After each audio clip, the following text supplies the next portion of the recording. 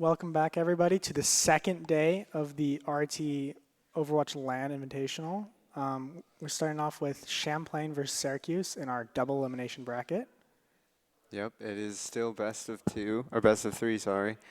First to two for the first three matches today, and then we're going to decide if we want to do best of three for the last three Best matches. of five for Best the of last five, yeah. Yeah, so this will be a first game over double elimination bracket. The second will be the middle two seeds, so Which is RIT RIT versus UT Arlington. UTA, yeah. And the number one seed gets the first map pick here, which will be our control map. And loser gets map picks in the subsequent rounds. And we saw a lot of Kings Row yesterday, so. We did see a lot of Kings Row for the second map. We always go to the second map. So hopefully we'll see a little bit of variety today. We did see one Nimbani, but for the most part, I think the rest were just Kings Row. So. Every single hybrid map so far has been Kings Row. Yeah, and a lot of Li Zhang as well for control. So here's our bracket. The winner of the first two games will battle out for the winner's final, and that will move to the grand finals. The losers will have a second chance to redeem themselves and go through 2 rounds in order to make it back to the upper bracket. Yeah, and so even if the losers of these teams will have a ample second chance to make it back and win the tournament. Yeah, looking forward to a lot of close games. Yesterday, there were no team went undefeated, so a lot of teams are evenly matched in this tournament. Could go either way, and that's why the double elimination will also be very interesting, as you know, maybe a team that you don't expect to go far will end up going the distance. Also, yesterday we saw a lot of brawl comps. That seemed to be the heavy favorite. Zarya, Ramatra, and Orisa were almost in the entirety of the tanks we saw during the actual play and not stalling. But so I would like to see a bit more lean to the dive comps, which we might see a little bit in Li Zhang Tower, which will be our first map picked by Champlain. Again, Li Zhang. Yeah. So a lot of these teams seem to be favoring the Li Zhang Tower, the more brawly style, definitely. So I'm expecting we're going to see a bit of Ram, bit of Zarya to open this up. And it'll be a bit similar to what we saw yesterday, but I'm assuming the teams have practiced, seen what the other teams are going to be playing. We saw Lunar yesterday, the tank from Champlain, play a bit of Orisa, and so we might see that. Syracuse, the tank from Syracuse did play Orisa, and he's on that immediately.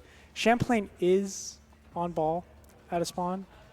Probably just a pick and spawn. I would like to see a little bit of ball. Syracuse does pick the Echo, which we didn't see any of yesterday, which would be interesting to counter the Pharah, which seems like one of the favorite DPS on this map. They do seem to be sticking with the ball. They do seem to be sticking with the ball. This is a very interesting ball. We'll be able to get a lot of disruption throughout these fights, make it really scrappy, and make their Tracer Knee able to capitalize on such scrap. So they're definitely playing for that ball engage. Looking for a slam early here. Does find the Tracer, but doesn't connect with any actual kills. The Ana falls low for Champlain. Now Pharah just sort of getting some poke for Syracuse. Tracer 1v1 going the way of Champlain so far. Lunar finds the kill onto the Ana, which is going to open things up for this take. And now Syracuse taking the first fight and first control. Yeah, they did beat out Champlain yesterday in our round robin. So I would say they're the favorites for this game, but it was close enough where you can't really lean it towards anyway. But they're going to stick with the ball and see if it can make it work.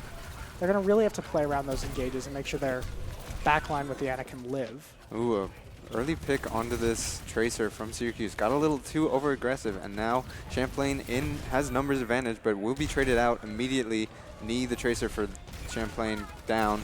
Now Champlain making it really scrappy, which will favor this ball composition, as a lot of disruption will be better for the ball. And now, as a result, finds 3, and then Champlain does secure that pretty Pause. Another pause. So a lot of pauses again, as we saw yesterday. There were a ton of pauses. Not sure exactly why, but yeah. What do you think of the composition so far? I personally really like the bulk comp here. I think it can be, if you effectively play around that tracer and then have the fault from the Pharah especially, a Slim can almost immediately secure a kill if you're fast enough. I'm a bit worried about the Ana in the back line alone for Champlain, because if, as we saw in the first fight, the Orisa just walked on the Ana and spammed her out, and she couldn't do much about it because there's not a lot of peel from a comp like that. So they're going to have to be playing very careful about it and smart. Yeah, if they do end up losing that on often, they can go a more mobile support to sort of live longer, get their team more healing. We might see a switch to the Kiriko. Yeah, or Moira even. Moira is good sometimes if you're that right type of player. Interesting to note, as we talked about a little bit, Champlain did lose to Syracuse last time these two teams faced. So Champlain looking to get a little bit of revenge, and Syracuse trying to prove that that was not a mistake. So coming to this next fight, we have only one ult up from the barrage on the Pharah. Probably going to see that when they walk through one of these chokes. The Pharah is been caught out, so they're not going to have that available. Yep, Farah down early for Champlain, so it's going to be definitely harder for them to fight on this objective. However, the longer this fight goes without kills, the better it will be for Syracuse, but Syracuse just able to clean up off the back of that Farah pick, I think. Yeah, and that's the flip. A very, very close first round. Both support ults from Syracuse available and the Pulse Bomb. And coming up on the Terror Surge, Champlain does also have both support ults coming up. It's going to be a big ult fight. We're probably going to see Kitsune's beats coming out. It's going to be a lot happening. But Yeah, it's definitely going to get really scrappy, but that, again, will favor Champlain. the mines dropped early by the ball. Kind of they split the back line, but the ball does fall by himself. Well, Syracuse doing a great job at, but the Orisa ult comes out for Lunar. Beat as well, not sure why they needed to do that. They are going to aggress off this beat, but that beat seems to have been a little bit mistimed. Yeah, there wasn't, Champlain had backed up by that point, so they do find an early pick on the Tracer, so they are up to this next fight, Champlain is. Yep, now going to want to capitalize on this number advantage. They do have a beat in response to this overclock Popeye speed glasses on the side of Syracuse. Trying to look for stuff, but not really finding any characters. Now they are on the Kiri. Kiri, both Kitsune's rushes out. Barrage from Farah, looking for something, but not finding a lot. Now it is ball going down. However, Champlain able to trade out off the back of this scrappy fight. Yeah, they did use a lot of ults. They did win at the end, but they couldn't really find a lot of value. Champlain couldn't find a lot of value in the actual ults themselves, but they did sustain well enough to turn the tide of the battle, even after the ball fell. So they do manage to take the cap. But Syracuse does have 90%, 99% on the cap, or the objective. So it is going to be, if they do win this next fight, Syracuse is looking like a one fight. Now Nee finding the better of their counterpart on Syracuse. Just going to try again, looking to capitalize on this numbers advantage for Champlain. Ball falling dangerously low, going to get topped up and will roll out of there. Now Champlain has to find some value, but they are traded back. And now Syracuse, Terror Surge comes out, looking for this ball. Just putting him in a corner, putting him in a box, getting him low, killing him, and now Syracuse just finding the fight. Lucio looking for the touch, but I don't think it's going to happen. Syracuse does take map one. An AJ. That means there was an Ajax potentially, which Ajax means that Lucio died while using beat, or got stunned out of using beat. So one of the most impactful ults to winning a fight was lost, perhaps, from the side of Champlain. Yeah. They do vie to switch up back to the Ramatra comp that we see a lot of yesterday. Sticking with the Pharah, which did work very effectively on this point, objective point. Yeah, Farah can just spam like these tight angles while the other team is trying to set up, trying to push into the objective, which just if you can't mark this Farah effectively, it's going to be a very pain for Syracuse. Both teams TPing out of spawn with the amp, so they're going to meet a bit quickly. Champlain, as we see, is going to take the longer sight lines that favor the Pharah setup in the big open area, where the Ram Matra pushes forward. Ram form forced, a little bit of an early form. Acer will find knee, so Syracuse looking good for this first fight, but then the Tracer is traded right back, so it's a 4v4 yet again. And this bit of a long fight. I mean, Ramatra forces form, but he's very low. They do find a pick on, Champlain does find a pick on the Sojourn, so they are up. They are up now. Ramatra looking to capitalize on this Orisa. Orisa is able to get a nice spear and trade the Pharah, so a lot of the damage, a lot of the poke out for Champlain. This is going to be a tough fight, but then Champlain find a trade right back, so the speed for Syracuse is gone. Yeah, they also do, Syracuse did get the point cap, so if they can stall this fight long enough, they are getting more percentage points on the board just by keeping this fight very long. Yeah, they just want to favor this messy engage. And no one really getting a clean team wipe, and that is going to favor Syracuse, who has the objective. Now, Orisa ult comes out, catches the Lucio, so again, another trade for Syracuse, rather. And now Syracuse, Kitsune comes out from both teams, but, oh, Champlain finds two. Finds two with the Ram form in Kitsune. And Champlain is looking like they're up in this fight, but it's still, Syracuse is still there. Champlain does finally manage to push them off point, but Syracuse did get 35% off that long extended fight.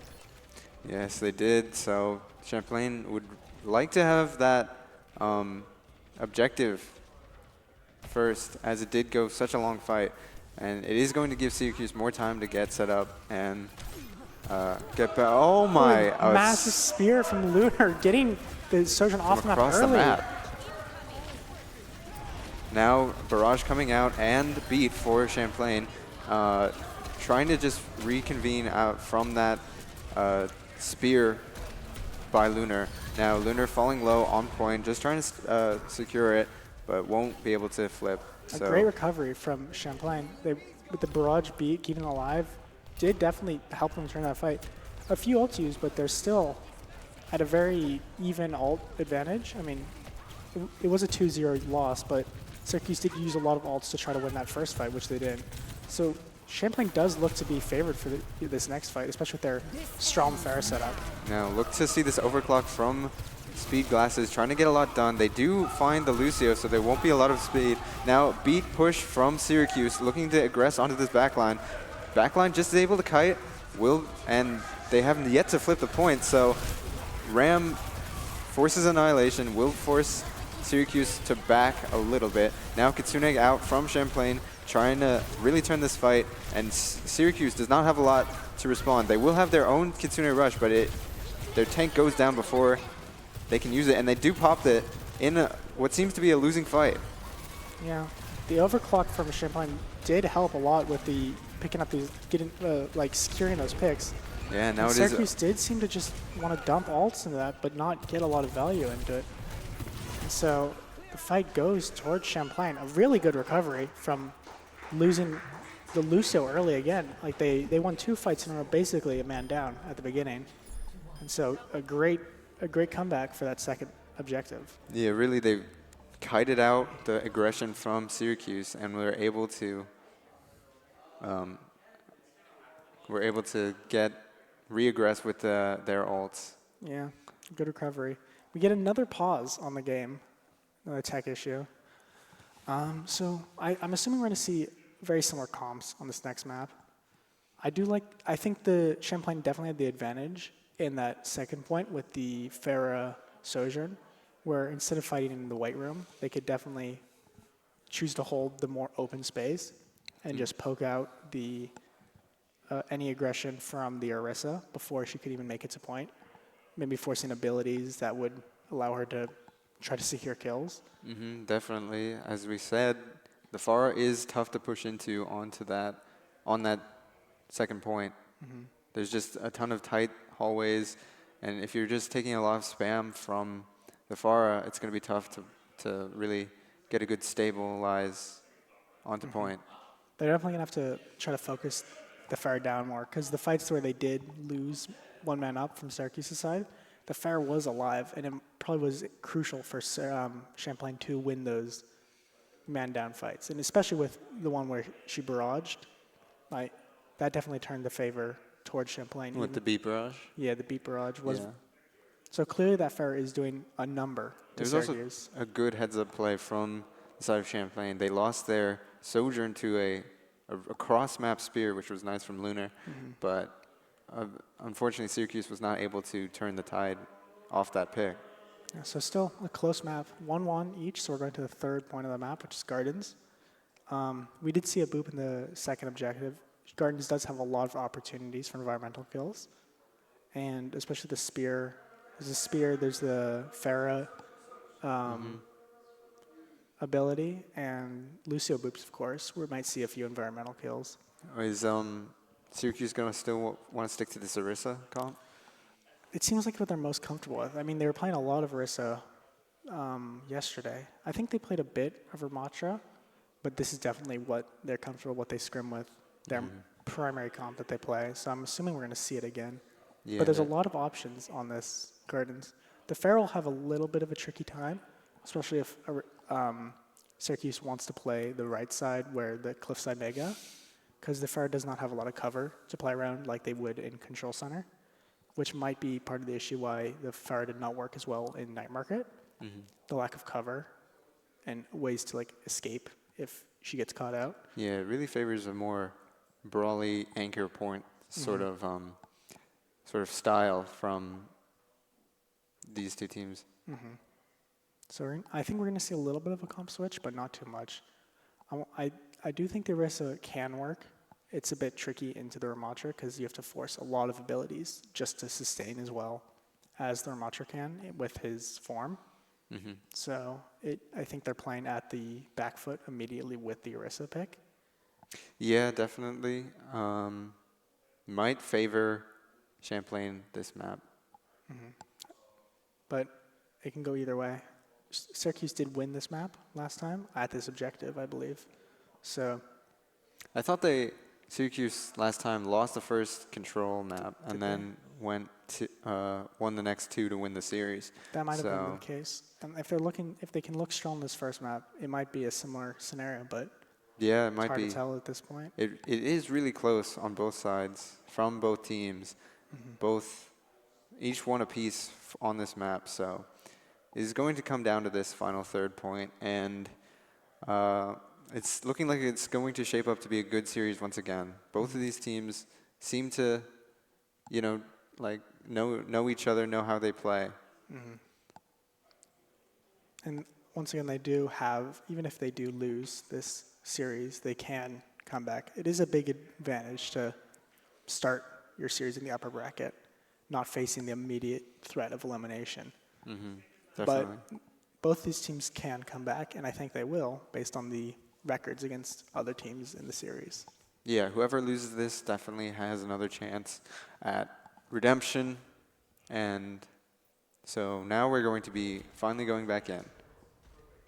We see the ball once again from Champlain. Ball is okay on this map. There's a lot of ways to escape. There's a lot of health packs you can play around, especially the mega. There's 5 megas surrounding the objective. So that might be part of their strategy. They just have to make sure he doesn't get caught out by Orisa spears or stuns. Syracuse does switch the Brig, which will make the ball's life a nightmare for those dives. Yeah, Brig really able to peel for their backline, peel for their other DPS, get this ball off the backline, which is what the ball is trying to do. Now, looking for a boop early, slams the front line, doesn't find anything with it. Yep, now ball falling low. Also, Soj for the side of Champlain being forced out. Ball just alone on this objective. Everyone going to start looking at him. But Champlain taking a ton of angles. However, Azer does find a deflect kill onto the support for Champlain. So now the support backline for Champlain is no longer there and they will just be leaving. Yeah, I don't think the ball with the Ferrosurgeon comp is as optimal. While they can spam the slams, it is not as easy to follow up as like a Tracer or Genji would be. So the ball is kind of facing the team alone, and it's not easy to get a pick on a Brig or Juno as a ball. Definitely. A big early slam onto the Sojourn. Yes, now ball looking for a re-engage on this Sojourn. Sojourn for the side of Syracuse falling low, but will get topped up by this Juno. And Azer again finds another kill.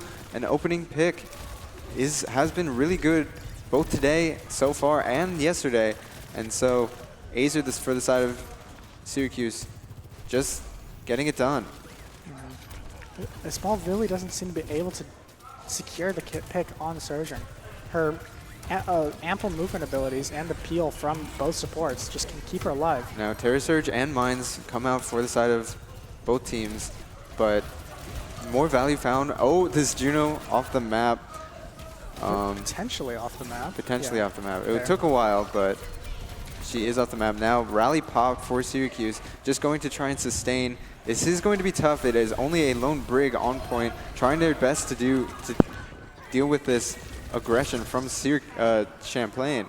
And now Champlain going to be able to get back on the point, but Orbital Ray for Syracuse comes down and is just going to clear the point. And Syracuse is already at 90% ult or cap with 2 ults coming up. It's looking rough for Champlain. It has been a dominant performance for Syracuse so far. And they do have 2 ults, both DPS ults, to work with. Champlain will have a lot more.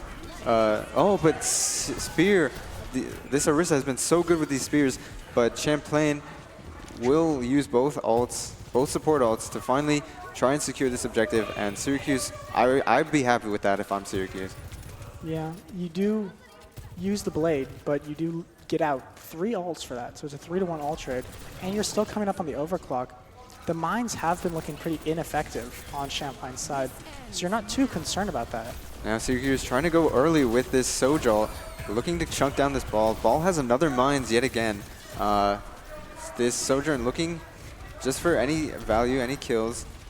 Now this ball will take out the support, the Juno, for the side of Syracuse, which is going to make this fight very tough. Azer trying to find a late pick onto this Lucio, but now Syracuse will just reset. Yeah, they weren't able to take out anyone with the overclock, and just after that all fell, they had nothing really to follow up with that. So they give up the point with 0 picks on their side. Interesting Ashe swap from Syracuse. Perhaps Speedglass is not thinking they're doing enough on Sojourn. It might be definitely for that Pharah. The hit scan is one of the main strategies to kill Pharah, but the Ashe does fall early to the ball. A lovely pick from Yoyo. Yeah, definitely. Now Syracuse, this map sort of slipping away from them. They're down 2, are definitely not going to win this fight. Oh, Azer finds a pick, but they will just reset. And now it's coming into final fight territory. So what looked to be a dominant map for Syracuse is swinging back in Champlain's favor. Yeah, they definitely cleaned up their ball dive. They're able to find the picks early, which they're looking for. And the peel from Syracuse seems to have fallen off a little bit, especially that Ashe getting caught out early in that last fight. They need to really be able to secure their survivability. Champlain will open up with a Kitsune Rush. Tank ult for Syracuse to respawn, but that Ashe, definitely a major weak point maybe. Now, Pharah, Barrage, and Mines will just clear the point, and Syracuse loses this winnable map. Yeah, they got to 99 but couldn't get the point. I don't think the Ashe pick was entirely in their favor. It definitely opens himself up to a big vulnerability, even if it does help counter the Pharah. Once Ashe uses her coach gun, she's a bit of a sitting duck to ball. And definitely on Sojourn, you can slide out, slide away. And especially with her major perk, she gets 2 slides. It makes it a lot harder. And definitely, if you're going Ashe to counter the Pharah, you have to be able to survive. Otherwise, you're just not going to be providing as much value as you were on Sojourn. Yeah, the Pharah definitely seemed to work very well for Champlain's favor in the ball. They did manage to figure out the ball in the end and go from 0% all the way to a full cap. Yeah, they definitely were struggling a little at first. Why do you think that was? I think they just were uncoordinated. It looked like the ball was going in alone with 0 follow-up. And they definitely were having trouble initially breaking the Brig Juno peel. It is the sustain from a Brigangino is an insane amount, and it's very difficult to kill one of them as a lone ball. But once you have your follow-up and a strong follow-up from your team, it can be an early pick on a DPS or one of the supports can happen. And once you get that, you get a little bit, the momentum, which they clearly got at the end. Yeah, once they had that momentum, it was really tough for Syracuse to push back into the team from Champlain. So it was just a large scrap, and that favored Champlain's more, like get in, get out sort of comp. It also seemed that once they capped the point, the fair could get a lot more spam down like across the bridges that Champlain would have to cross. And the advantage of like once you have control, once you're anchoring on a point, you have a lot more areas to escape as a Pharah, and that could help her survivability and definitely help Champlain take these a bit longer fights, more spread out, where the rush doesn't help as much because you're trying to fight in a big clump. But when Champlain is all over the map, it's a bit tricky to coordinate on getting multiple kills in a row. Yeah, definitely. Now, it was a very close first map for both teams, the final point going to 99-99. So looking forward to a rather interesting series. Last time this happened, Champlain did take the first map. So Syracuse have been in this situation before. They did rally back last time, so they're going to look to do the same. Probably going to see another King's Row from the side of Champlain. We are going to Midtown, though, which we haven't seen in the series, so a bit of a mix-up. Midtown is generally known as a very pokey comp, but there's a lot of different ways to play it, especially in that first objective. So we're going to see a big mix-up in strategies here, I think. Midtown? Midtown. Oh, yeah. We haven't seen that. It's mostly been King's Row. So definitely going to be... Syracuse definitely going to try and run an Orisa. Most definitely. Which Midtown could be good for. It does have a more brawly style generally. It's harder to play dive on Midtown. Although in that second point, dive can be very strong at breaking the high ground for the offensive side. But there's a lot of different comps that could work. We might see a Sigma even come out from one of the teams. Definitely Ramatra is strong on that first choke point. Yeah, Champlain will definitely probably favor the Ramatra. They seem, whenever they're forced onto brawl, they seem to be pushing forward more towards that Ramatra style rather than the Orisa. So both DPS lines on each side looking very strong on either team. Azer constantly finding opening picks for his team to work with. However, Syracuse sometimes not able to follow up on said opening picks. Meanwhile, Plankton really good at spamming, and Knee doing their job on the hit scan roll. So we do see a Venture from Champlain. I think Venture's been very strong recently, at least in it definitely has, team play. Although teams tend to favor the Genji just because it is more, there is a little bit more kill potential, I feel like.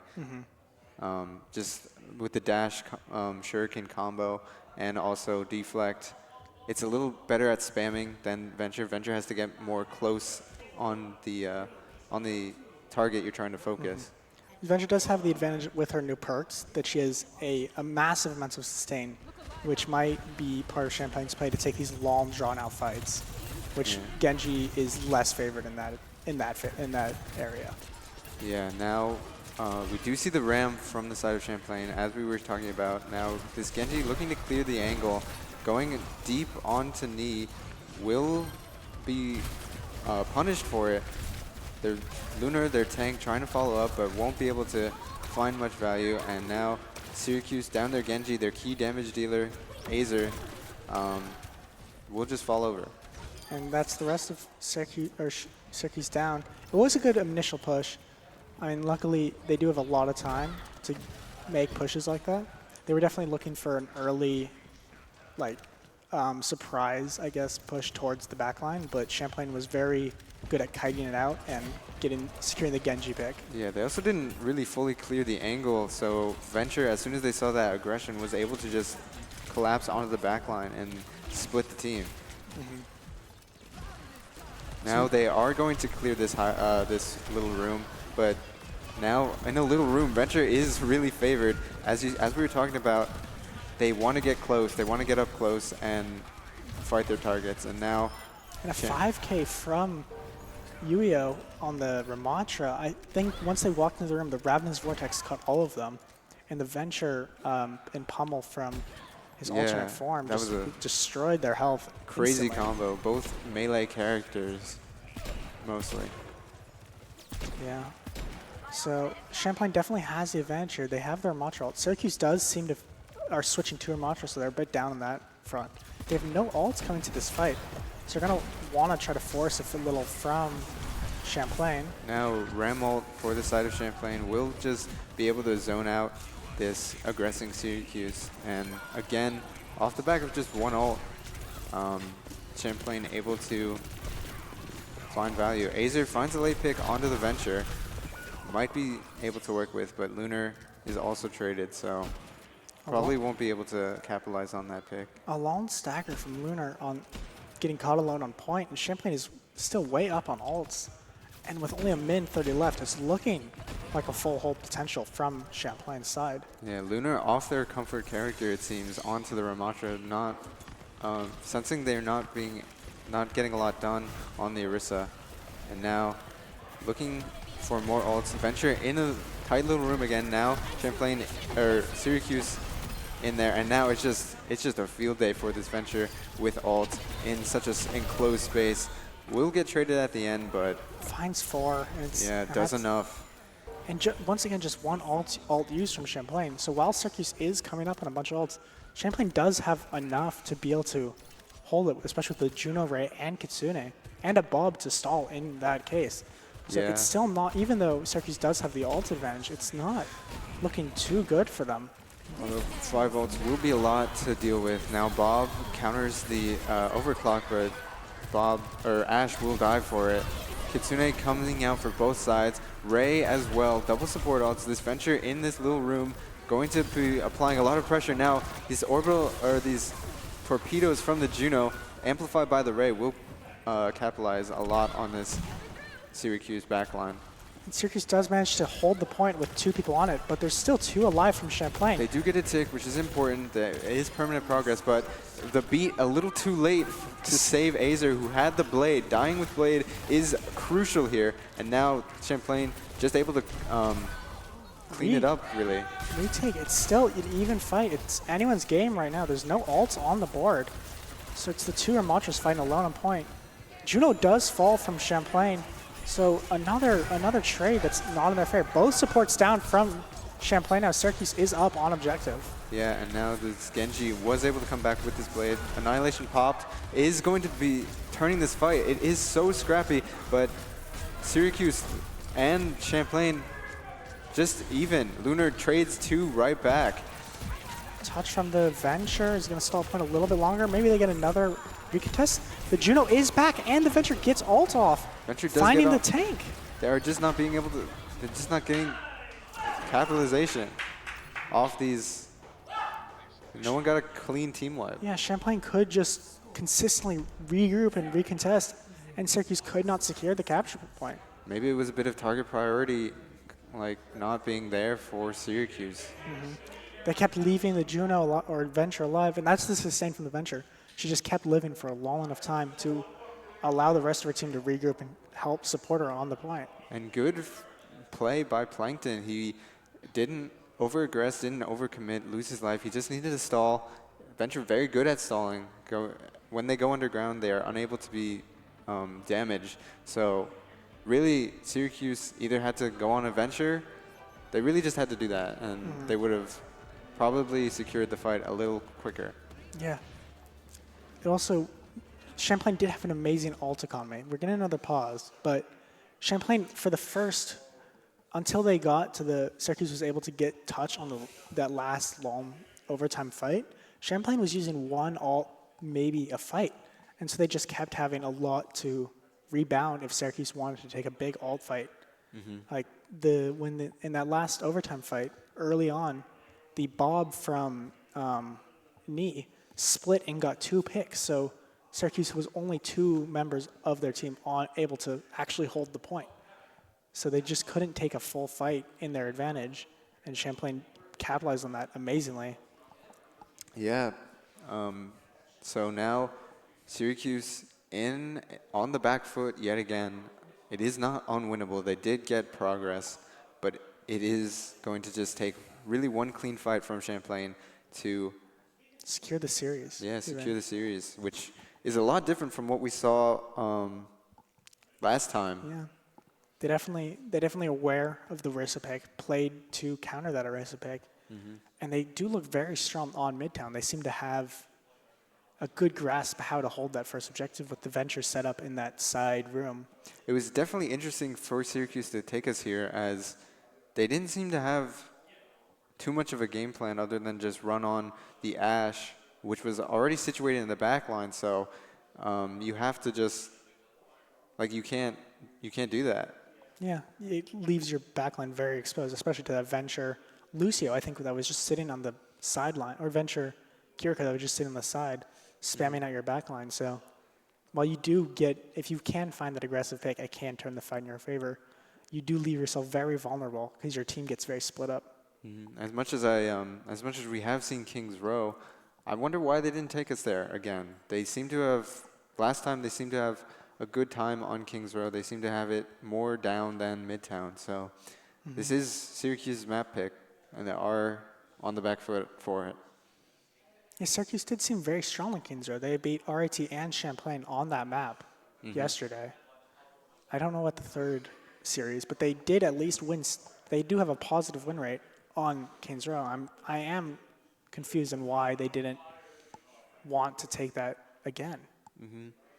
So if Syracuse does lose, they are not eliminated once again.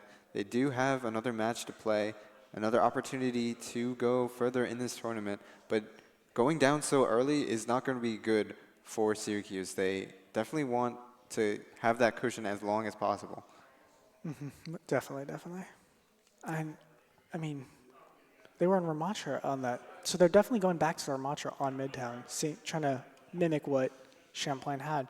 But Lunar does not seem nearly as confident on the Ramatra as he does on the Orisa. Yeah, So the Lunar started out on the Orisa. I'm not sure, they kept it for about half the map and then swapped onto the Ram, which I'm not sure. I didn't see an Orisa ult, and that just like set the tempo back for Syracuse. They didn't have enough ults to compete with Champlain. yeah. And when they did have an ult advantage, they used it all, but they couldn't find all the picks they needed. The kite from the Champlain's backline and the Juno and Venture were alive in the mega room adjacent to point, and they couldn't get off point to try to get them because of the overtime. Definitely. They needed one person to touch. That's how the overtime works. Otherwise, the wick will burn down, and the longer the fight goes, the faster the overtime wick goes down. So definitely was a bit of target priority. A bit of that led to Syracuse Kind of losing. falling apart on Midtown, I'd say. It was a rough luck. And they do have to full hold this next objective on their Yes, defense to basically hold full the hold. point. But I do have some confidence that they can. They did go very scrappy with Champlain, so if they can continue to make fights like that, they are somewhat they are somewhat even with Champlain. They seem to, they seem to be mechanically favored or the same. They just need to work on their target priority. Yeah, definitely. In the past, they have been definitely okay with taking these drawn-out fights and winning, but it's not looking like it's going in their favor right now, especially on that last big push. Yeah, definitely that last big push. So now just waiting on players to figure out a tech issue. Luckily, they did bring us up for casting, and we are exceptional At filling time. At filling time. had to do this last time. Definitely.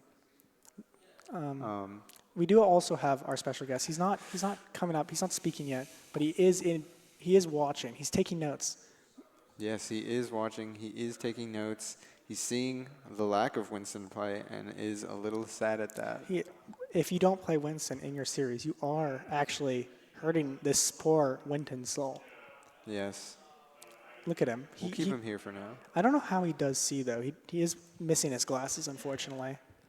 Oh, he is. Where does his glasses go?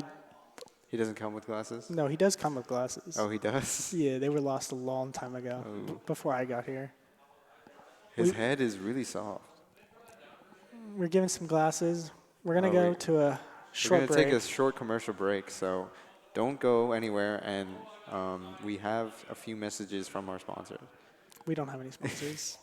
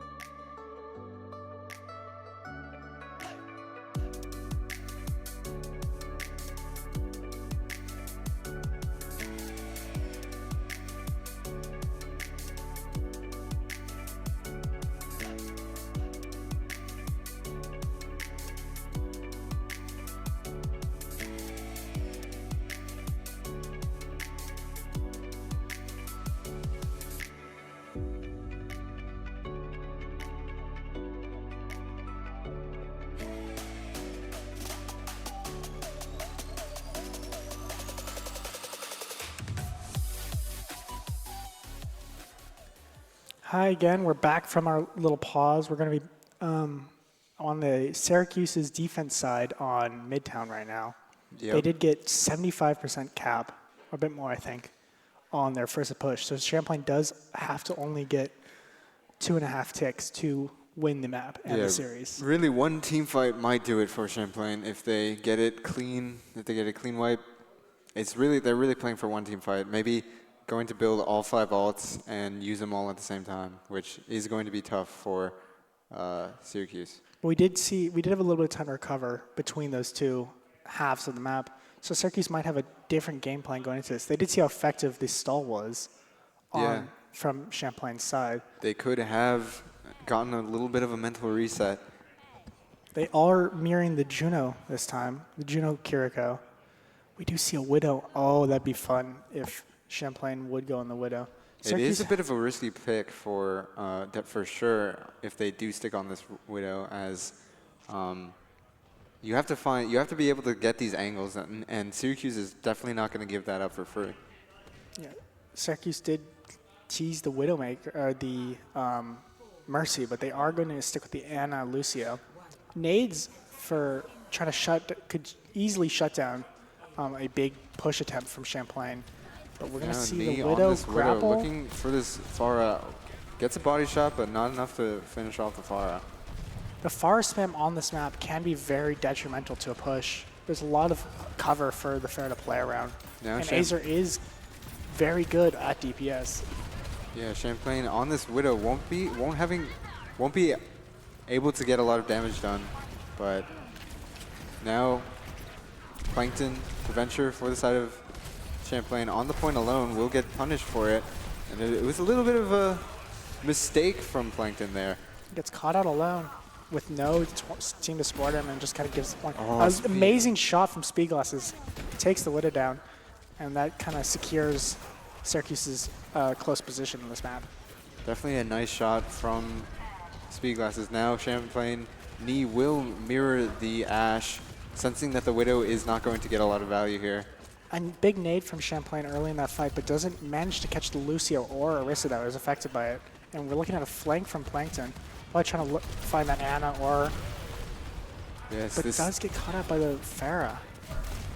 Down cooldowns, Venture low, but Pharah traded instead. Now Syracuse on the back foot for sure. Champlain up a player, looking to capitalize on this advantage. They also have Nano coming out, which is probably going to fall on their Ramatra for stall, and Champlain does have control of the point. Kiri Kitsune coming out for the side of Champlain onto this point is going to make it very difficult to recontest. Lunar, the tank, the main recontester, down for Syracuse. Now it is just a trickle, and Syracuse will be defeated. Yeah, and that's a quick win from Champlain.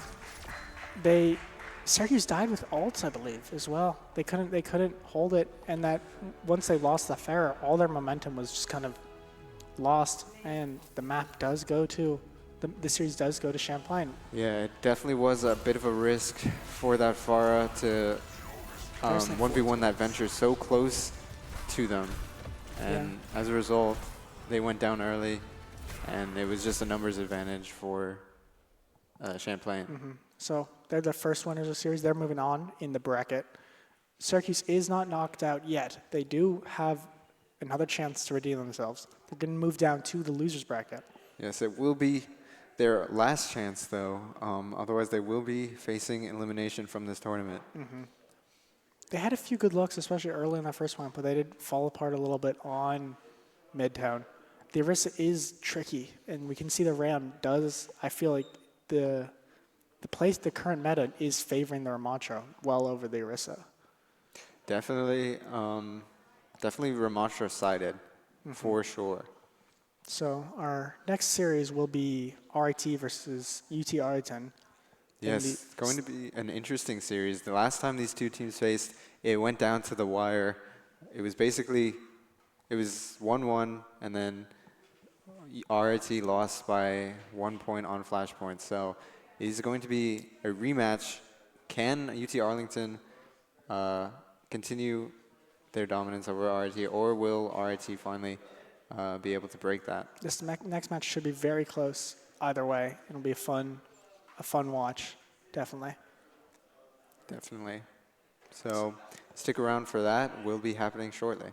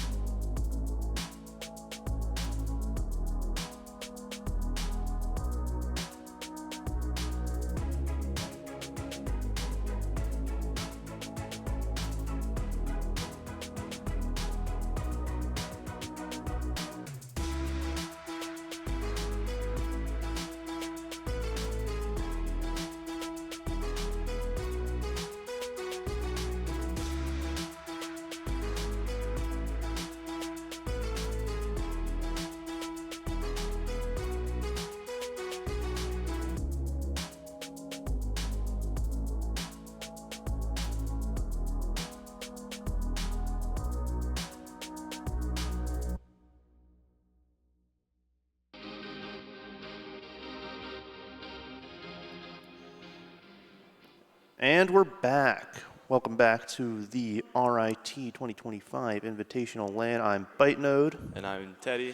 And this is game 2 of the second day of the LAN Tournament. Now, who is this game between, Teddy? This game is going to be between RIT and UT Arlington. They came all the way from Texas to play here, and they are definitely putting on a show. Very excited to see what comes out between these two teams here, Teddy. So, let's see what happens. In the placements, UT Arlington was number 2 coming out of the round robin, and RIT was number 3 coming out of the round robin. So we are going to be looking forward to a pretty exciting game of Overwatch 2. And then we just got word that the first map is going to be Samoa. Nice vacation spot. Maybe not when there's 12 mercenaries of varying skill levels are over there, but let's see what happens. A nice view of the beach. Yeah, it's nice. It's a nice view. It's a nice vacation spot. Maybe not when there are like a lot of these guys over here, but other times, I mean, probably keeps the rent low, if I'm being honest. All right, looks like we're getting a Lucio Kiriko from RIT Orange, and from UT Arlington we're getting a Brigitte and a Juno. Both Brawl comps coming down to Samoa today. We're seeing Trace's Zarya yet again, and we're seeing Seb on Ramatra. Let's see how this goes. RIT Orange is going to be running out with the Lucio speed boost, trying to get to point fast. The main name of the game is speed, everyone. RIT Earlier you can get first. to point. Earlier you can cement your position. Maywall goes down, trying to single off Zarya, but she gets back with the bubble up. Ramatra's running in, he gets one. Trying to pummel the Zarya down. He walks out with block. RIT secures the point with a good opening pick there.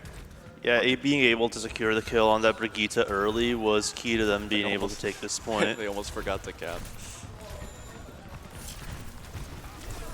The Maywall cutting off Zarya. This is going to be pretty bad. The bubble saves her, but not without Saint going down first. RIT is going to be trying to chase for some exit picks here. Zarya getting low. The Maywall once again. These Maywalls are on point from Adbon. Yeah, gotta say, UT Arlington down a tank definitely will have to re-wait, and a swap to Ramatra here, because Zarya doesn't really play that well into Ramatra at this high level. Yeah, just Adbon just really not letting Trace walk in, so hopefully Ramatra will be able to play a little bit further away. Arlington also have their own May now.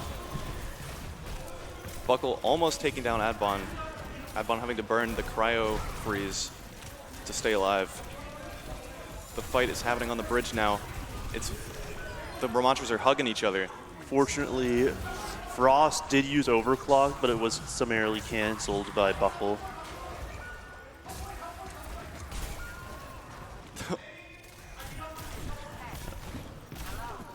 It's just 3 players from either team left. Buckle just Buckle getting taking a Adbon lot out. of kills here. And the point flips to UT Arlington. They just came out on top after that absolute. They only used one Dog ult pile. there as opposed to RIT Orange's 2 ults, so it was a very favorable exchange for UT Arlington. RIT Orange does, however, have 3 ults, Blizzard and both support ults. Maywall comes up behind, forcing Ramatra to use a lot of Nemesis form. cooldowns. The Blizzard comes down too. Seb is down. But RIT Orange comes back with 2 picks. It's not over yet for them. They still have the Kitsune Rush. They might use it to run onto point here. The Maywall cutting off Trace. They're going to try to kill him, but he's just blocking. It's able to happen.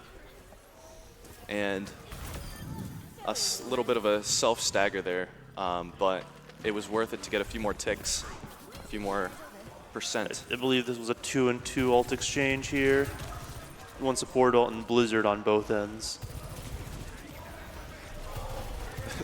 Maywall almost catching Trace, but he was able to jump over it.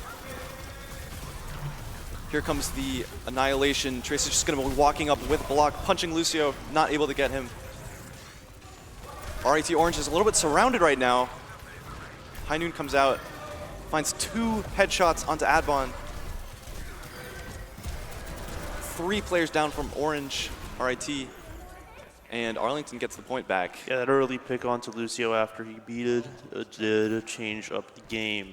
It was a 1-on-1 ult exchange. The Storm's Eye beat Trace's Annihilation. UT Arlington did come out up on top of this.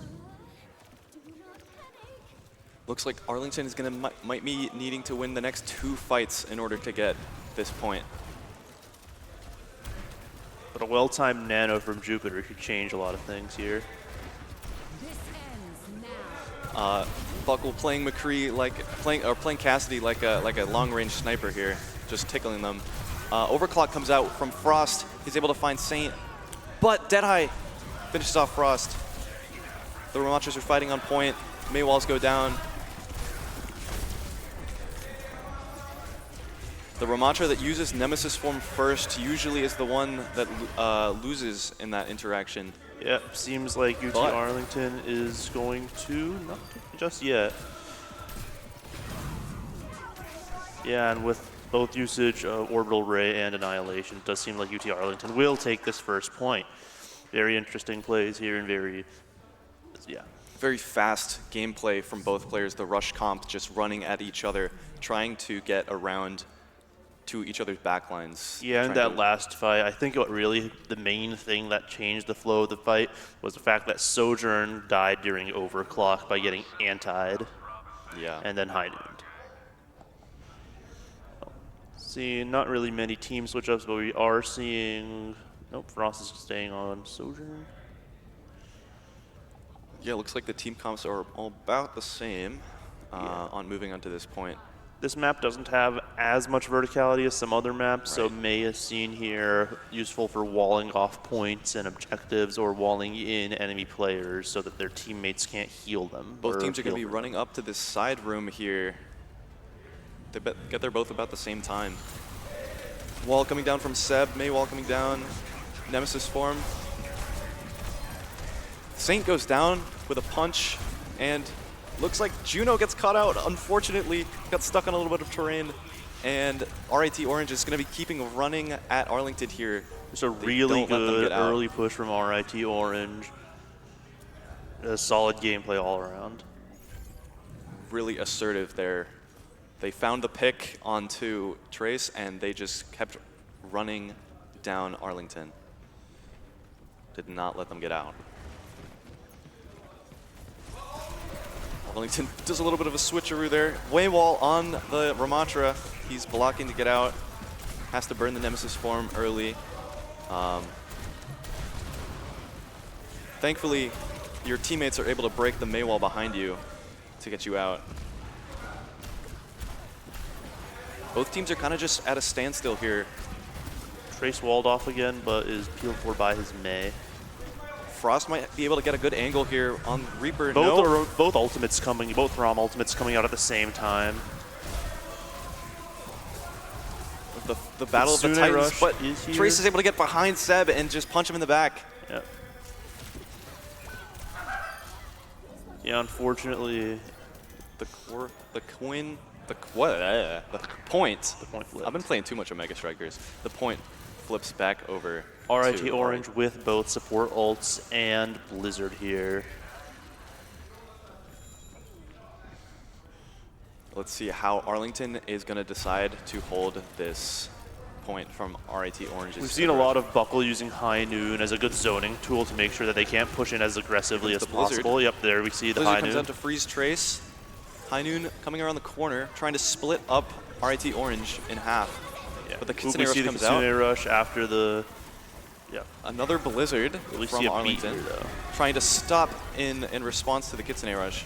But RIT Orange waits out the Blizzard and runs in afterwards because Kitsune Rush lasts longer than that. Very, very decisive picks and very decisive push from RIT Orange. Very good use of that Kitsune Rush to bait out Arlington's Blizzard and just wait it out. Arlington is doing slightly better on ult percentage, but RIT Orange does still have that beat that they can use. Or RIT is Rally having from a Brig, very offensive position here, very aggressive position on the defense. being extremely aggressive with Lucio beat. Oh, but Seb goes down. But both supports from Arlington are down, and it does seem like that'll be the end of this fight. Jupiter swapping to Lucio to hopefully get a one last contest. 85%. Or boost their team. Let's see if Jupiter can touch and bring it to overtime for one last battle. Say swapping to Tracer for a better contesting potential. RIT is almost at 2 ultimates with the Both Blizzard Ramatras comes close down. to their ultimate. Trace is trapped in the Trace corner and is just taken out falls. by Adbon, which The will, I believe, change the game Yep, here. the Maywall just blocking off Arlington from being able to touch. The Tracer, last-ditch effort. Seb still does have But Annihilation for That's this. that's going to be a And team that's kill. another team kill for RIT. So 1-1 here on this Going to map. map 3. Going to Point point 3, map 3, same thing. It's the same map, but it's a different map. It's the whole thing. They're all, yeah, all of the different points on control point are all actually on the same map. So if you get out of bounds, you can actually just fly over to the other point and chill out when no one's there. But the point isn't loaded. It's not very helpful in a real game. Wonder how Rent is here though. It's a nice place to live. This point is a bit different. It's surrounded by walls on all sides, which makes it very difficult for some long-range characters. And there is that high ground on the top left there, or top right, depending on your perspective. So we're going to see a little bit of a switch up from Arlington. They're going to actually go to Orisa and Hanzo and Baptiste. And Baptiste. I don't think we've seen Baptiste that often in this game. Baptiste in is this really going to be able tournament. to jump up to that high ground with his super jump, Super Mario Bros. 2 style. Yeah. He crouches and charges it up. Right. Arlington just taking priority on the Oh, point Saint with a getting pick. an early pick on Frost. That opening pick is going to be really important during this fight. Skomo almost falling, but Kiriko able using to both slip Swift out. Step and Suzu here. It's going to be unprotected for a bit. So I'm getting a pick onto Buckle. This is actually looking like it's going to turn around for RIT. They were able to find Yeah. 2. They were able to find Saint almost. And they actually turned this fight around, it looks like, despite losing Frost at the beginning. But the UT Arlington does get a few points of percentage here. The way I'm seeing it, RIT Orange is really using good strategies with that sort of a divide and conquer strategy, walling off their opponents with May walls and then jumping them all at once. Yeah. Let's see. RIT is holding a little bit further back on the point, giving Arlington just a little bit of space. They wall off Hanzo and run in, just surrounding. Let's see. Buckle trying to sneak behind. He actually finds one, but RIT wins the fight. Yeah, Adbon's pick on Foyon definitely was a turning point in that fight. Being down a support is never a good thing, especially at this level of gameplay. Exactly. Let's see if RIT is going to go for the exact same strategy as before, letting Arlington walk up a little bit. But High Noon is able to find one, and Dragon Strike finds another. Arlington with 3 already this fight. This is looking good. I'm not sure how RIT is going to turn this around. 2 ults were used on both ends, that being High Noon Dragon on UT Arlington side and Blizzard Kitsune Rush on RIT Orange side. Arlington still has 2 ultimates with Terra Surge and Amplification Matrix. But RIT Orange is about to have 3. Yes. But depending on how long this fight goes, we might also see a beat from Arlington. Arlington choosing to hold the high ground with Hanzo and Baptiste, just letting Orange rotate all the way around the point. Definitely playing a bit more grouped up, making sure that no one's going to get walled off or I guess sequestered. And RIT prefers that side. Frost teleporting directly into the team and dying. Annihilation comes out, but he's booped off of the side. That is unfortunate. Oh, no. An amazing spear from Trace, knocking Seb right off the map. Yep, unfortunately, the tank passive knockback resistance is not going to save you from that one. They still have that, right? They didn't Yeah, they remove still have that. Okay. It's a bit iffy though, like Junker Queen's knife doesn't really count as an active knockback. Also, another thing I recently learned, Yari's headshot has, well, the tank's headshot damage reduced doesn't affect Yari for some reason. RIT going to be trying to come around the high ground, drop down to point. They run into the back line. They're able to find Buckle. The beat drop comes down. RIT is just running over Arlington now with the beat drop over health. Saint trying to go for the touch, but Adbon just sniping Jupiter out of the air with the icicle. The way I'm seeing it is that UT Arlington is a very tough defensive force, but RIT Orange is kind of like something that seeps in the cracks, just tries to get all up in there and destroy the cohesiveness of their enemy teams. RIT Orange is just trying to. Oh my God! An early pick on Kiriko will definitely change the outcome of this team. Arlington's gonna be speeding onto point after taking out Skoma with a one shot. Ooh. The Blizzard comes out, but it's not enough to stop Arlington's push. They're gonna be able to take the point. Overtime is ticking down. RIT Orange has to act fast. But they Unable can't. to chuck. And the point and the map goes to Arlington. That was amazing gameplay all around. Especially did see that Trace was very impactful as their role, as you can see here. Let's see, this is the boop. Is this the boop? This might be the boop. I believe this is the boop. You can see here, he goes for the annihilation, pulls him in, and then knocks him right off the map. That was a very impactful play right there.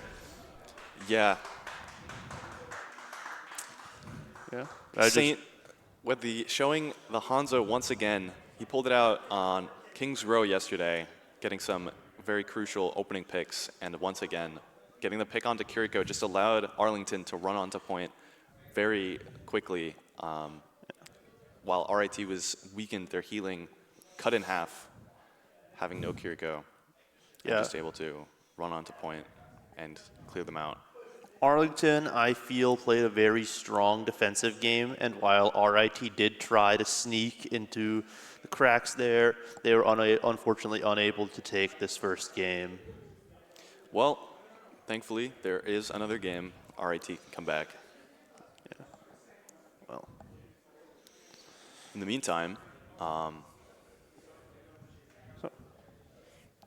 you know something about the tank passive? Like, for some reason, if your headshot damage percentage is below a certain threshold, it doesn't activate the tank passive, which is why Iyari's headshots deal regular damage to tanks, which is strange, which is something that I saw recently, and I'm just like, that shouldn't work that way. well, we haven't seen anyone play Ilari yet in this tournament. I remember when she came out, she was in every single game. All right, seems like we're going to Numbani. Nice. A very exciting dive map for attack. A lot more verticality, so we might see some people with more vertical potential. I honestly thought Baptiste would be Maybe played we'll more see here. Winston. Maybe we'll see a Winston. I'm excited. I want to see a Winston. Maybe a Diva as well here, or that sort of stuff. Yeah. All right, well, let's see what happens. Let's jump into this game. This map has changed a little bit since it was created. They added a few new stairways, changed the point around the high ground, just to allow those less mobile characters to still get All right, up we're seeing, easily. Yep, as was predicted, we're seeing a Winston from RIT Orange and a Diva from UT baby, Arlington. Winston. We love Winston here. Saint staying on, Hanzo looking to get some more early picks, which will definitely help. Saint on the Hanzo once again. I'm excited. Dude, I just said that, man. You gotta steal my thunder. All right, looks like we're seeing a Lucio Kiriko from RIT Orange looking to play more of a, and we're seeing a swap to Echo. Gonna be interesting. UT Arlington playing slightly more defensive game. And RIT Orange playing a very dive-heavy comp with the exception of Ashe, which is not as dive-heavy as some other characters, but it still has the mobility of the knockback gun. Seb is going to be trying to position to jump right onto the high ground. He's going to be choosing to go around the left side through this hallway. D.Va is the only one up here to stop them. And now with a coast clear, they're going to be able to push out and take some more space. Huge anti-nade, however, but it's cleansed. Frost is just trying to hold down this corner, but he keeps getting dove on by D.Va. If RIT Orange just stays here and doesn't move, Arlington is just going to be able to Tracer. Echo might not have been working. Keep tossing anti-nades into that hallway. However, Trace does lose mech, which is going to be very bad here. Gives RIT a huge... Unfortunately, Seb does miss the jump here. There goes D.Va down.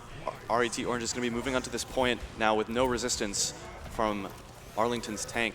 Not no resistance, not as much resistance, but... From the tank, specifically. Because he's dead. Nano Hanzo going to be doing chunks to the Winston. Standing out in the open. Huge anti-nade. He finds one. But Arlington loses 1, 2, 3, 4. And there goes D.Va with a last-ditch throwing down the D.Va bomb. Yeah, those relatively early picks on the both supports, Jupiter and Foyon, definitely changed things. Yeah, just Trace falling there really allowed RIT to push out onto that high ground without the threat of D.Va. RIT Orange coming into 3 ults here, that being Bob, Pulse Bomb, and Beat. UT Arlington not relatively close to any ults. But coming up is Rally. Oh, we're seeing a Bob. It's just Trace and Seb fighting on the high ground. Bob comes out, but he gets put to sleep immediately. RIT is going to be putting on a real good dive onto this backline. Winston and Tracer just coming in, taking out the Brig. And the Ana off of the map while the payload is just getting pushed on. Arlington with both supports down is not going to be having a good time here. RIT was just able to, basically fight 2 different fights. They had Tracer and Winston just one unit jumping on the backline while Arlington had to fend for themselves on the front line without any supports, and they just toppled over. Ooh, an early pick onto Saint. Almost a perfect checkpoint 2 from RIT. And RIT already has demeched Trace and gotten Saint and Foyon, who will all be returning to the fight shortly. Just keep pushing that cart. Extremely aggressive plays here. We see Foyon does have Rally, but Storm's Eye does have Beat to counter. Adbon coming close to a Pulse, and Jupiter also coming close to Nano. Frost is doing a little bit of a risky peek around here on the left side, trying to get some ult charge with the dynamite. Let's see if Adbon and Seb are going to be coordinating another dive onto the back line. Feeling we're going to see quite a few support ults here. Here we go. Yeah. Nano, did Ana nano boost herself? Nano the Brig, just in case. Yeah, and it looks like the nano on the Brig did pay off because RIT Orange tried to hard dive the Brig, but it didn't pay off because the nano prevented a lot of damage from going through. Arlington able to hang on despite the past 2 fights being pretty harsh for them. They were able to come back and get their footing. Arlington again. only used 1 ult here, while RIT Orange did use 2 ults. And we do see a swap to Ramatra from Winston. This last fight, Rally from Foyon. this last checkpoint seeming to be not the best for Winston. Beat from RIT. Here comes Bob. Trace is getting beamed down by Symmetra, fully charged beam. Bob is just able to stand right in the middle. Foyon. Bob teleported. Yeah. Something I haven't seen in a while. Good to reposition him. RIT is just going to be trying to Prevent the stop the recontest by just stopping them from getting out of spawn. Trace comes out The Terra Surge is going to almost find Adbon. He teleports out. Very tense fight. Orisa goes down. 2 players from Arlington go down. And there's the point. RIT Orange, very quick capture, full capture on Navani attack. RIT Orange played a very, very offensive game here. Definitely trying to sneak into the cracks that UT Arlington had, but if the Arlington didn't have any, RIT Orange tried to make those cracks. He's trying to the aggressive dive from Seb and Adbon, really putting the pressure on Arlington, seeing how quickly they can react to the dive. Trying to make sure they single out a single person, invest all that damage into one person, hopefully get them before they can react. Let's see if there is going to be any team switch-ups now. Yeah, Arlington had a really important play on that last point with the nano boost on the back line, keeping them up to survive the dive, which actually helped them to win the fight and hold on for just a little bit longer. They actually probably held for an extra minute just because of that one play. So RIT Orange playing Kiriko Lucio on defense. That's something you don't usually see.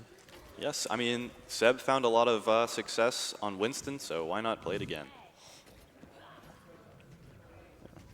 And UT Arlington going for a more, not like a pseudo dive comp with Trace and Saint going Winston and Tracer respectively, but we do have Ana, who does not have any mobility. So this is a common team comp for dive. We have kind of 2 different groups. We have the core, which is made up of Ashe, Ana, and Brig, and then we have the dive, which is Tracer and Winston, which are able to split off. Use her healing nade early, so they might not have anti for a bit.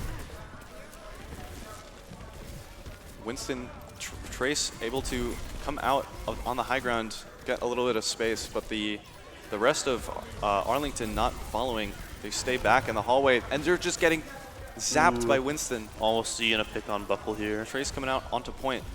Is he going to get chased? Seb goes for the chase onto Arlington. Hi there. Hi there.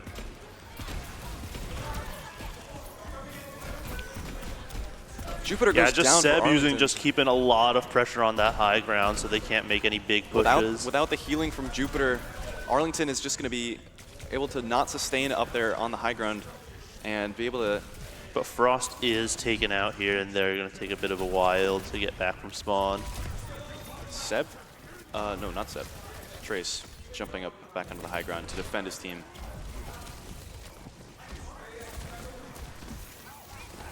Huge anti-nade onto Seb. He's going to have to retreat. Tracer does use recall here. Adbon is behind enemy lines here. Going to be trying to stall the Ult point. onto Winston. Stall the point for the rest of RIT to come back and touch. But the point is getting captured really quickly. RIT is going to have to make a move if they want to touch this. Ooh, Seb barely, jumps in. just barely. Seb is staying alive. Rush. Rally to counter. RIT Orange takes out 2. But they get 2 taken out in return. It's an even fight right now. Bob comes out from Arlington. There is Primal. Seb does use Primal here. They want to make sure they don't hop off point by accident. It's just 2 Primal monkeys. Sumo wrestling at its finest. God. And Arlington gets the payload captured. Yeah, that was a lot of ult expenditures. UT Arlington did use every single one of their ults that fight. Wow. They're going to be trying to get an aggressive position, hopefully try to emulate what RIT did on the second point by splitting up the backline and trying to take them out. Ooh, But Trace does get falls, taken getting out. body blocked by Seb. He can't leave the room. You're locked in here with me, says Seb. It's a Spider-Man reference. Seb going for the health pack, keeping on the pressure, just staying around this corner. This is a really powerful corner for defense. So there's a health pack right there.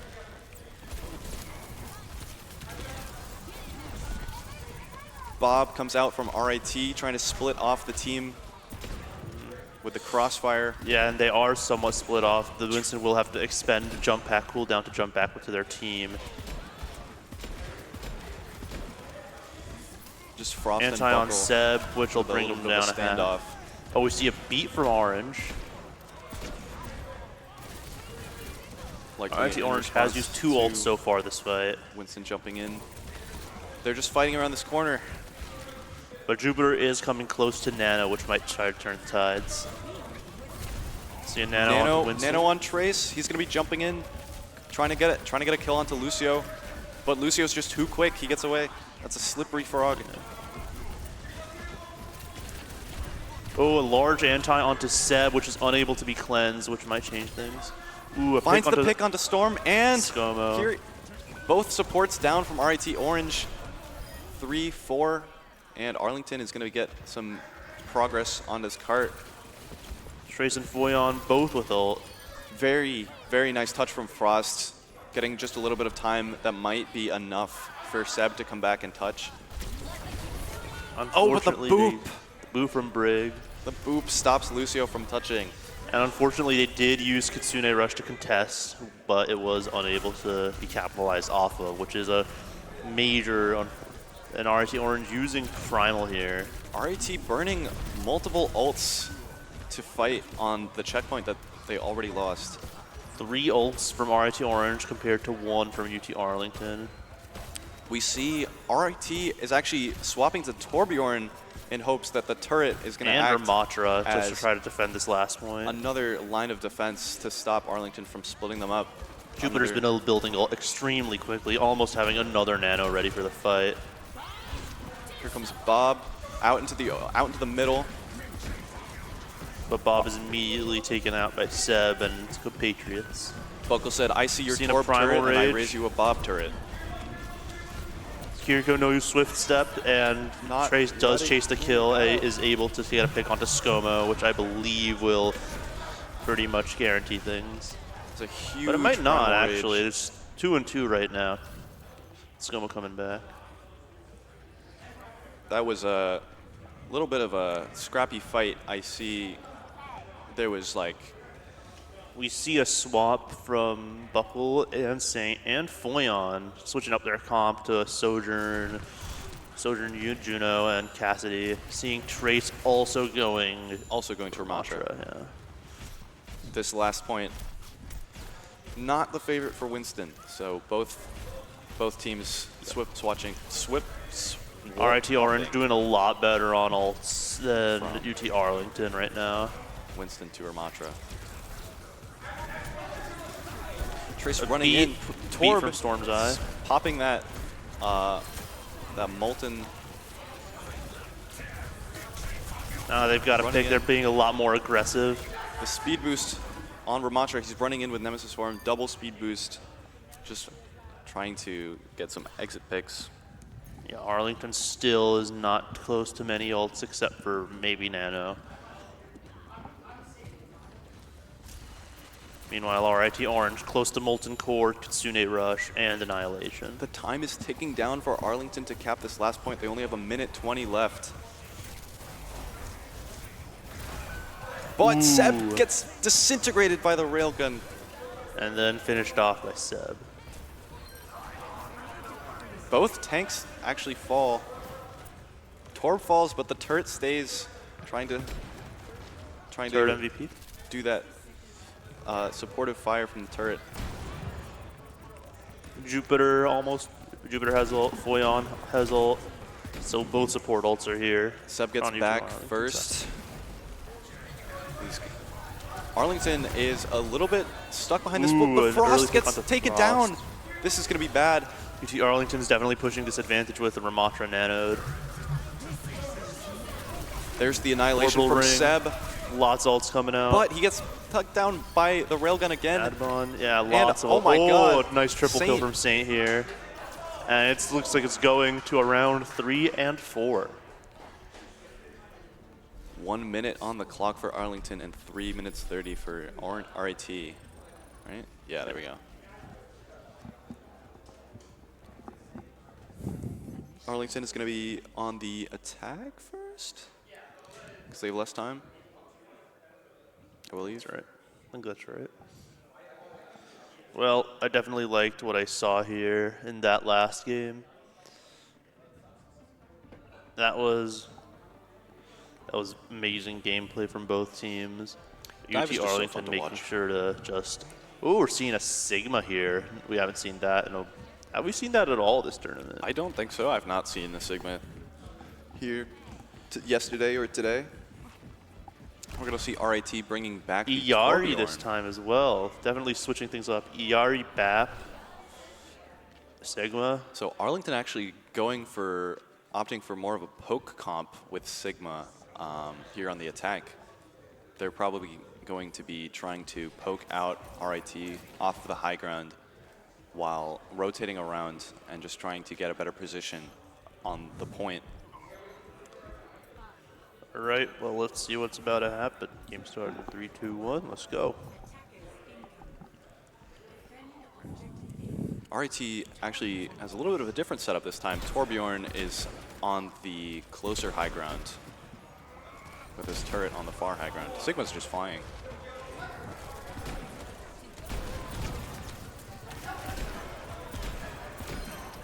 Ooh, Buckle gets caught out. This is going to halt Arlington's aggressive push here. They're down to DPS. 30 seconds remaining. They're going to have to regroup fast. Seb taking out Iari Pylon. Seb falls off, not able to stop Arlington from pushing out, but RIT gets that pick onto Saint, and they're going to push through this hallway. Someone's capping the point. No, they're not. Not anymore. Will Arlington be able to touch? Arlington is able to touch here. Just completely splitting up. Trace falls down into point while Seb can just walk into the back line and clean And him taken up. out by the turret. No progress on the capture. Ooh. Zap. Goodbye, Tracer. Now, RIT Orange has 3 minutes and 31 seconds to capture 1 tick at this point. It is possible for Arlington to draw this, though, if they can hold for 3 minutes. Hold the line, Arlington. I believe. So, RIT cannot lose this game. They can either win or draw. That is correct. So let's see if Arlington switches back to the dive comp on defense, or if they keep up a Sigma. And RIT Orange will be probably doing the same thing that they did on attack last time. We're seeing a Genji from Adbon. Genji instead of a Tracer on Adbon. There's Kiriko from RIT Orange. Definitely favor those more aggressive compositions.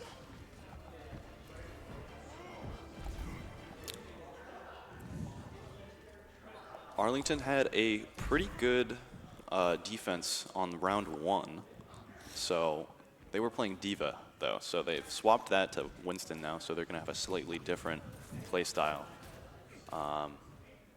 Still Buckle just putting trying. turret on high ground to make sure to just get a little bit of poke damage to anyone who might come over. Still just trying to hold this one high ground. It's a very. There are 3 ways to attack the first point on Nimbani, but this is the most popular one through here. Through the choke point. Seb jumping out quickly onto Torb, Oh, and finding Adbon finishes it off. Finding an early pick on Buckle, which might just cost Arlington here. They're going to turn around and try to finish off. Oh, a nice sleep onto Trace. Seb.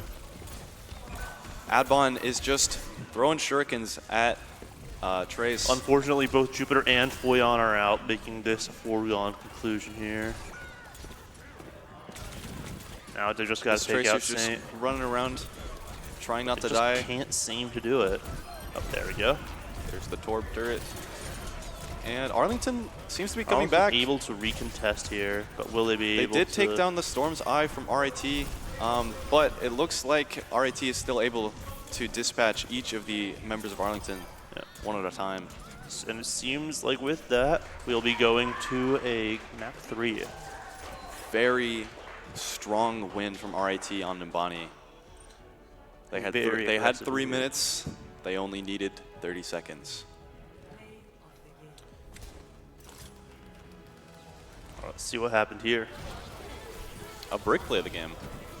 Did they get nano boosted break? Mace to the face. This was the play that let Arlington stay on the defense for holding it just for another minute.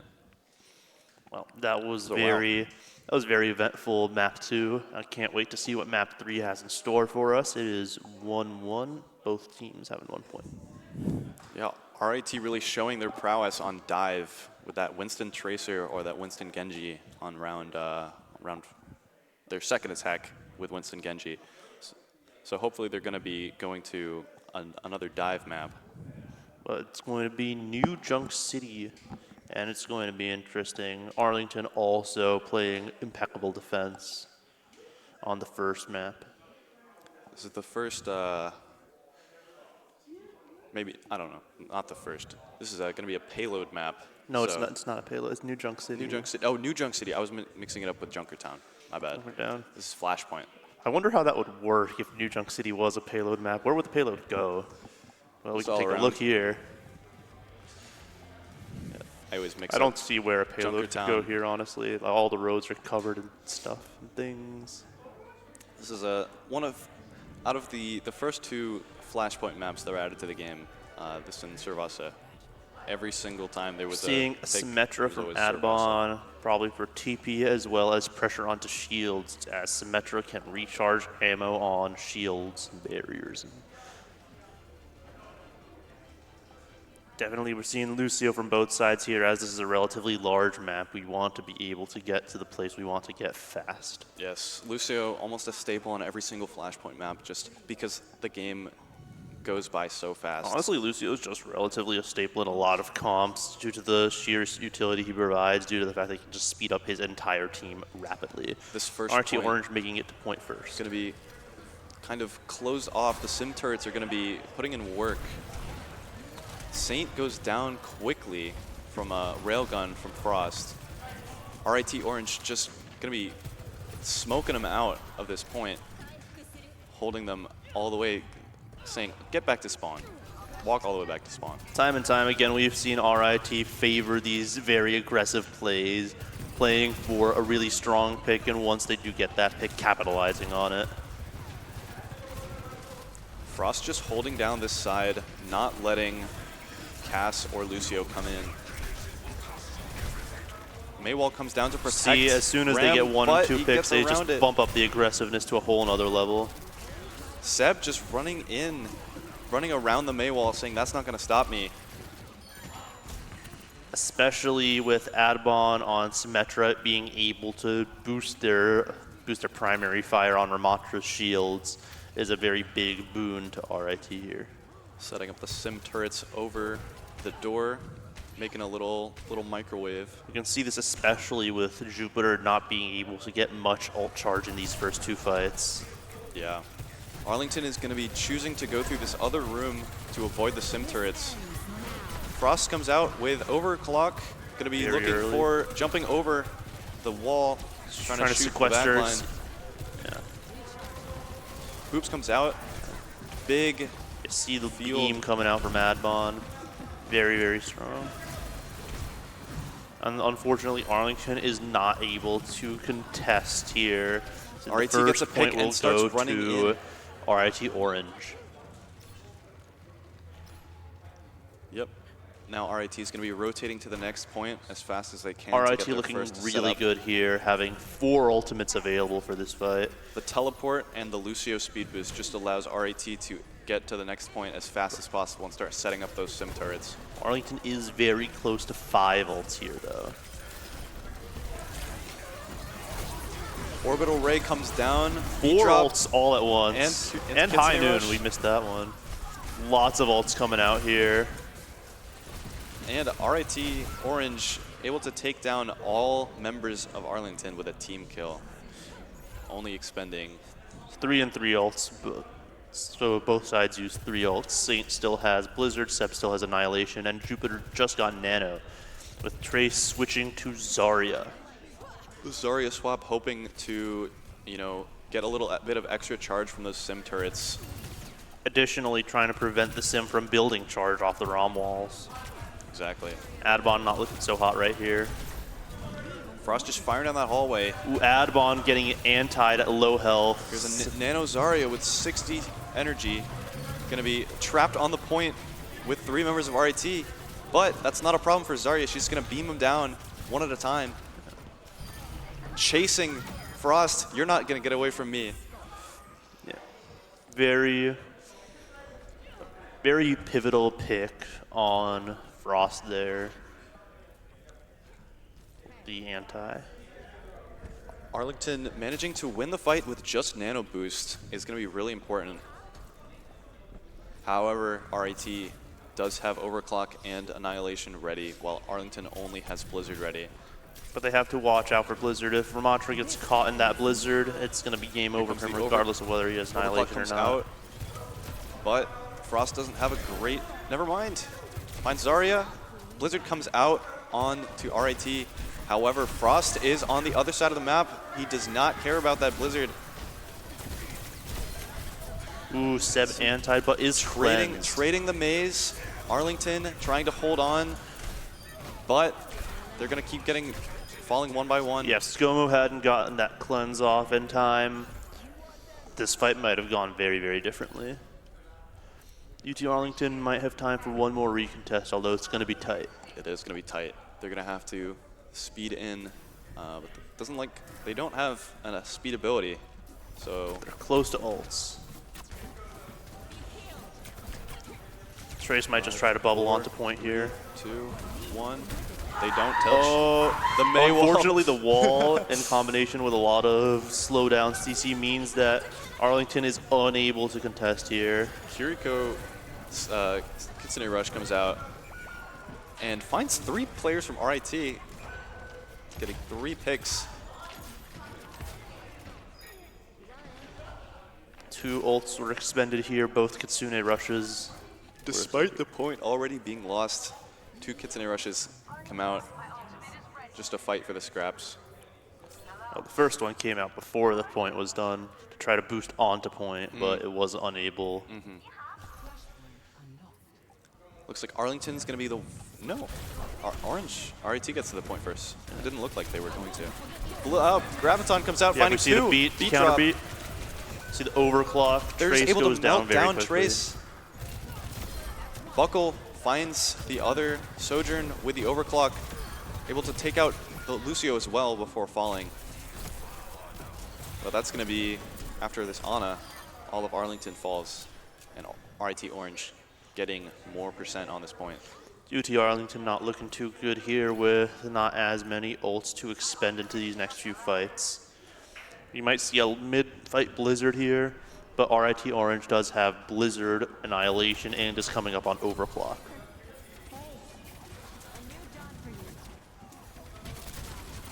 Arlington going to be walking up onto this high ground with the Orisa Javelin Spin, trying to force RIT to use some abilities. Nemesis Form comes out, but he's walled from behind.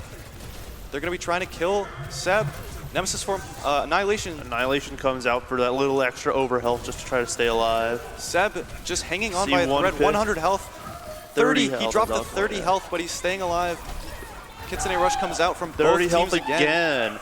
And RIT Orange is RIT able to take this cleanly with a nice 3-0 here. 3-0 on Flashpoint and 2-1 for RIT on this match. After a very strong showing by Arlington on the first map, RIT is able to make it back. With some very impactful plays from Seb. Seb being able to stay alive that entire last fight was such a crucial moment. Yeah, I can see right here, he gets down to like 30, 20 health here RIT and is supports. able to stay alive. And I would be remiss not to mention the supports here. Supports did very well here, keeping the Ramatra alive. Yeah, just the team play of the supports keeping Ramatra alive and Ramatra just being that damage sponge with his block up. Yeah.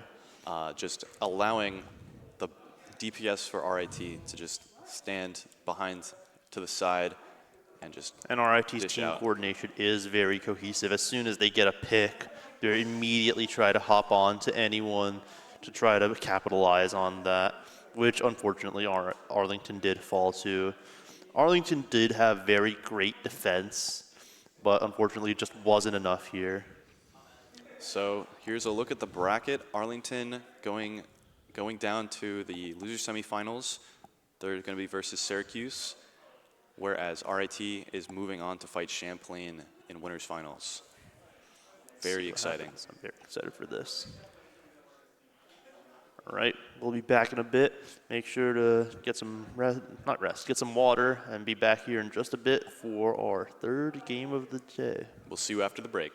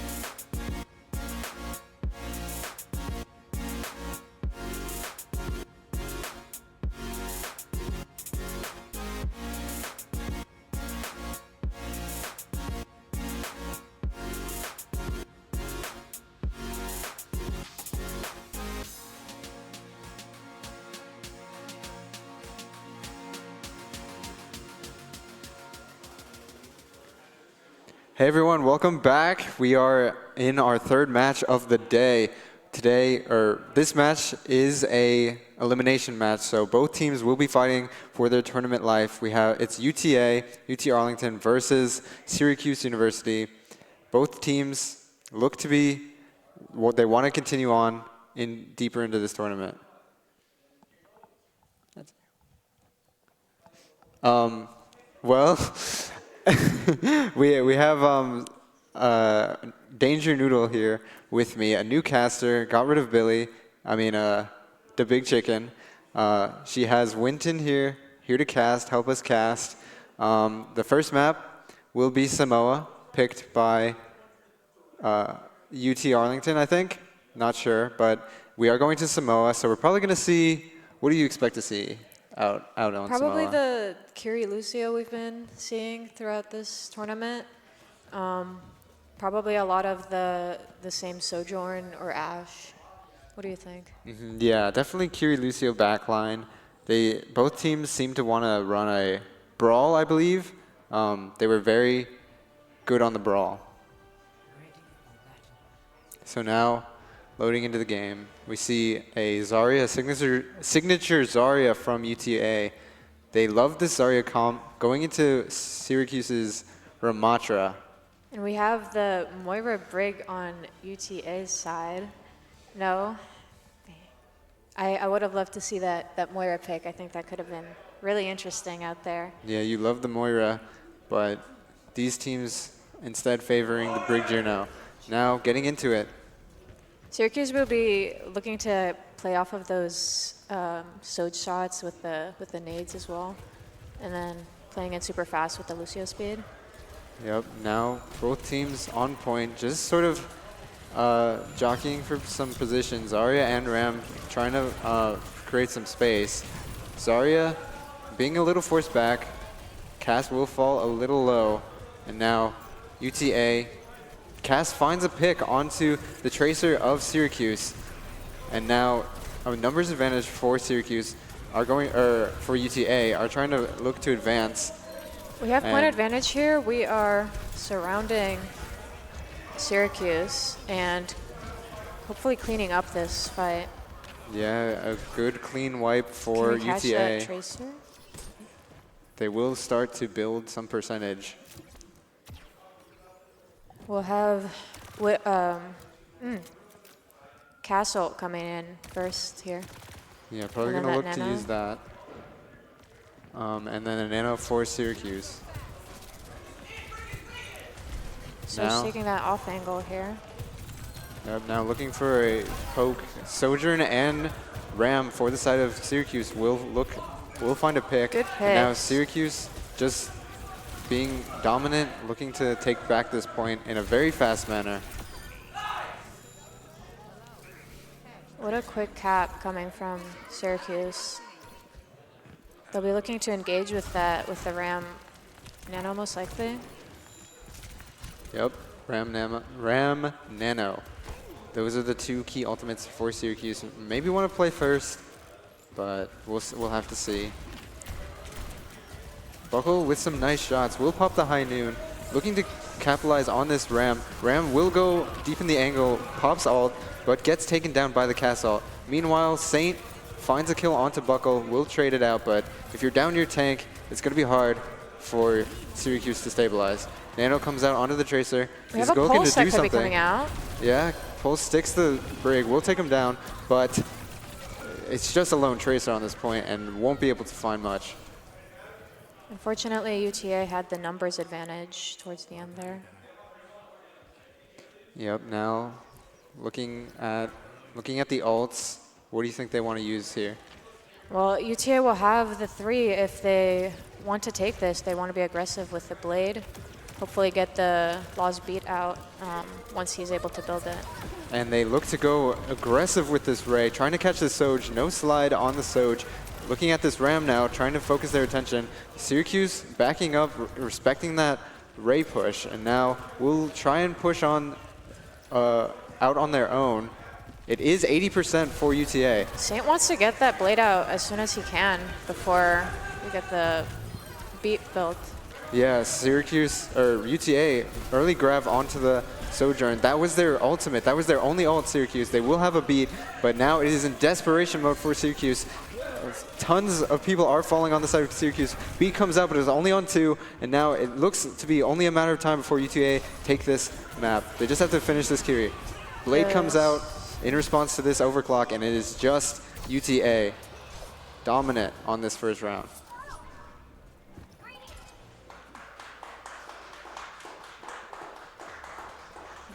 So I think UTA really good at this Zarya. The Syracuse could not seem to find the answer in this Ram. What do you think? They kept up the aggression really well. They used their ults early to not let the Syracuse advance. Yeah, It's very good. definitely the tempo is on the side of UTA. They're running this Zarya back, and Syracuse does not seem to be changing much. And she seemed to be having that consistent high charge. Yeah. Maybe we could be shooting the bubbles a little bit less. Yeah, UTA consistently using bubbles early, but now this charge will go to UTA, so.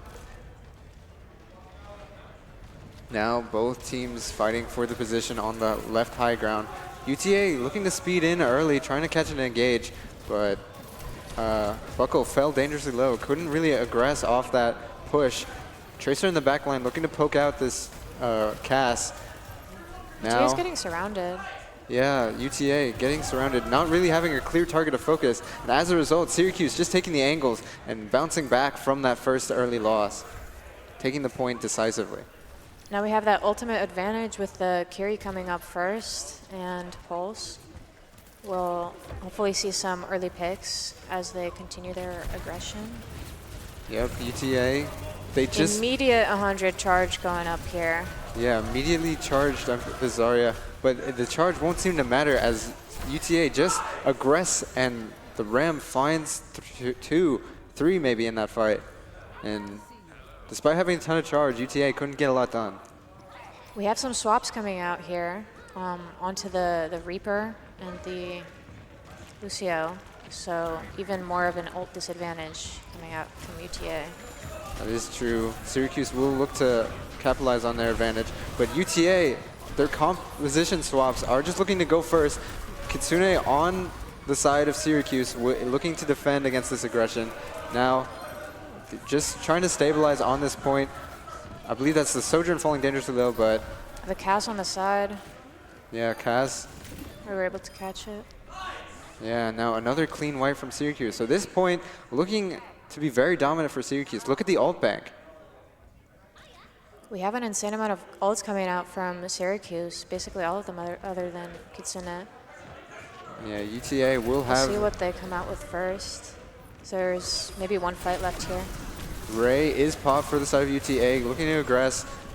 Form popped as well from Syracuse. Buckle finds a high noon pick onto this Sojourn, and now it looks to be the fight opening up for UTA. The Zarya just getting a lot of damage, mowing down the rest of the stragglers from Syracuse, and they will finally get this point flip. That was an unfortunate fight from Syracuse. They used 3 of the ultimates, and now they don't have any to engage with. Hopefully they survive this grab coming out from Trace. Yeah, Trace looking to aggress with this grab, trying to get it early before Syracuse builds a beat, but looks like that won't happen. We'll be looking to take out some ultimates from UTA and then engage with whatever one Syracuse is able to build. Syracuse with the beat push matched almost instantly by UTA. Big grab coming out from the side of UTA. Won't be able to secure any kills though, as the beat was timed almost perfectly. Now Kitsune coming up from the side of Syracuse, looking to aggress back onto this point. They are still in control, so the longer this fight goes, the more point they will be able to concede or build up. And now Pulse comes out from the side of Syracuse's Tracer.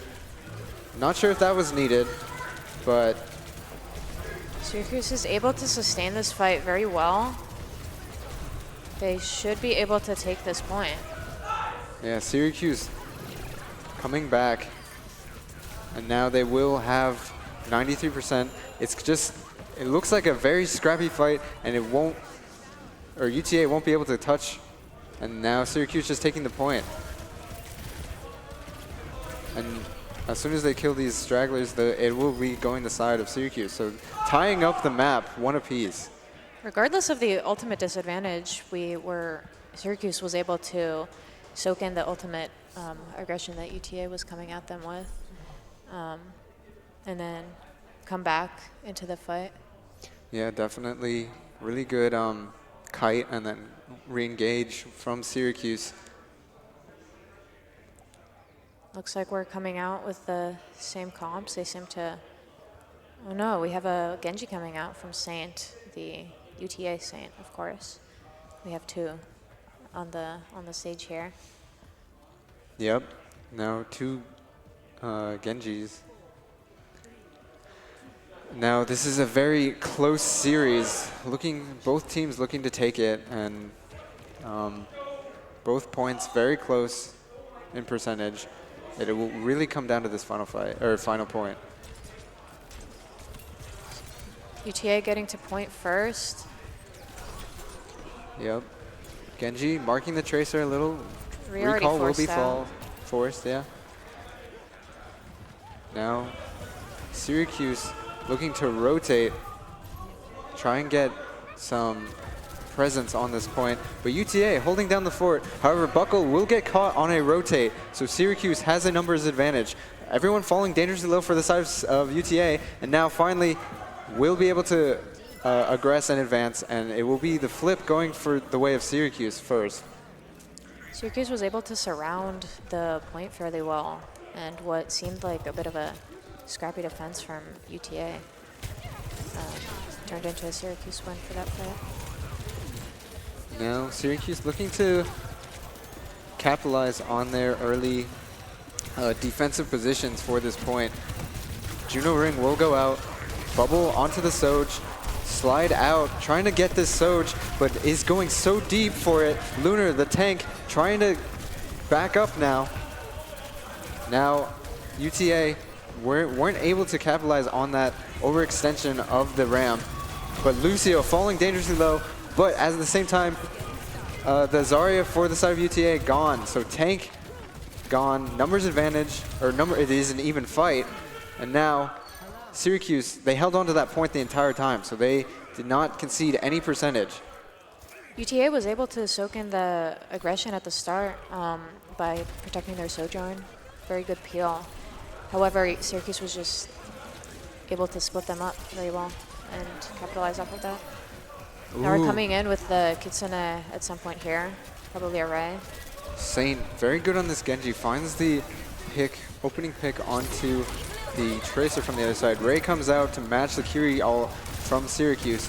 Ray ultimately prevailing this Ram for Syracuse, falling dangerously low, and now it is just the fight going for UTA. Long-standing question, does more damage or faster attack speed matter more? Yeah. Looks like it's the more damage in this fight. Yeah, definitely more damage prevails this time around. And here we have our Blade, probably in combination with the Beat, will be coming out from UTA. Yep. Hopefully early here to force out Genji some. looking to aggress early, try and maybe catch Syracuse on the rotate, but he is caught out trying to look for this Blade. Now won't have it. Beat matched on both sides. Overclock for both sides as well. Just trying to get on this point is Syracuse. Just trying to flip this point. Not much value finding from either Overclock or Beat other than to stay alive, but a key pick, a crucial elimination on this opposing Sojourn. Saint will pull the Blade in a company with that Orisa ult, and now it is both supports for, it's going back and forth here, folks. Juno falling low, just a ton of scrap going on, but it looks like Syracuse may be the ones coming out on top. If they're able to sustain here, they can definitely take this out. They have a better position. Yes, both of these teams so evenly matched. Orisa just trying to get some more percentage for UTA. But it's only a matter of time before they are inevitably all eliminated. They did do a great job of stalling this point, so it is Final Fight territory for them if they can flip it.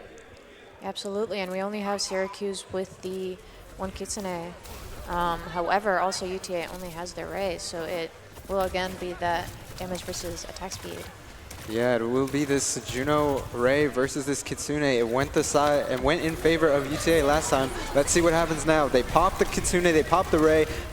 Juno falling dangerously low off the back of this ram damage. And now it looks to be the Kiri Kitsune that is prevailing. And now Syracuse eliminates UTA.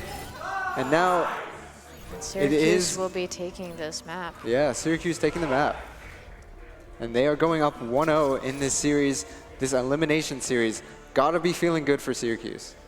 Yeah, absolutely. Definitely the Ram versus the Orisa. Ram coming out on top. It seemed, let's see this play of the game. A very nice play of the game from Saint. Really good on this Genji, finding some crucial opening picks. Has been all series and all tournament, basically. And also always waiting for the tank to play off of, as we saw in that clip, he was waiting for the Czar to come out and then engage once they were ready. Mm-hmm. Definitely. So now UTA, who won? Syracuse, my bad. Syracuse up 1-0 in the series. UTA looking to be to bounce back, keep their tournament lives alive. Yeah, we'll see. I'd like to see some more aggression with that last fight. It seemed like when the Ray came out, there wasn't much of a game plan of exactly who they'd be going on.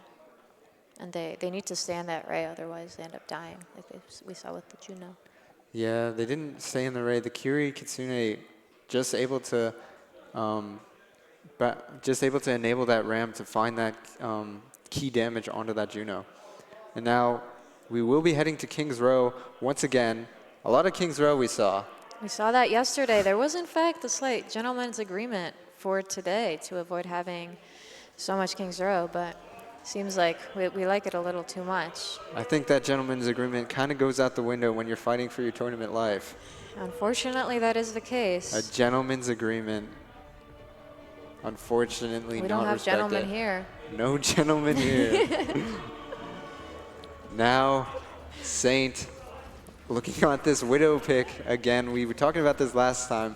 It's a tradition for a DPS to try and find an opening pick on this on the attack, but usually they just swap. They usually swap right away because everyone knows that this is something that happens on this map, so no one's going to stay out in the open unless they do.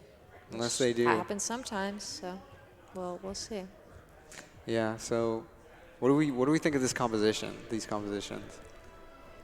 I am curious to see what the Widow swap would be after.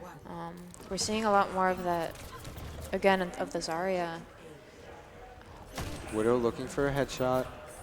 Kind of all over the place, trying to find anything. And now will be going back in spawn. Swapping to the Genji. Yep. This Zarya trying to force out this Ram, maybe create a little bit of space. One bubble was popped. There goes the second one, so she won't have bubbles for a bit. Now, Genji diving this Ashe. Coach Gun used is going to get dangerously low, but they do have an Ana to top them back up.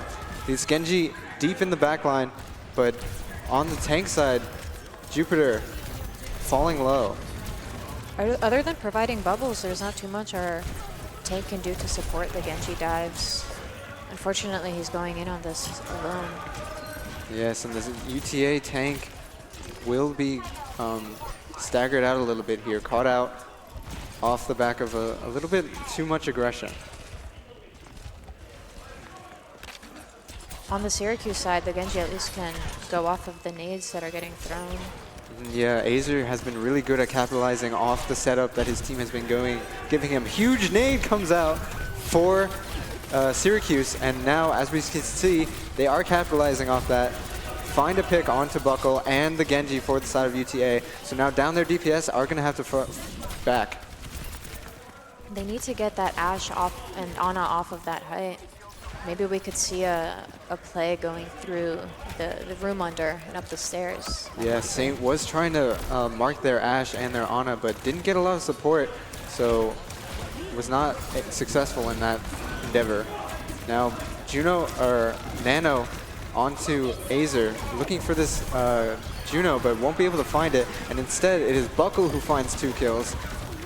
Ray comes out for UT Arlington just to secure the point, or the fight, but Buckle really good at finding just the stray characters for Syracuse. Law doing his best to stagger.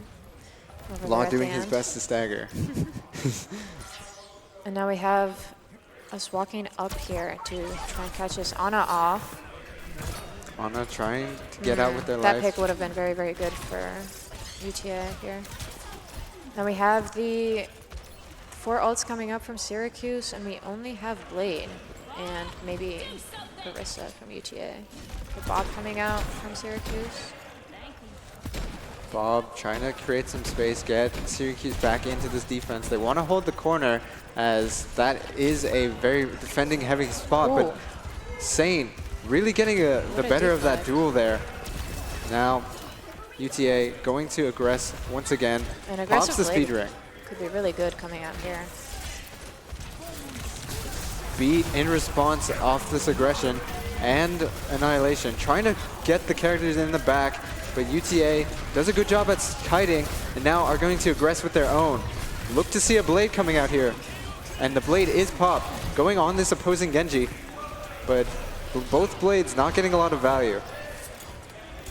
They traded out these ults here. Very nice, and now they only have a Nano coming out. Yep, now a beat push from UTA to secure the fight.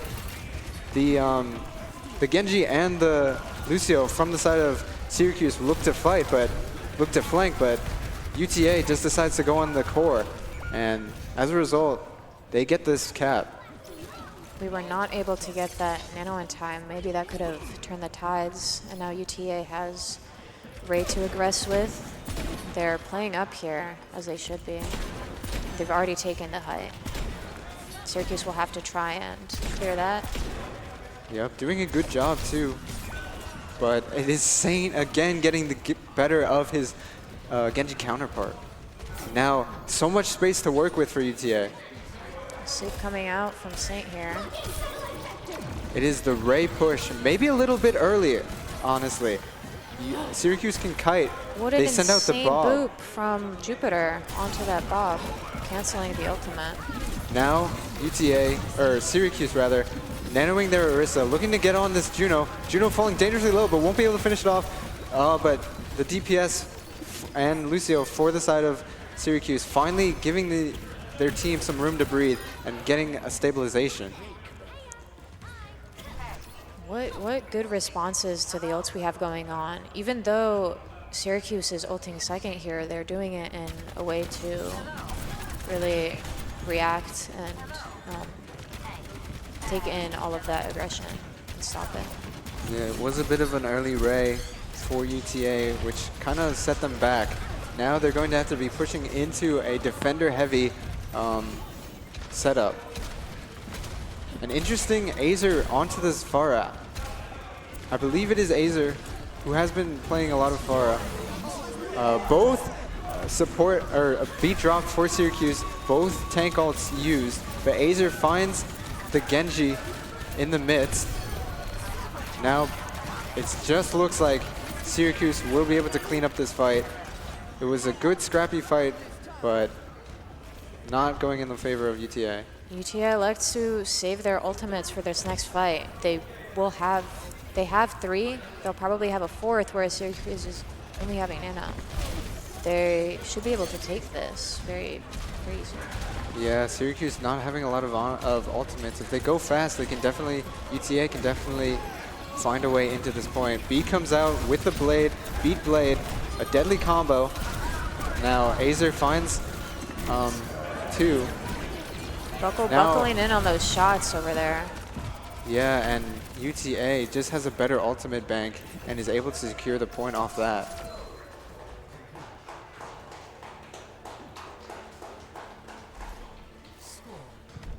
Now, what did we think of the compositions coming out from either side? I don't know how much the Zarya is maybe doing for Syracuse, right? Or is it I think Syracuse was playing a lot of the Orisa brand? there. Okay. Orisa. And then UT also swapped onto the Orisa after playing some Zarya. So Trey on the UTA side with the Zarya. Yeah. So now, a full cap coming through for UTA. We'll have plenty of time if it goes into extra innings.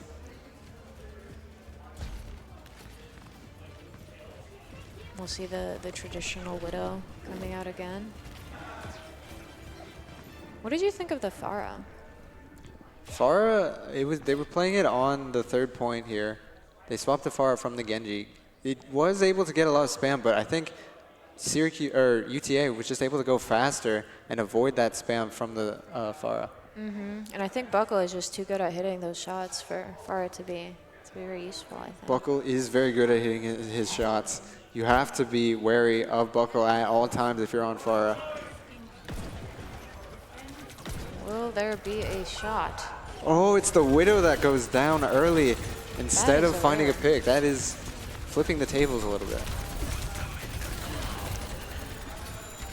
Now, Yeah, UTA trying to capitalize off of that pick early. yeah, Syracuse can't really push if they're down a player. Even if it is a Widow, that does not provide a ton of damage in the fight. Now, Syracuse's Ram, Lunar, trying to force their way out of this choke point. But Buckle just finds a nice pick onto this Ana. But will get traded out. Gets a little too aggressive, perhaps getting a little too Zealous. overzealous. That's the word. UTA is trying to play really, really fast here with both the Juno and the Lucio speed. They can be altering them out. Yeah, UTA is down their cast. Won't be back for a while. He is a slow character, so Syracuse looking to aggress. If we're able Orisa to get falling right low. here, this could be a really good, easy fight win. Although they don't even need it. Yeah, they don't even need the Ray, and now they will have it for the next fight. And Syracuse, they were up a player, but they just couldn't seem to go in all at once. Electing to swap from the Ram to the Orisa pick. And off of Ana to carry. Yeah, definitely a faster comp, even more so than before, is what they're trying to do. They're just trying to bully these defenders off the point, but Ray will come in response. They built that up from last fight, and will just force back Syracuse into their spawn. It's unfortunate. We have this more pokey comp coming from Syracuse, whereas UTA very, very fast. So Syracuse doesn't really have much availability to set up so that their Saj can get a good amount of poke in. Yeah, their Soj definitely wants to poke more while the rest of their team goes in. Now, B push from Syracuse. In response, UTA will use their Orisa ult. High Noon comes out. Lucio's are traded, so no speed. It is even. However, UTA finding more picks. Azer pulls the blade in a losing fight. Perhaps thinks he can turn it, but is not finding enough value to do so. And now, Syracuse on the back foot. They only have 1 minute and 20 seconds left, and they just used a ton of ults. They only have this Saj ult, but even if she has it, she can maybe get a little bit of space out as soon as she pops it, but unless they get that height in the back, I don't see how they can really win this fight. Now Azer onto this Pharah. Decided that this Genji was not getting enough done. Just gonna look to poke more. Maybe I mean, play this for makes their sense. Soj. They're not using that high ground, so you don't really need the Genji to test it. Yeah, and now Kitsune in response to the beat push from UTA does seem to go the way of Syracuse. Finally, they get a foothold onto this point and get a clean wipe. Good wipe from Syracuse coming out with Kitsune and Sojolt. Yeah, off the back of Syracuse really aggressed. seem to be I mean, playing UTA aggressed Pretty too passive far. here on the point. Not really trying to take some space up front. Now, it's a 2v2, but it looks like the Pharah Kiri will be almost getting the better of this Genji Lucio. Definitely will be. And now those are two crucial characters gone for the side of UTA. And now Syracuse looking to aggress off that. UTA knows they're getting chased down. They're trying to run as much as they can here. Yep. Look at the ults for UTA. Yeah, we have a Ray coming out. As soon as they get together, yep, there it is. Ray comes out, but it's not in time to save the Zarya. Buckle doing his best to trade this, get some picks for UTA, and it looks like they will be able to get some crucial picks. And that, Buckle and the Genji, both saving their team after they lost their Zarya. Even though the Ray didn't necessarily do its purpose of saying this R, it was still a very good aggressive ult to combat that. And Buckle was able to make use of it very well. Yeah. Now, Let's see how this blade gets used, hopefully very early here. definitely this Pharah looking for barrage, trying to find an angle. Will have to contend with the cast from the side of UTA, but Genji pulls their blade, finds the Kiri, but in the meantime, the barrage is really good from the side of Syracuse and does trade 3. So it's just the supports alive for UTA, and they will be cleaned up.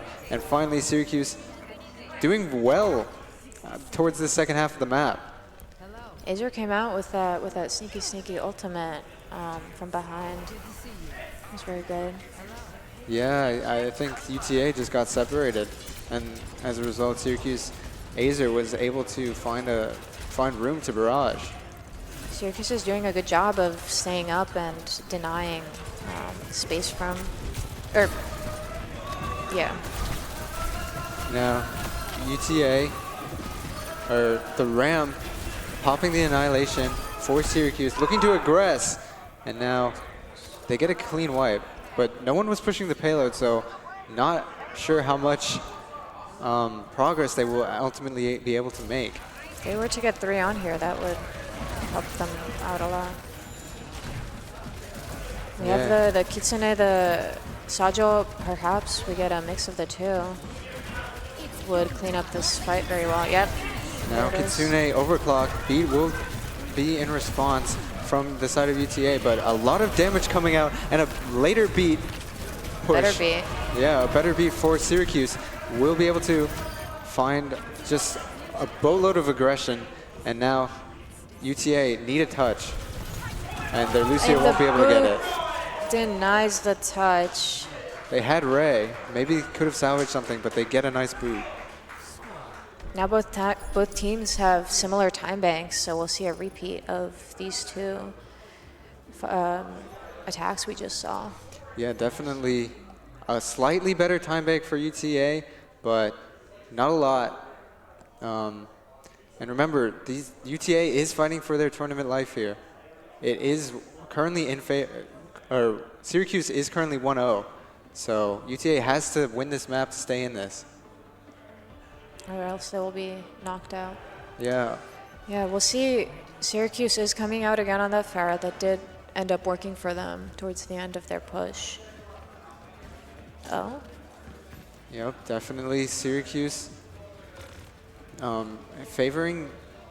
They seem to I'm not sure not what be they're able to playing decide. right now. Yeah, they're just going Maybe for. they're messing with us. They're messing with the casters. UTA has the Orisa cast and Soldier locking legs. Soldier is an interesting pick. I don't think we've seen it quite yet this tournament. Yeah, we haven't seen that. So they're looking to sustain constant damage here. Constant and fast damage. Yeah, Farah definitely going to have a hard time trying to contend with this double hit scan. Now, they are rotating. Syracuse is rotating high ground, trying to get their Soj set up. Ring will come out. Form force from Lunar. This Farah is getting a lot of value, spamming out this with this angle.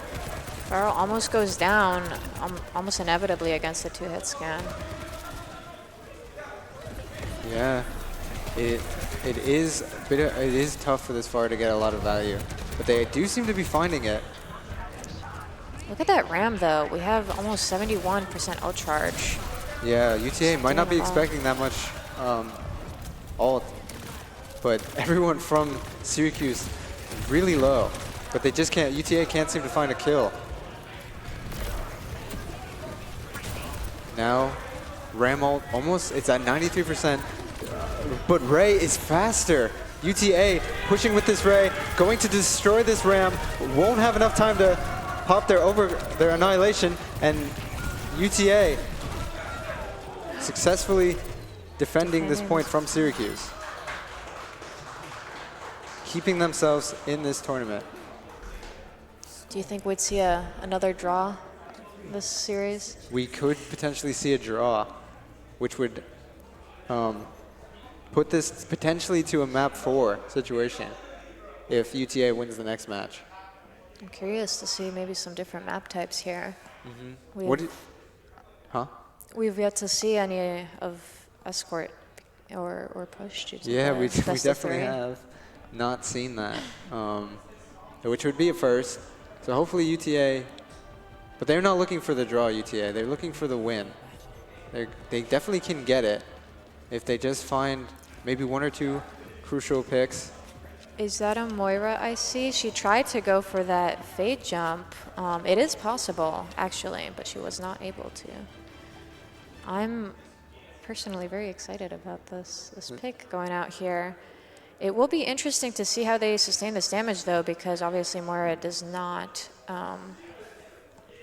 able to sustain a lot of damage. Yeah, they're really playing for a lot of damage from their... Maybe a quick Coalescence. Coalescence could turn a fight. Now UTA going for this Widow yet again. Probably not going to stay on it very long. They don't have a lot of time to work with. No one's speaking. We're not finding anything here. Now UTA on the Soldier. They seem to have liked this Soldier cast setup.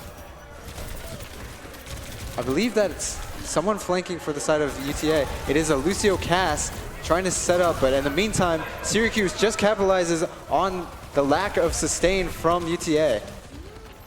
They're playing that spawn game with trying to surround them as best as possible. So a bit of a mistake. They couldn't set up fast enough, and so Syracuse just had a good heads-up play, able to just collapse on the Orisa. Now Buckle stuck behind enemy lines. All of Syracuse trying to force him out. They know how painful a cast could be in your side, and they do. So now UTA not really getting a lot done on this attack so far. 30 seconds left, and no one is even remotely close to ult. We have 65 on Ray. Syracuse finds an opening pick onto this Ana, which is going to set UTA back even further. They don't have their Ana, they can't push. And it's going to come down to this final fight for UTA. Can they get 1 tick? Saint setting up on a flank, looking to go on this dangerously low Sojourn, trying to find the pick, but isn't able to, so just slides out. But Lunar finds a pick onto the cast of UTA, but somehow they've turned it. UTA, the Coalescence not finding enough value. May, it's just a May and but a freeze onto the, oh my god. What What is happening? Fight. It is such a scrappy fight. Azer clutching up here. This Moira, it is a Moira versus a Tracer. Oh, she wins those. She wins those, she definitely wins. Now the attacking spawns are favored. Reinforcements coming in, but Syracuse somehow defends. And it ends in a draw. What an interesting King's Row. I loved seeing that Moira come out. So neither team winning. I wonder if the Widow pick from the start there was maybe a mistake. I feel like that took away some precious seconds off of their attack. I definitely think that might have been a bit of a mistake. You're not going to really get a pick on the Widow. Everyone expects it. So, you know, it might have been a little pointless to go for the Widow. And when it comes down to that, such of a slim margin, those couple extra seconds could have saved them. I think I definitely agree. We have to worry a lot about those. And even the characters that they were playing were ones like, they had a Sojourner on the attack, correct? What, for UTA? I believe they had a Cass Soldier. Yeah, and that takes a while to set up and get those angles, whereas if you only have a minute and a half, it's very difficult to engage. Yeah, as you saw, they were trying to, UTA's attack, they were trying to get the Lucio and the Cass wrapped around, trying to get an off angle, but that Widow did not provide enough protection to the Orisa, so they were just able to capitalize Syracuse. Can we talk about the perk system? We know in the when it's overtime and it goes to round 3 and 4, you automatically have the third perks unlocked, right? Oh yeah, definitely. So that could have been a reason why they went for the Moira, since you can have that immediate heal. Because usually you can't sustain very well, but with that new update, you're able to. That becomes a very much more valuable pick. Yeah, definitely. The Moira did seem to get a lot done. It was just another person doing a lot of damage on point, which UTA had to contend with. And again, the sustain, you're able to survive a lot longer with that. Yeah. This is a very close game. I think just a testament of that is a draw coming out on King's Row. So it could really either go any way. UTA desperately trying to hang on and find a way back into the series. I think a draw might be the thing to do it, maybe. It would definitely bring us to some more maps, which they could be stronger with. Now, our next one coming up is Flashpoint, so it'd be either the Syracuse or New Junk City. Yeah, New Junk City. Both pretty different maps. Syracuse more open, New Junk City more closed. It is, I don't know whose pick it is. Would it be UTA's map pick? It would be UTA. Yeah, because although both teams draw, they did lose the first map, so they get to pick. What do you expect to see from them? What do you want them to pick? You only have 2 maps. I'd imagine they'd pick New Junk City, right? The Syracuse with the Farah might want to favor Syracuse, so maybe they'd want to do New Junk City instead. They might. And on the other hand, they did also just lose to RIT Orange 3-0 on New Junk City. So they might want to run it back, but they might not be as confident in it as Syracuse, perhaps. That's a good point. So right now we're in a bit of a pause state. The players are regathering themselves. It's a timeout. Really just goes to show how close this series is. Each team wanting to try and get the edge over the other. So yeah, we're going to take a bit of a break now. Wait for these teams to regather their thoughts, and we'll be right back with the action.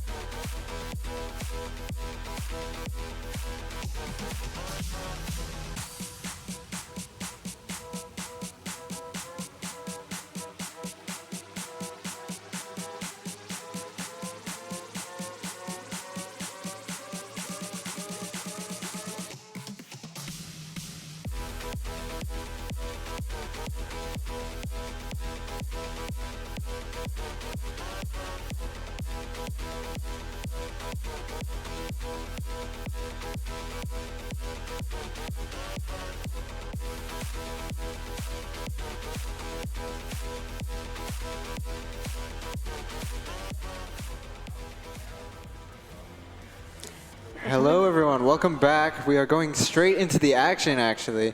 It is on New Junk City, so probably favoring more brawl. What do you think? I think I agree. We have similar comps coming out. That is an interesting pick from Syracuse with, or Arlington with the Zen. It yeah. is Syracuse, okay. Yeah, it is Syracuse with the, what were we saying? Oh, never mind. They're off of the Zen. Must have Yeah. been just in spawns. How does the Carry versus Juno match up? How do you think that's been going? I think it's been actually kind of even. Sometimes the Juno will get a good Ray, sometimes the Kiri will get a good Kitsune. Now, UTA on Zarya. Probably bubbles their Genji in, getting a lot of charge, so Zarya is charged up. Syracuse now looking to aggress off the back of the Ram. But neither team really finding anything. Both teams stabilizing here. They're trying to get something in there, catch out. Maybe this Ram. Yeah, Ram taking a lot of damage. Form will be forced, but UTA also taking a lot of damage. Uses the speed ring to escape. A lot of back and forth. We are playing for someone to make a mistake here. And it is the Juno for the side of UTA going down first, and UTA will just fall. Bucko finds his one. Good for his one always, but will not be enough to turn the fight. And Syracuse capped that point early, so a lot of percentage built up for them. That is true. We'll be coming up first, definitely with the carry ult here. If we can take some poke on the Syracuse side, we can definitely have that early. Yeah, early Kitsune. Expect to see that as soon as UTA tries to push in here. Vortex comes out for UTA. Now Kitsune rush in response to the aggression from UTA. Syracuse Annihilation popped, and oh my, Lunar just able to clean up the fight, and that will be the first point going to Syracuse. A good lead going into this map. We're coming out still with the ult advantage. I'd like to see where this pulse lands. Yeah, it can stick a lot. They do not have anything to Looking for it on cleanse this it. Juno. Juno Maybe she falling has low, will anyways. get taken out, but is traded right back by Buckle onto the Lucio. Now, Buckle trying to salvage this fight, really, and this Tracer poking out. Now a beat push from UTA catches all three members alive, but it was a little early. A little bit of a question mark there. I don't know if the team was ready to go with that, and as a result, beat kind of wasted. And UTA falling. Syracuse just doing a good job. Syracuse was too sprawled out to that really beat collapsed. to be good there. Will we get this final pick here? Nope. Yeah, Syracuse able to cap point first. So looking to have a strong start on the second point too. If UTA is not careful, this map could slip away from them. We need this very aggressive support ult here, otherwise Syracuse is going to have an opportunity to use any of theirs. Buckle finding another opening pick. Always good for his opening pick, his one, and is really just trying to carry his team here. Wide pulse bomb from Syracuse, kind of a Hail Mary, and finally UTA will get some point percentage for this map. So not able to land that ball in the bucket. Yeah, with the pulse bomb. It was very wide. It's aiming for the skies, for the heavens, perhaps. Yeah, but Syracuse is feeling pretty comfortable. They do have basically 4 ults coming online. UTA will have only 2. Probably going to try and go early here with this Blizzard. Blizzard Orisa could be a terrifying combo. But it is Syracuse that end up going first. They utilize 3 ults, the beat, the overclock, and the annihilation. And as a result, UTA just did not have enough ults to respond. And the Saj using their speedy glasses to hit all them shots. Yeah, they were doing really well. Speed Glasses has a good Soge. UTA, no ults coming into this fight. Unfortunately, it's not looking good for their attack here. UTA now coming onto the point. Kiri Kitsune will be forced in response, but UTA sort of just falling apart. The wind is out of their sails.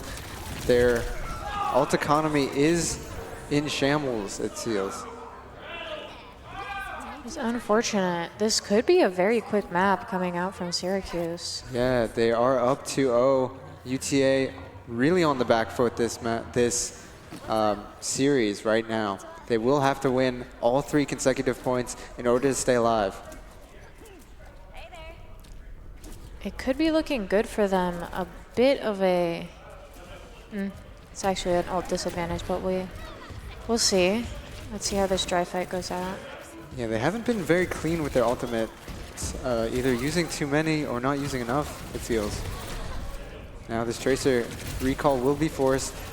Just a little bit of a skirmish on the side with this Tracer Lucio now, looking to deepen the angle.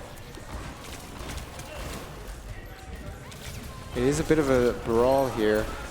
Pulse onto the Orisa for the side of UTA, but UTA finds Speed Glasses, the Sojourner for Syracuse. So now they are up a person, but Buckle is traded out late. It's a battle of these Tracers trying to get some attention away from the back line. Yeah, both beats forced just to keep both teams alive. Orisa ult from UTA, not getting a ton of value other than to create some space. It is just turning into a scrap, and now it is an Orisa versus a Tracer Soge, but the Tracer for UTA will be back as well. Buckle finds that Tracer. The stagger could be quite deadly here. They don't quite get it though. And now Syracuse has built a good amount of ults throughout that long fight. They only have one real fight going into this, but with the 4 ultimates into maybe 2, it's looking pretty good for them here. Yeah. Syracuse opening with this overclock. Both Kitsunes traded. Oh my, so many ults from both sides. But it looks like Syracuse is going to do a good job of getting this capture point back in their favor. But they used, how many? They used 4 ults for that. Yeah, so Syracuse got the 3, UTA got 2. They'll be going in with basically a dry fight for this next one. Yeah, a dry fight. Look for Azer's Pulse. Going to try and stick someone that could give them a favor, but the Pulse goes wide. Doesn't hit, unfortunately. Neither did they necessarily wait for Suzu, I think. Yeah, so even if that Pulse did hit, Suzu was there to cleanse it. But now, this Kiri falling dangerously low for the side of UTA. Kiri getting caught out. And Saint is good for the stick for UTA, but Syracuse just mowing down the weak UTA. Everyone fell low, and there wasn't a lot of sustain from UTA's support. So this is final fight. Jupiter was able to get out in time to speed his team back. And they will get a pretty clean touch here. This is final fight for UTA. They have to win this to keep going in this tournament. They are opening with the Orisa spin onto point to touch. It is overtime, so people are going to have to be cautious of this point not flipping over. Orisa ult comes out. It could be big. It catches the Lucio, but Kiri traded in the back. Speed Glasses able to find 2, and now Syracuse looks like they will be able to take this map. Yep, off the back of some good trades, Syracuse takes New Junk City, and UTA will be eliminated. What a good quick fight we got going on. Quick map. Very decisive win after those very, very close maps we saw earlier. Yeah, interesting choice from UTA. They tried their hardest, but Syracuse was just better on this day.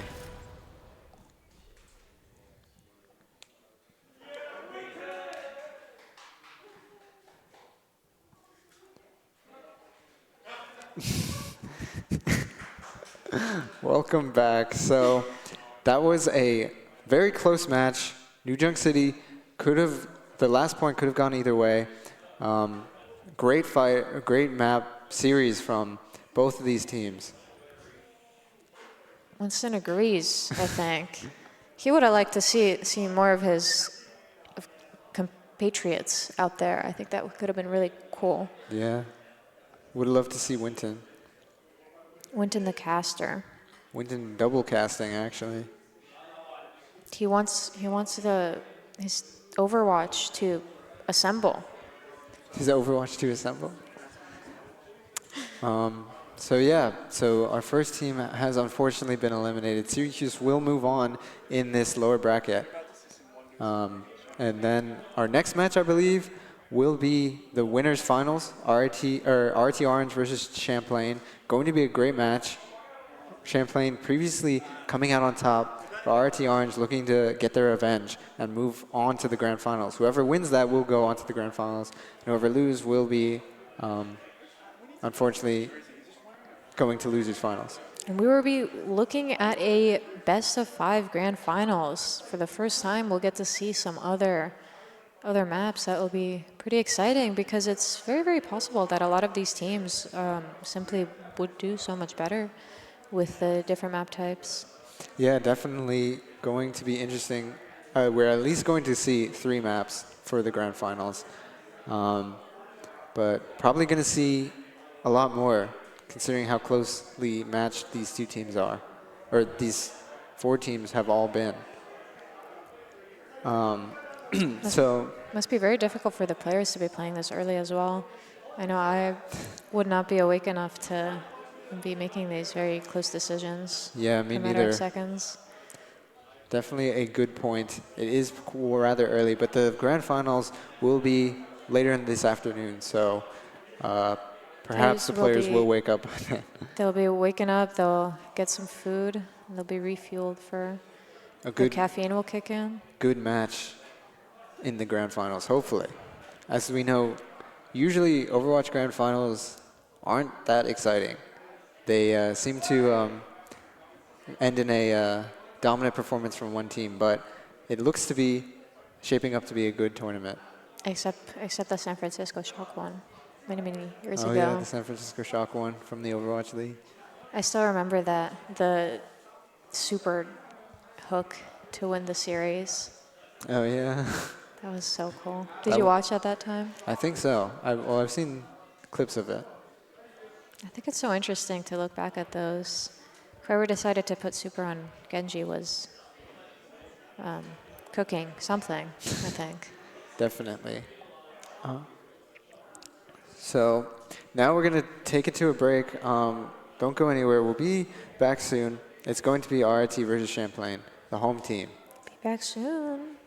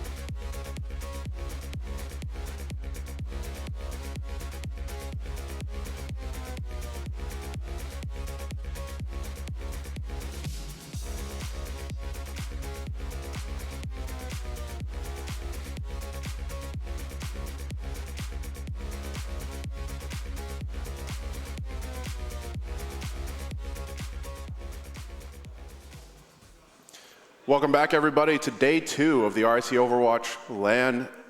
After a nail-biter with Syracuse winning 2-0 over UT Arlington, with a little bit of a tiebreaker happening on that last map, we got up next, Champlain versus RIT Orange. What do you expect here? I expect a good performance from both teams. I know Champlain, they came out strong. I believe they had a 2-0 earlier today. So maybe they show that performance again. RIT had a 2-1 over UT Arlington, but maybe they can pull out and get a win here. And folks, if you aren't familiar with RIT Overwatch, I have a legend here joining. This is Essel, former RIT Overwatch Division 1. Thank you. Former Tier 3 player, one of the best Genjis in the world, as well as notorious for her Pharah gameplay, terrorizing some of that CAH, right? Yeah, I was not expecting to get called out here. Thank you. Well, we got to respect where respect is due, but we are going to be loading up into Lijiang Tower. What type of comps are you expecting to see out of Lijiang Tower for these teams? Lijiang is really a comfort pick for anything. You can really run whatever you want, except for probably Control Center, which is going to be more brawl-oriented, so you'll definitely see some brawl there. I'd say dive and more space controlling comps like to take over the other points. But we'll dive in here and see what they're running here. Yeah, and so far today, we've been seeing a lot of that Ramatra gameplay from Seb. Maybe we're going to see something mixed up. Who knows? But from all the teams, we've just been seeing a lot of Orisa and a lot of Zarya so far. Really? I think Zarya is pretty interesting. She's a high damage tank, you know, can support her team, but if you run over her, you run over her.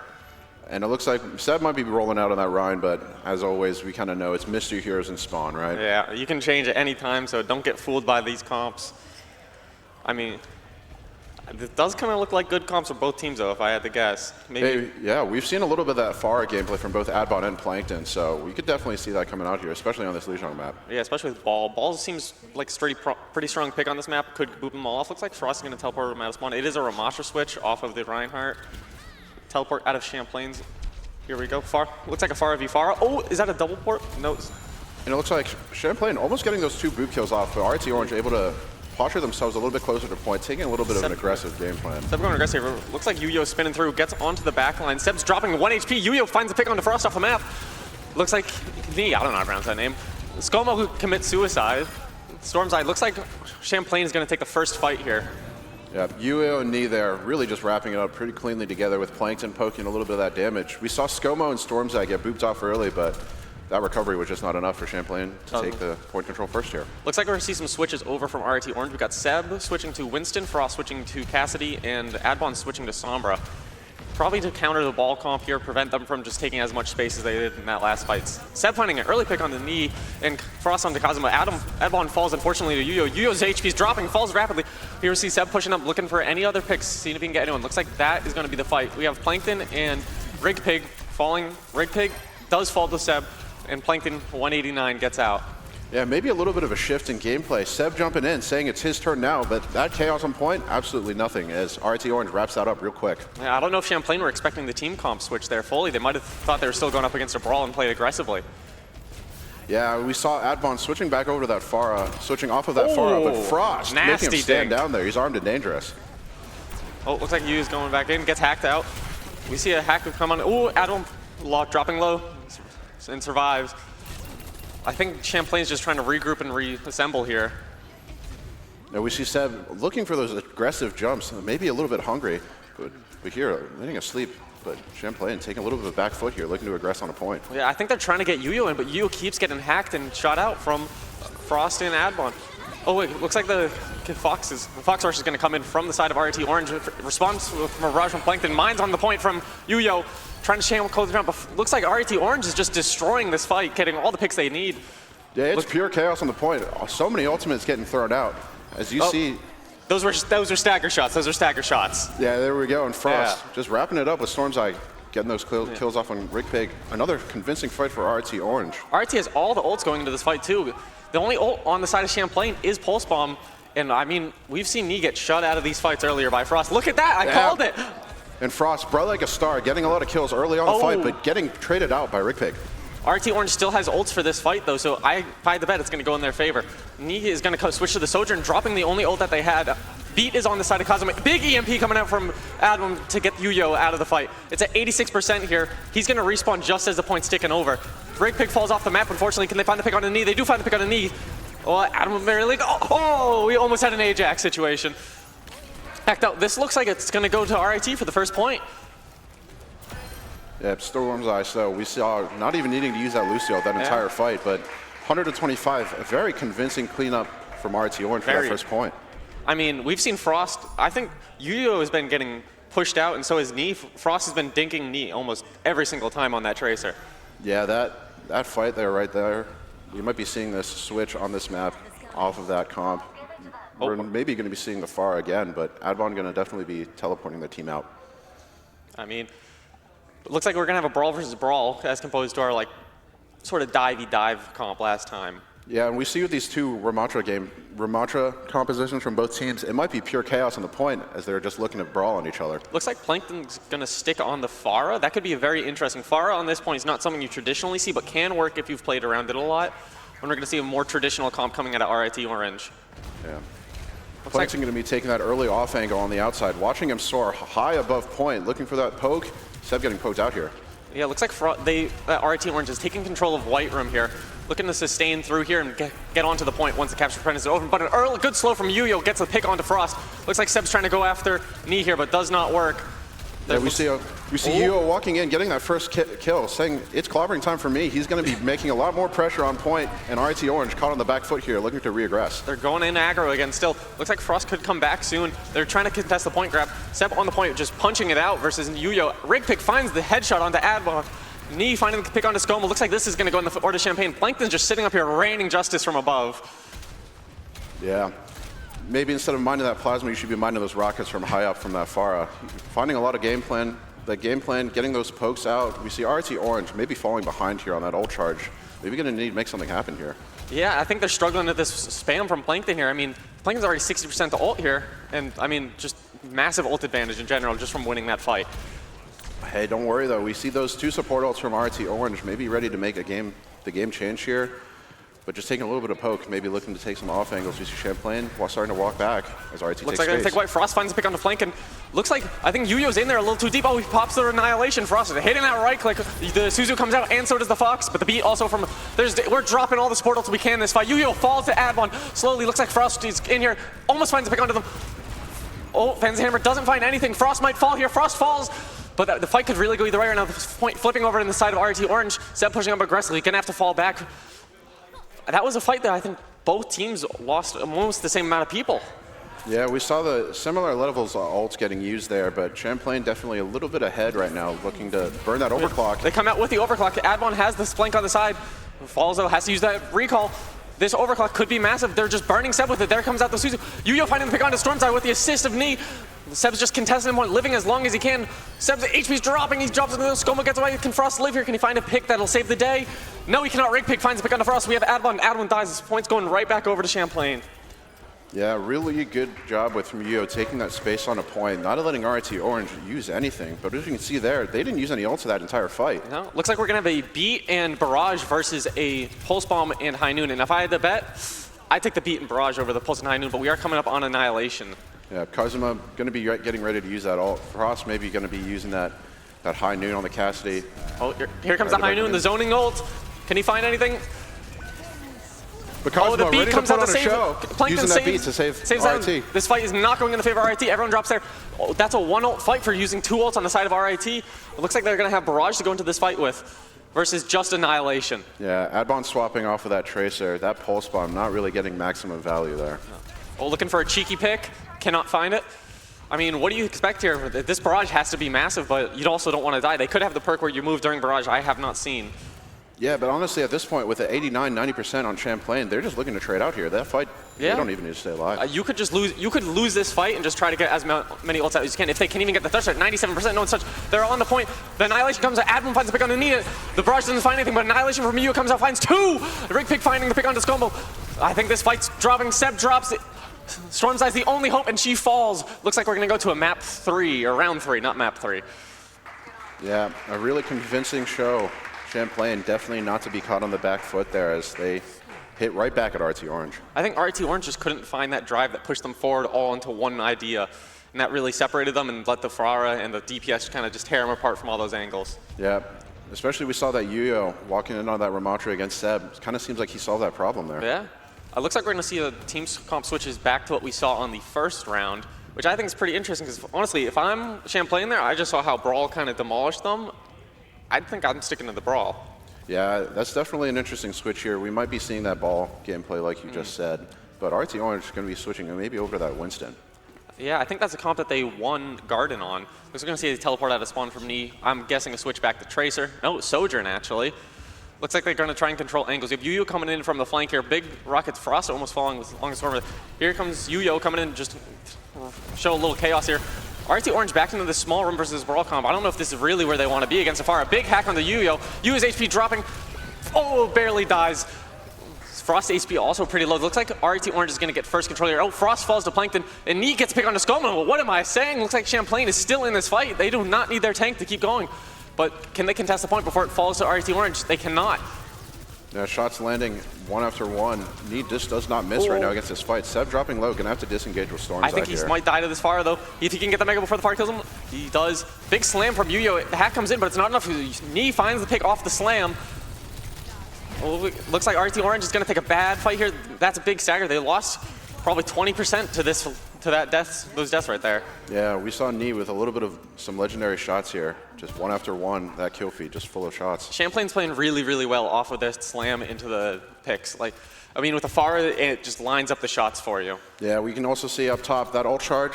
We're expecting to see that barrage coming out soon from Plankton, but RT a little bit behind. A little bit, but maybe they can farm this EMP. Adwan almost dies here. Looks like they're trying to find the pick on a Knee. They have the double slide perk, so they're not going to be easy to catch.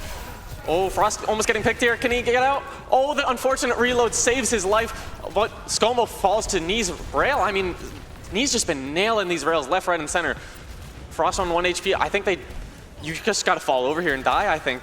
This fight's lost. Yeah, we see Knee just landing every single shot, but Plankton also hell unleashed from above, just Seb landing finding a every pick on the single- Rig Pig, falling in the process, but I mean, a Winston moves faster than an Ana in my books.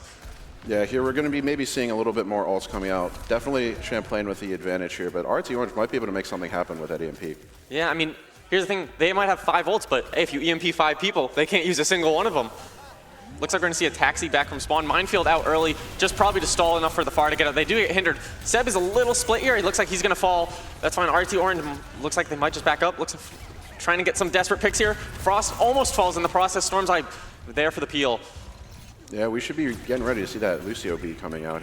We're in last fight territory here, 82%.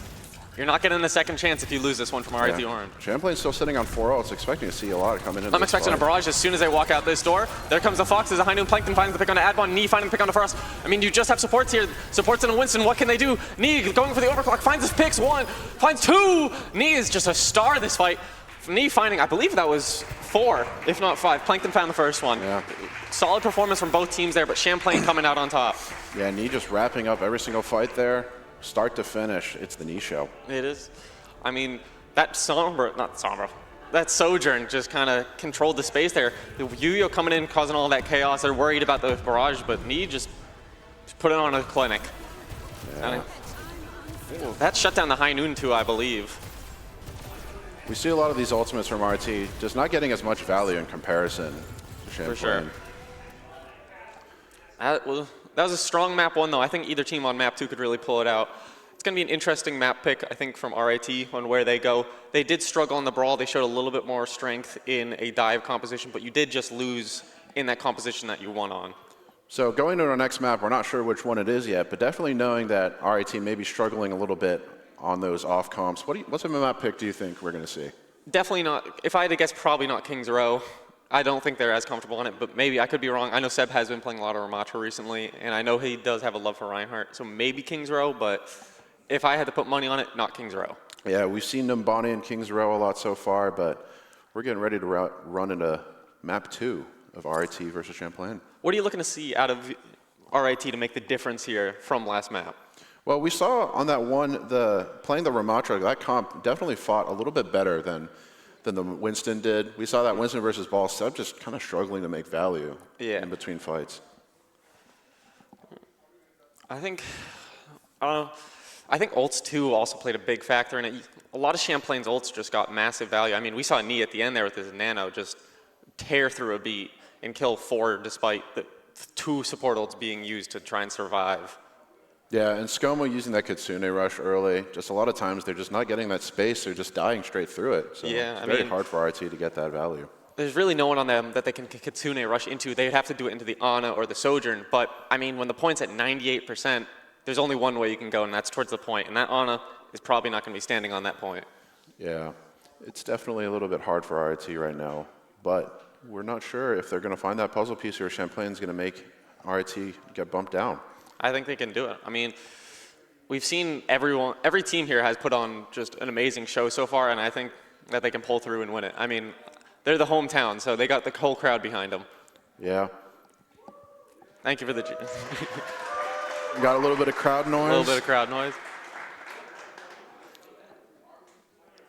Looks like we were correct, and RIT did not pick Kings Row, and instead choosing to go to Numbani, potentially feeling that their dive can pull off some miracles here if they want it to. Yeah, and we're getting word that Champlain is going to be defending first. Not an uncommon pick, but we've seen a lot so far, a lot of Diva gameplay on the Numbani. We might maybe see something out of Seb. Diva is pretty strong. Maybe we do see some Diva. You know, I'm a big fan of going on offense first, but I do see the reason why you choose defense first. Defense, I think, is if you just want to shut down any momentum that they have, and that's maybe what Champlain is looking to do. Stop them early before they can pick up any speed and get going. Yeah, maybe we're going to see Frost rolling out on that Sojourn, potentially going to be fighting those duels, but it was hard for him to get a lot of value in that last. It was. I think his Cassidy was probably the strongest we saw. We saw him able to effectively zone out a Tracer once he did. And honestly, that's probably why Nee switched to the Sojourn on the last map versus the Tracer. Yeah, and we saw Plankton also on that Pharah, just getting a lot of value as well. But we're going to be loading into Numbani for map 2 of RIT versus Champlain. Yeah, Seb in the chat, too many map 3s. Too many map 3s. They forgot the second O. A little bit of friendly fire. Yeah. Frost not being too kind to his teammates. I think they might not be aware we can see the match chat, but we'll find out. 2. Looks like we see... I mean, this is the comp that we're going to see from Champlain. We see the Plankton on Genji, which is a new one. We saw him on Pharah previously. Not as much space for Pharah to operate, though. Nee on the Ashe, Yu-Yo on the Winston. So, I mean, that's a strong backline, too, with the Ana Brig. So you're going to see probably the Ana Brig sitting back on this high ground with Yu-Yo defending. Nee back there as well, and Plankton kind of just making sure no one else can get a nice flank on them. Yeah, this comp from Champlain on the defense is pretty common from what we've been seeing, especially with that Ashe and the Genji in the backline, just able to move around as much as they want. But maybe we'll see if this Winston mirror is going to make anything happen for RT Orange. Yeah, I mean, we haven't seen Yu-Yo's Winston yet. Looks like Adbon is going to come out on the Echo, Frost on the Ashe. Traditional backline here. Looks like they're going to try and take the far right high ground here. Yu-Yo jumping to contest. Adam looking to contest this Ashe on the high ground. Nothing yet. Yu-Yo does a jump here to split Seb from the supports. Gets booped off. Seb is on this backline. Nee finds pick on a Seb. Seb a little too far up there. His team got pushed back. The boop prep looks like RIT is just going to try and survive here. They got picked and they just can't take the fight. Good disengage. Yeah. We just see Nee just landing shots or shot. Adbon not able to contest enough on that off angle to win those fights. And just like you said, Seb got caught out early and that fight becomes wraps. Yeah, I don't know if they can take this far right high ground. They're trying to set up their Ashe up there, but the Ashe can take any space here. It looks like Adam's going to have to fly here. They're still trying to contest this top right high ground. Throwing the nice little rose there, nice mythic skin. Yu-Yo's coming in here, just getting the support from the Ana. He's going to win this trade, and they're going to build Nano. They're already 81 on that Nano compared to the 52 on the ult. Adbon launching low. RIT's health pool just shattering, but Seb somehow finds a pick onto Horizon. Oh my god, both supports down from the side of Champlain. Seb finding both of the picks with the help from Storm's Eye. Seb finds on the pick. Adam, that was a clean fight from RIT Orange. I saw Yu-Yo in the front line, and I thought that they were split, but I guess Yu-Yo was the one that was split from his supports. Yeah, we saw Seb just unleashed on the backline there. With that follow-up from Storm's Eye, they're able to wrap that fight up. And they can make that backline just unable to do anything when there's just too much pressure on the Ashe and the Ana. Looks like we're going to have Nano coming into this fight in the future. I wonder if they're going to save that Nano for Nano Blade, or if they're just going to use that in the Winston. Oh, the tree blocks the jump. Yep, Seb getting anti there, but Adbon finding the two for the trade there. Potentially RIT going to make something happen here. Taking a little too aggressive space here. I think that might be a pick on a ScoMo too. I don't know if he's going to tell it back. Actually, no, he did. Adbon dropping 1 HP. Can he get healed? He does find the supports in time. But I mean, the spawn's right there, and the spawn for the defenders is kind of far away. Yeah, this fight might have gone in Champlain's favor, but RIT Orange is going to be taking a lot of the map control here, especially with these ults being very close to each other. Oh, Nano onto the Winston is going to dive the Ashe. Ashe coaching the way, finds the pick onto Plankton while getting dove. This is insane.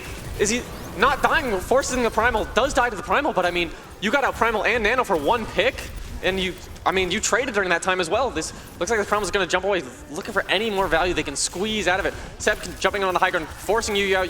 Looks like a dupe coming out onto Ash from Adbon, forcing them out, just maybe replacing Frost Present. We got 2 Ashes on the field, 3 Ashes in the match right now. That's 3 Bobs that could come out. Yeah, Adbon looking on this off angle, trying to build enough value for that, but those powers are not his, and he's going to have to force to back up and not able to get the ultimate. Jump on this way. Looks like Yu's going to jump up here. Yu does not have Primal, so they can get forced out pretty easily. Their armor's dropping low. Seb behind them. Here comes out the blade. It's a dry blade. Can it find any value? It does not. I've been there before, buddy. It's all right. Yeah, the dragon did not become him, as Seb is able to back him out. Here comes out the beat. Seb on the knee. Primaling the Winston. Does he have the juggles? Does he have the juggle gene? Let's find out. Oh, he's got the juggle gene. He's all good. He can do it. Skomo looks like he might get picked from front, walking away. Oh, just barely lives. And that's going to be a 2nd point cap coming from RIT Orange, giving them about 4 minutes and 50 seconds to cap 3rd point. A lot of ults coming from Orange there. However, we also saw some investment from Champlain. That blade not getting anything. And Blade's a rough ult. That's all I can say. I've been there. Yeah, especially when they're using that nano early. That's kind of the missing piece there potentially to even make something happen. That's an aggressive jump from Yuyo here. I mean, you have the rally to back it up, but I mean, yeah, your supports aren't there yet. You can't get bailed out by a nano. Kazuma has the Brig ult, but you're going to survive a dive? I mean, no ults from RT Orange. Adbon does get picked here, but that cart's still moving. Yeah, we saw Adbon going for that off angle. Unfortunately, not able to make it happen. Plankton marking him out, but Frost is keeping an eye out. Forced to back off, but still keeping that space, and we hear that rally coming out from Kazuma. Rally comes out, does find the pick onto Seb here, but I mean, the rest of RT Orange got out. I mean, I think you kind of take that if you're RIT Orange. You survive through the rally, you don't lose any time in the fight, they don't build that many ultimates off it. You're going to see the Nano coming in from this fight from the side of Champlain, probably onto the Winston. And I mean, you don't have anything from RIT Orange to contest that. Yeah, a lot of space here for Champlain, a lot of options, but RT Orange still looking to build some of those ults this fight. Knee on an off angle, Adbon looking for the contest here. Yuyo finds pick on a Storm's Eye. No ults were spent in this fight. They have saved the Nano. I mean, Yuyo has a Primal too. Knee finding the nice pick on Adam. I think if you're RT Orange here, you're considering a swap of comps. Yep. Yeah, I mean, we see Seb going onto that Ramatra. We see Adbon switching over to that May. We're going to be looking for a lot of these closer angled fights, right? Maybe not as much of the dive, right? Yeah, there's less high ground to contest generally on this 3rd point, so it's way more difficult for a 3rd point team to actually find their way in. Looks like Yuyo might try to drop from behind, maybe a little cheeky nano. I don't see the honor, so this might just be a Primal. Big anti onto Seb here. Cleanse comes out. They double slow maybe. We're punching away at the tank here, but there's the nano. Can they evacuate in time? Oh, the HP drops low on Yuyo finding the pick on the Frost. Skoma's HP's dropping. Yuyo finding the pick. This nano's been massive. It's provided so much value for this Winston. Yuyo finding 3. Is it 4? No, Plankton steals the kills. I mean, that was just a clean fight from Champlain. That's a 1 ult fight there. RT Orange did just switch, so they're trying to build up their ults, but you take a 1 ult fight any day of the week. Yeah, but hey, looking at RT Orange, they're maybe not too unhappy with that fight because you can see Adbon and Seb, who both have just swapped, are a little bit more than halfway to their ultimates now. You're coming up on the Fox here too, which is going to accelerate that ult build by at least like 2 times. It looks like they're going to try and take the high ground here. You contesting. There's the Ash Dynamite. Oh, Adbon on fire. Almost take the sleep guard. No sleep guard coming on the side. Bob coming out on the side. Looks like, oh, what a nasty wall from Adam. They get the pick. Kitsune coming out on the side of RT Orange. Oh, there's the blade. Can it get its value? Yuyo's finding the value for the blade, it would seem. Seb gets picked. Seb finds the pick on the Plankton, my apologies. I mean, they're even right now, and their spawn's right there. It's the exact same as before. Yuyo jumps in, just contesting the cart, making sure it doesn't go anywhere during this team fight. He does have the Primal, so he's going to jump back in, see if he gets low enough, he's probably going to pop it, but I don't think you do. You have your supports already back. Yeah, we saw just Yuyo there following up that Dragon Blade, not letting RIT get any value in order to counter that. And even after using that Kitsune, huge. That's the Suzu out early. Looks like Winston is going to jump in, knee fighting pick on the Frost, who did switch over to Cassidy. Oh, does he have the juggle? Let's find out if Yuyo has the juggle gene. I think he does. I think that counts as the juggle gene. Yep, UAO making his way out. Safe once again, but RT Orange got some ults looking for this fight. Champlain also ults on their side as well. Yeah. I mean, we got 3 ults versus 3 ults here. 2 support ults and 1 DPS ult versus 1 DPS ult, 1 tank ult, and 1 support ult here. Yeah, we see RT Orange. Plankton. Oh. Oh, is he gonna, does anyone turn around? They're not Valorant players, they do not check their corners. There's the mail to freeze the Winston, and it gets the Genji, but knee finding 2 to make up for it. And this Yuyo is not dying, the supports are just pocketing him. I mean, wow. That Mail just froze too, but it did not matter because Knee made sure to get the pick. So is Yuya going to fall? Who wins here? Oh, we have a draw on the fight, but I mean, doesn't matter. That's no ult on the side of Champlain and they used Blizzard on the side of RIT Orange here. Maybe not what they were expecting. I mean, that dash from Plankton just got so much value. Yeah, just hidden in the corner. Is he going to try to? Oh, he's trying to. Oh, no, he did not try again. Looks like we're going to see a Reaper switch on the side of RIT Orange. Already 20% ult, maybe just to force Yuyo out here. Looks like, oh, they're trying to find a pick on the Knee here, who did get a little split. Throws out the Bob, but falls to add one. Plankton finding the pick on the Frost here. Yuyo finding the pick on him. We are popping the Annihilation. I mean, this is last fight territory. You got to pop everything you have. The Bob finding the pick on the Storm side. Looks like Yuyo finds the pick on it. It's just Seb, and he's got to rip him off. He's using the Annihilation, but it's not enough. He finds the pick on the Cosmic. Can he stall however many times he needs to get back to some point? Oh, he falls asleep. What are you sleeping for? Oh, if they do find the pick, though, I mean, RIT Orange is back. The Blade comes out, finding two. Looks like he's putting it away. It's just the DPS here for RIT Orange. They got to make a modern-day miracle. Plankton finding the pick. Plankton finding the picks, and Yuyo finishing off the Tracer. I mean, not a bad push at all from RIT Orange, but you want better from them. I mean, They had 4 minutes going into that. That's rough. That's not to say that RIT Orange can't make their own hold there, because especially on that defense, we might be able to see a little bit of a comp swap end up in RIT's favor. I mean, when you hold that corner right there where they chopped it at, that's such a rough corner to get around, especially when you have that Ashe on the angle all the time. That Ashe was getting away with so much because of that just super strong angle. Yeah, we saw Adbon on the attack on that Tracer initially, trying to mark that off angle out, looking for those duels, but every time Adbon was going out, Yuyo just kind of finding all those kills on Skomo and Stormseye in the backline. He's been finding all the ways in. I mean, just time after time again, I see a spot where I think RIT Orange is going to win the fight. They find a pick or two, and then Yuyo miraculously finds both support kills. Looks like we're going to see pretty much the same thing that we saw from RIT Orange, where we see the Ashe, except for, instead of a Genji, we're going to see a Tracer on the side of RIT Orange. Champlain running about the same thing if I had to guess too. I can't see if they actually would run that Hanzo. I do not think they'd run a Hanzo. I have not seen a Hanzo in a while. His perks are not great. Hey, they might be looking for that early opening kill, just like we saw on that King's Row. Yeah. Something like the Widowmaker off the start. But RIT Orange with that almost the same comp. Do you expect any change in game plan here for them to be able to hold?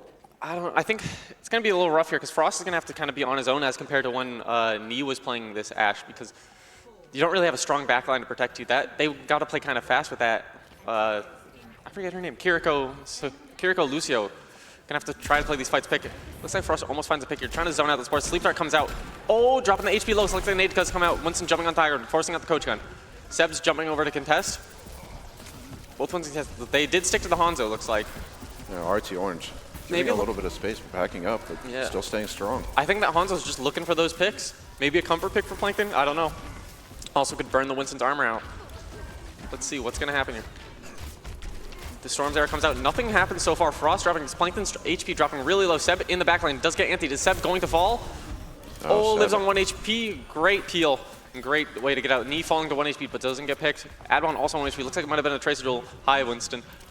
Looks like they're going to test the Hanzo up here, maybe. Adbon finding the pick on a Knee. I mean, if you're on defense, there's nothing wrong with nothing, and there's a whole lot of nothing going on. Yeah, Seb just staying alive here, poking that backline out, and Plankton just struggling to find value on the Hanzo here right now.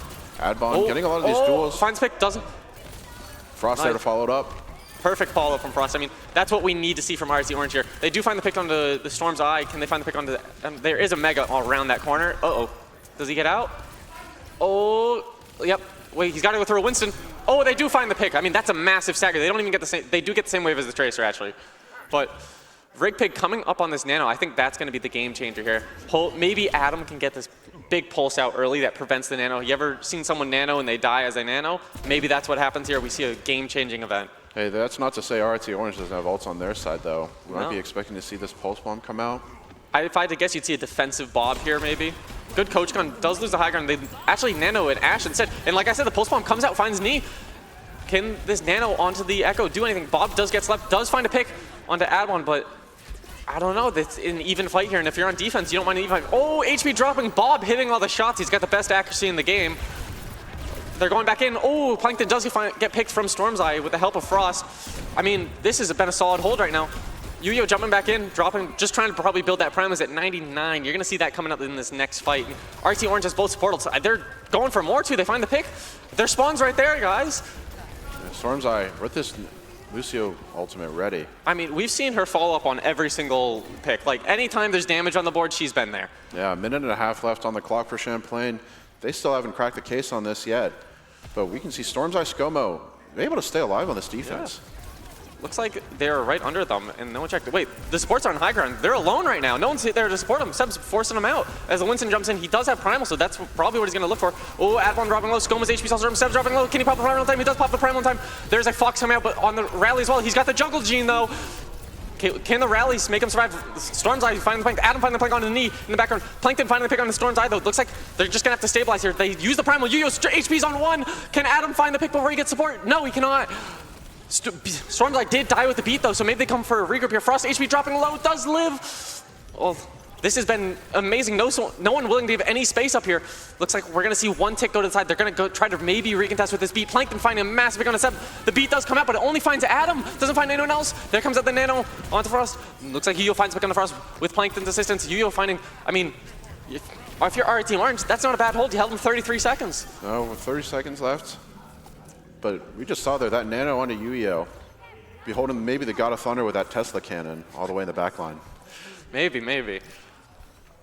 But we see here ScoMo and Storm's Eye again, just for most of that first point, they were able to stay alive, but on the attack there, Yuyo just able to get those early kills off, and RIT Orange not able to stay alive. Yeah, I mean, as soon as Yuyo finds those picks onto that support, once he worms his way in, it's kind of over. I mean, Frost is going to have this really strong high ground to play with now, so maybe we see a repeat of first point where they hold for a really long time, but there is a pulse bomb out from Adam. Does find the pick onto Rig Pig. That's massive. They're not going to be able to build any more nano charge here. And I mean, nano charge is kind of what got them through first point. Yeah, we aren't really seeing, honestly, Plankton and Knee outside. Oh, no recall. Does find the pick. Oh my god, that might not have seen it. That was a massive bubble from Seb. Saved Adam's life just long enough so he could get the pick. Yeah, Adbon with that really clean tracking there, able to get that pick, not even needing to use the recall. But RT here, ready to reaggress as Champlain takes their space. Contesting this corner, we do have Bob to play with versus Noah. It looks like Yuyo is going to jump in. We do see the Bob come out. I do not know where the Bob went, I'll be honest. That's a bit of a Frost Bob. Yeah, that's a Frost Bob. Well, it's sitting on point. It's sitting right off a point, not letting Yuyo take a lot of space there. Champlain maybe backing off a little bit, looking to get a little bit of the space. There's Yuyo jumping in. We see kind of both tanks jumping in. Support zone from over here. Seb jumping back in to contest Yuyo. Can Yuyo live? He does barely just live.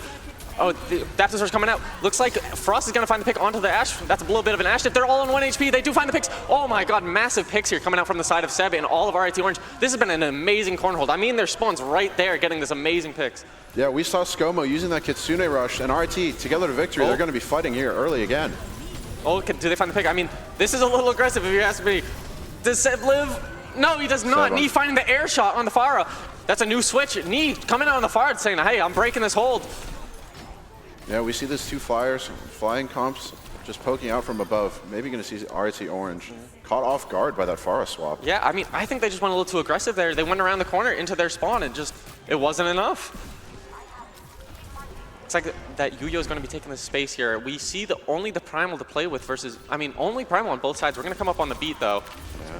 Yeah, Yuyo in the height again, just taking so much space. Looks like Seb's going into, he does have the Primal, so this is a fine spot to be in. He doesn't want it to get forced too early, though, and he doesn't. Seb making his way out as Champlain just continues to take space. This is a massive fight here. I mean, this could decide the game right here. Oh, Seb gets sleep. Well, Yuyo's in the back line. Does he have the Juggle Gene? He finds it. He killed 2. He's got the Juggle Gene. Yeah, UA finding those 2 in the back line. Plankton following up. And Knee just there to seal the deal on You got a minute 30 to get past this corner. Can you do it? Do you switch comps here if you're RIT Orange? I mean, maybe you switch a tank. You just used Primal and it didn't work, and this is a lot harder of a point. Doesn't look like they're going to. I mean, RIT Orange has got to do exactly what Champlain did for 4 minutes. Let's see if they have it in them. Yeah, we see they got 2 of those two of those damage ults online. They're about to have both of those support ults. But Knee getting Knee poked out a controlling little this high bit. ground. Oh, almost finds a pick. Oh my god, what a stick. He didn't even have recall. He just did that. Yeah, Advon landing that maximum pulse on a Knee, but going to be taking a lot more space here. Oh, no sleep dark. Did they find the pick? No. Oh, Adam 1 HP. They do find the pick on the Plankton. I mean, this Ana's still over here. Did they forget? No, they didn't forget. Oh, they got the perk where they nano 2 people, but it wasn't enough. I think the nano tried to go through. Oh, they do find it onto Winston. But Can they find the value? Adam finds the pick on the rig pick. Yuya finds the pick on the Storm's Eye, but I mean, his entire support is dead. He doesn't have jump. He's going to jump out now. Can he make it out, or are they going to find the pick? His HP's dropping 174. Looks like he's not getting any lower than that. We saw there Yuyo going in for that counter dive, but just RIT Orange getting that fight wrapped up way quicker than he thought. You're going to see a lot of ults flying out of here. I mean, it's last fight territory. You have 3 ults on the side of both teams. You're going to see the rally to engage, probably looking for a cheeky barrage if I had to guess as well. Oh, Bob in the back line. That's an interesting. Bob forces those supports out. The barrage comes out, gets picked. Frost finds the pick. Massive beat. Seb was about to die, but the beat came out to save him. But, I mean, we still have rally coming out. Can they survive this? I mean, it could be, it's anyone's game right now. The dupe is low, but they come in. Can they find it? Seb's HP's dropping. Adam's on 1 HP. Seb's about to, oh my god, massive Suzu. 10 seconds left on the They clock. have to touch the Seb point. getting out here. It's pure chaos on the point as RIT and Champlain all fighting, using their ults, trying to get as much Massive value. pick from Adam on the knee. Can they do it? Seb's anti. Do they have a Suzu to save his life? There's the primal. Do they see 9? No, okay. Frost, unfortunately, not able to find that off angle here as Yuyo continuing to juggle the back Seb line. finds the pick on the cause. That's massive. It could go either way right now. Yuyo's in the back line on low HP, finds the pick on the Frost, but they're 1 HP.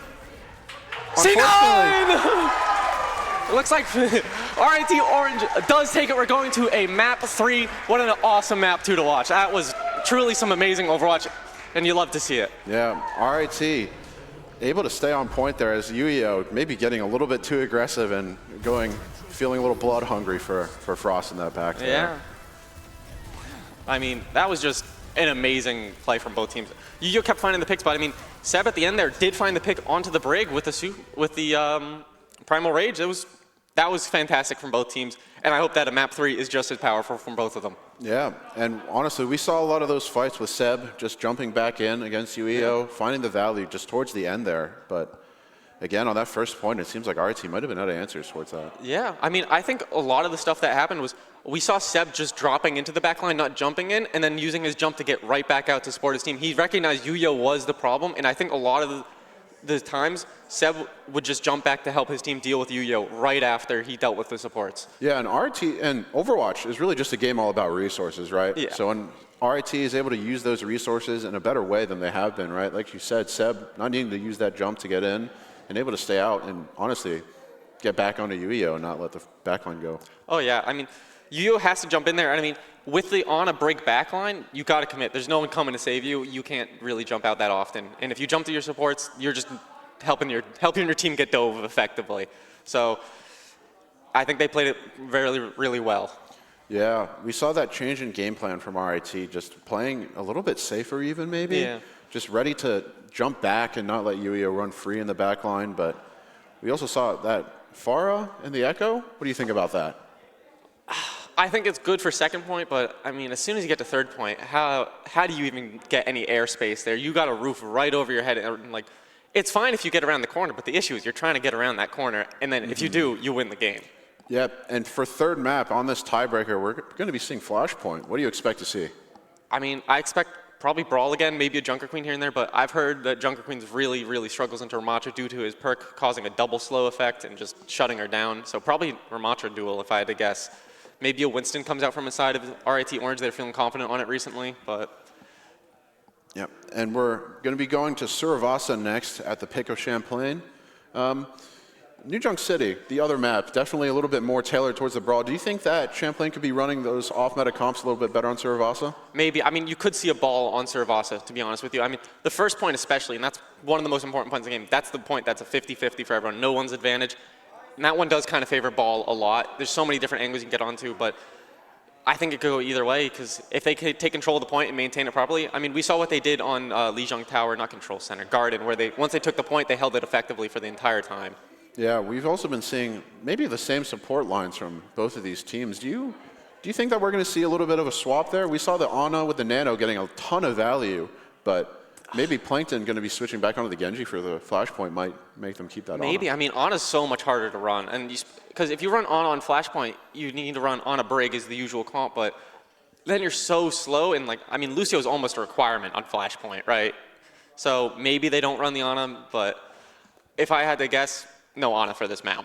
Yeah, I know we've seen a lot of Brig getting played earlier, but do you think we might see the Lucio Juno Ooh, maybe. I mean, if you run Lucio Juno, that's a stronger Matra comp there, too, so maybe. I mean, looks like we're going in now. We'll get all of our questions answered in just a few seconds here as we go into map 3. Can we hear some noise from the crowd? Yeah. Hey. Let's see what we expect here. We'll see their character selects in just a second here. Looks like we are going to see a Kiri and Lucio from both sides. Looks like it is going to be Junker Queen on the side of Champlain versus the Ramatra on the side of RIT Orange. And just a reminder to anybody watching, this is winner's final, best of 3. The team who wins this map will be going on to grand finals, and the other team will have to face that bottom bracket. Looks like we got a bit of claps going from the crowd here, trying to cheer RIT Orange on, the hometown heroes. As they load up here, we're going to see a teleport out of spawn on the side of RIT Orange. Admon switching back over to the Somber here. I mean, this is all about space control here. Seb is going to have to try and slow down Yu-Yo as soon as he does that commanding shout. RIT Orange going for the farther pick here, trying to maybe support Frost in this backline. He's been a menace, just hitting headshots left, right, and center as we hit the point contest. Plankton on the side here. No one willing to give any space. Seb's HP is dropping pretty fast, but they can't commit since he hasn't. Oh, they're shouting onto the backline. Looks like they do find the picks. Oh, maybe Seb was a little too far up trying to get that point. They do find the pick onto the backline. Yu's HP dropping low, but I mean, he's got that heal from himself. Suzu does come out, but it looks like it's not going to be enough. The axe comes out, cleaves Skomo. That's a rough fight. I think, yeah, the switch from that makes sense. Yeah, we saw Champlain there just fighting earlier and faster. RT Orange is not ready, it seems, for that Genji in the backline. They didn't seem to want to commit. If I had to guess, because of this Mei switch, you're going to see a lot more aggression onto Yu-Yo, specifically trying to shut him down and wall him out of the fight. Yeah, we saw that call that you said with the Ramatra versus the Junker Queen. It doesn't really seem like it's super going in Seb's favor right now, but Champlain looking to take an early fight here. Yu-Yo's looking like he's playing more of a supporting role as this Junker Queen than the main damage dealer. As we see Plankton go in, I mean, Adbon split here. Do they know he split? Oh, yes, they do. Frost finds pick on the Rick pick. Massive Suzu coming out, though. Hey, maybe it was a bait. Maybe it was a bait. What do I know? You saw Adbon on that alpha angle. Yeah. Plankton going back in. Not going to be finding any kills out. Looks like Adbon finding pick on the knee. I mean, I thought that fight, Adbon was split really bad there, but hey, they turned their back to the rest of the team, I guess. Yeah, Seb and Adbon just able to walk through, get a ton of value while Frost landing shots here and there, but Ultimate's coming online for RT Orange. We're going to see some coming out soon from Champlain as well. Yeah, I mean, I think the Mei switch was massive. You slow them down, you're able to wall them off. It shuts the Junker Queen off from any support. There it is again. Look, shut off from any support, and they do fall exactly like I just was talking about. Adbon's still in there, low on HP. This Soch just slide out. Looks like they're trying to get any aggressive more picks here. Knee finding the pick onto Skomo. That's massive. Oh, but they do find the pick onto Knee. I mean, the Knee does get the... No, they do not get the wave up. My bad. Yeah, we just saw RIT just taking that early fight, getting that wall off on Yu-Yo. Definitely, he's going to have to keep an eye out on not getting slowed into the wall, getting caught out. But I think as soon as Yu-Yo uses this Junker Queen ult that he's building, been working on, he's switching to Ramatra. Because it's so hard to play JQ into this comp, especially once Perks comes online. I mean, Frost finding a massive pick on the knee. Kitsune coming out, they're just saying, hey, this point's our point. They used only one ult, actually, to get it. I mean, Jet's just a solid fight. Frost on this high ground getting massive picks early on to prevent them from coming in and getting any value. The Junker Queen getting slowed down from everyone. But I mean, you have 4 ults on the side of Champlain. Maybe they use all of them on this fight. Looks like we're going to the back left point here with a nice little boop off spot. Maybe we see a few boops here and there. Yeah, with all 5 ults from Champlain and 4 from RT Orange, it just might be a huge fight here. As we saw Skomo, all of RT Orange was able to assemble that Kitsune rush. Yeah, I mean, you ever watch GOATs, you see the 12 ult fights? I think we might see one right here. I'm not gonna lie, there's one. Count it with me, chat, that's 2. It looks like we're gonna see overclocks coming out. 2 overclocks. Nope. No value. Oh, Knee, maybe get a pick. Nope. Knee find a pick. That's 3 ults right there. The big freeze coming out. It's a zoning freeze. And it sure is zoning. RT caught on the back foot here. They do get the point, though. Can he big wall to get the point. Oh, there's the blade. And the beat. And oh my god, we got an ult soup over here. The blades cannot find the value. Oh, Plankton maybe getting picked. No, Cosmo gets a pick on the first. We're seeing another ult. We're seeing the Annihilation come out here. Seb kind of walled in, though, trying to just live. There's the Junker Queen ult. Oh my god. Can they get it? They do get it. Yu-Yo finds something. I mean, but RT, the point's ticking up this whole time. They're just stalling out their life here. That was that a 12 ult fight? Yeah, that was a 12 ult fight. Exactly like we said it would be. Or 10 ult fight. I can't count. Well, for anybody following in the audience here at home, you got 10 fingers on your hands probably, and it seems like there's all 10 ults on point. And both teams not going to have anything close here, but Champlain with point control. Yeah. They're going to be looking to maybe play a little bit more defensively here. We're going to be seeing some more neutral of like a neutral fight here. And honestly, in these neutral fights, we have seen time and time. Oh, that was a nasty knife. But I mean, Frost post-mortem finds a pick. There's no Sojourn on either team here. And I think in these neutral fights, we've seen RIT Orange been winning. Then no big damage dealers coming out from the side. Ooh, a little early on the slow, but it still could work out. Yuyo's HP, massive wall. Yuyo caught out Yuyo's again. HP's dropping. Can he live through it all, though? Yeah, it looks like they're going to, and you're going to see some re-aggression in half a second here. They do get the axe off. They have the, oh my god, they just get another wall off. He just can't do anything. The rotation of cooldowns is just enough. Nee does find the pick on the Strom's eye, but Seb punching away finds at Plankton. He's on his flank. I mean, they have the point, though. Just like I said, they can't, Champlain with this comp can't do anything in a neutral fight. The Junker Queen just gets slowed down, doesn't ever have an opportunity to properly go in and wreak havoc. Yeah, Adbon with those huge walls and just tagging me with Seb. It Yeah. might be co-op time for them using that Ravenous Vortex into the Frost. It's going to be very hard for them. I mean, this fight might be pure chaos. Who knows? There's a Sojourner coming out with the mail to the side. Ooh, looks like Frost is the target of their dive. Did they find anyone with the freeze? They do not. They just got to survive this overclock. These HP's dropping low, but I don't think they can. Maybe you see a Fox come out to try and fight. No, it looks like they're just going to take this fight loss here. Maybe go for a recontest, but I don't know. Yeah, only one ult from the side of RIT Orange, but Champlain forced to use that there, but we still have both of the support ults almost online for RIT Orange. They might be able to make it back and take a fast fight here. You're having 4 ults from Champlain's here. I think Frost has recognized, hey, they're going to be after me. I maybe need to play a little safer, maybe in my team, force them into my team. Looks like the Kitsune does come out. Plankton finds a massive pick on the Frost. Ooh, they don't get the touch. They don't get the touch. RIT Pig using that early Kitsune rush against RIT Orange, but I mean, I think if RIT Orange are kind of happy with that. You didn't commit anything. You were going for a risky contest anyways. I mean, they didn't even touch anyways. So who knows? Looks like we're going to the front right point here. This one a little bit more enclosed. Maybe favors Junker Queen. There's a lot more corners. But then again, maybe going to get walled out a little bit more easily. Knee somehow caught on the back foot, not the back knee. There's a split team here. Kitsune coming out. Oh, big wall to split. I mean, they find Frost, but I think that's 2 for 1 right there. Oh, they just got a donation of a Kiriko. Oh, no, mind, got the double teleport perk. My bad. So Seb walking in with Adbon. They're going to be on the hunt here. Yeah, I mean, they're down there JQ. That's a big person to lose. No teleport. Oh, there's the blade. Any response to the blade? They find the pick on the Rig Pig.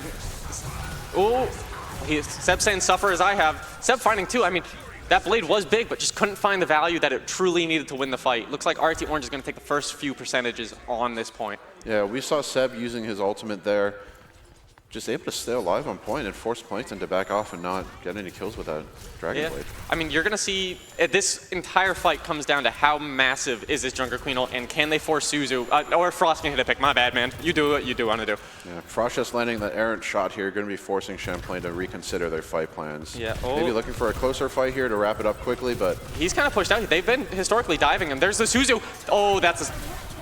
Yeah, Suzu got forced early. Can they find... They only found Frost, though. There's the beat to come out. They find the pick onto the Kiriko, maybe? Never mind. Oh, 1 ult here. This ends now, I've heard. Oh, massive pick. Plankton finds the pick on. Frost gets picked, though. I mean, this fight could go either way. I mean, everyone's down an even amount of players right now. We do see it's tank and supports on both sides almost. Both supports are alive on either team. The blade is at 30%. I don't think... Oh, nasty shot. Adbon landing shot after shot. But Seb and Adbon just working together with that wall and the Ravenous Vortex, able to keep the point alive here for RIT. That was beautiful. I mean, the Suzu did get forced from Frost's over-aggression there after he found the pick, but, I mean, it only found just Frost. Yeah. Oh! Yuyo here, probably going to be getting caught out again, but it's all right. Going to next point. Looks like we're going to the front left point. That's a nice little fountain point. Fun fact, the fountain turns on when that point isn't active. It's not on while the point is active. Well, that really seems maybe a bit useless there. Yeah, it is a little useless. Take a view of it. But RIT Orange, a little bit more ults online here, but Champlain also coming up on their own Kiriko ults. I mean, I think Frost's pre-fight little shoot in here will give them the ults that they need to take this fight, but ooh, looks like Frost's going to go on this side. We do see a switch. Oh, big pick. We see a switch onto the Ramatra. Did they find he's walled? He gets picked. Nee finds pick on the Scombo, but you're still up here if you're RIT Orange, and they're in a pretty damn good spot right. Oh, I take back my statement. Never mind. RIT Orange doing great. Adbon has been hitting shots. Adbon's May has been, I think, controlling this map more than any other player has been. Yeah, we've been seeing Adbone and Frost, the two dynamic duo DPS. Frost landing those picks early in the fight, and Adbone just able to wrap up those kills with Seb, just following up with that slow. Looks like we're going to have a lot of ults on the side of RIT Orange here. I mean, these points go up fast. You got 2 fights here. How are you going to manage these 2 ults that you have? Champlain coming up on just the beat. Knee finds pick on Adam, but like, honestly, if you're RIT Orange, you can still take this. And it looks like they're willing to. An interesting swap from Plankton over to the Pharah, getting pressured out. Oh, big Suzu. I mean, now RIT Orange, you're just stall for time. Play your game, stall for time. Oh, we saw a little bit of a T-pose on the Ramatra there. Plankton, I mean, the Pharah is strong. Might be forced to switch out of Frost if I had to guess. Yep.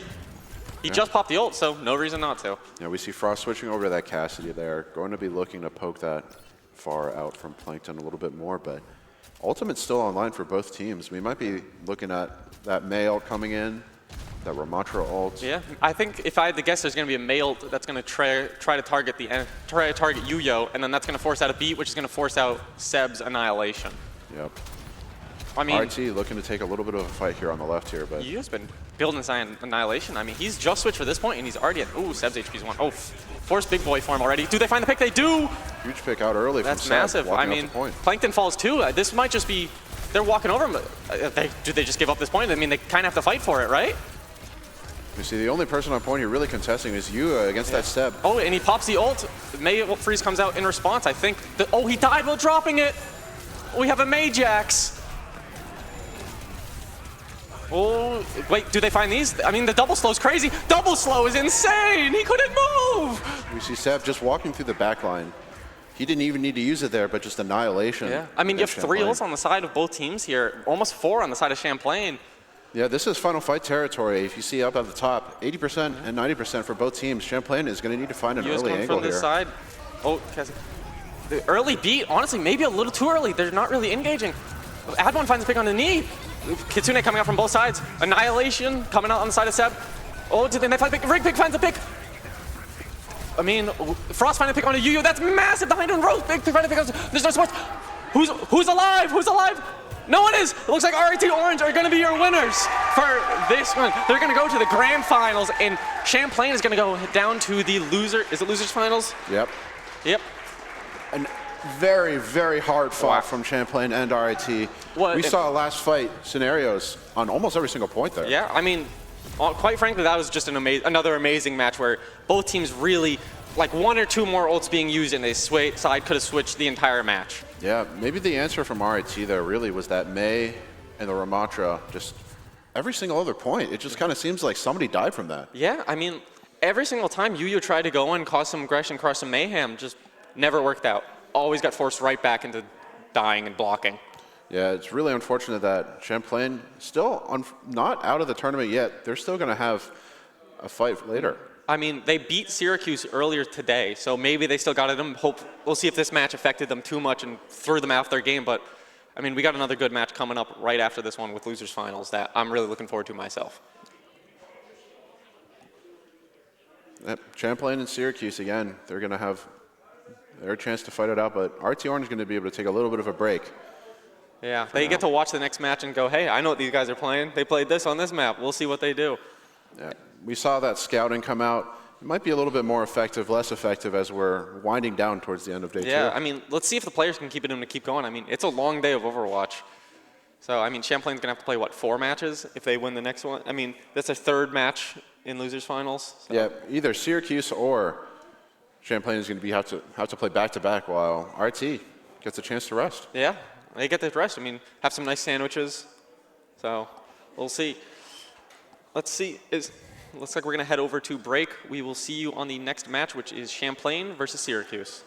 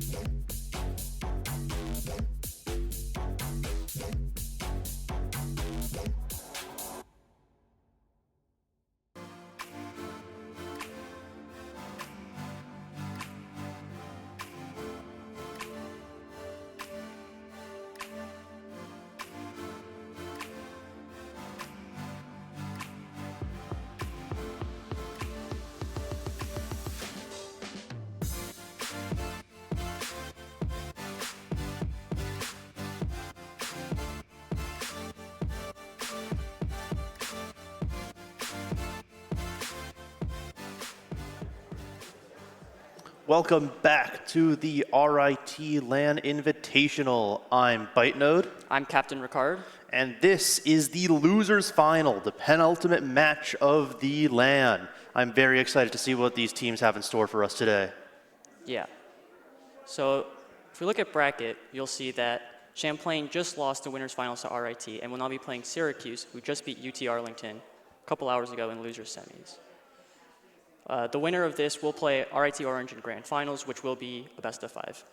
One will stand, one will fall, and let's see who will make it to the grand finals of the RIT Overwatch Invitational LAN. And the first map will be Ilios, chosen by Champlain. This is going to be a very exciting match, folks. Let's get it started. Okay, starting off on Ruins. As you'll see, Lunar going Ramatra and Yuyo going Winston. It'd be interesting to see a Winston versus Ramatra.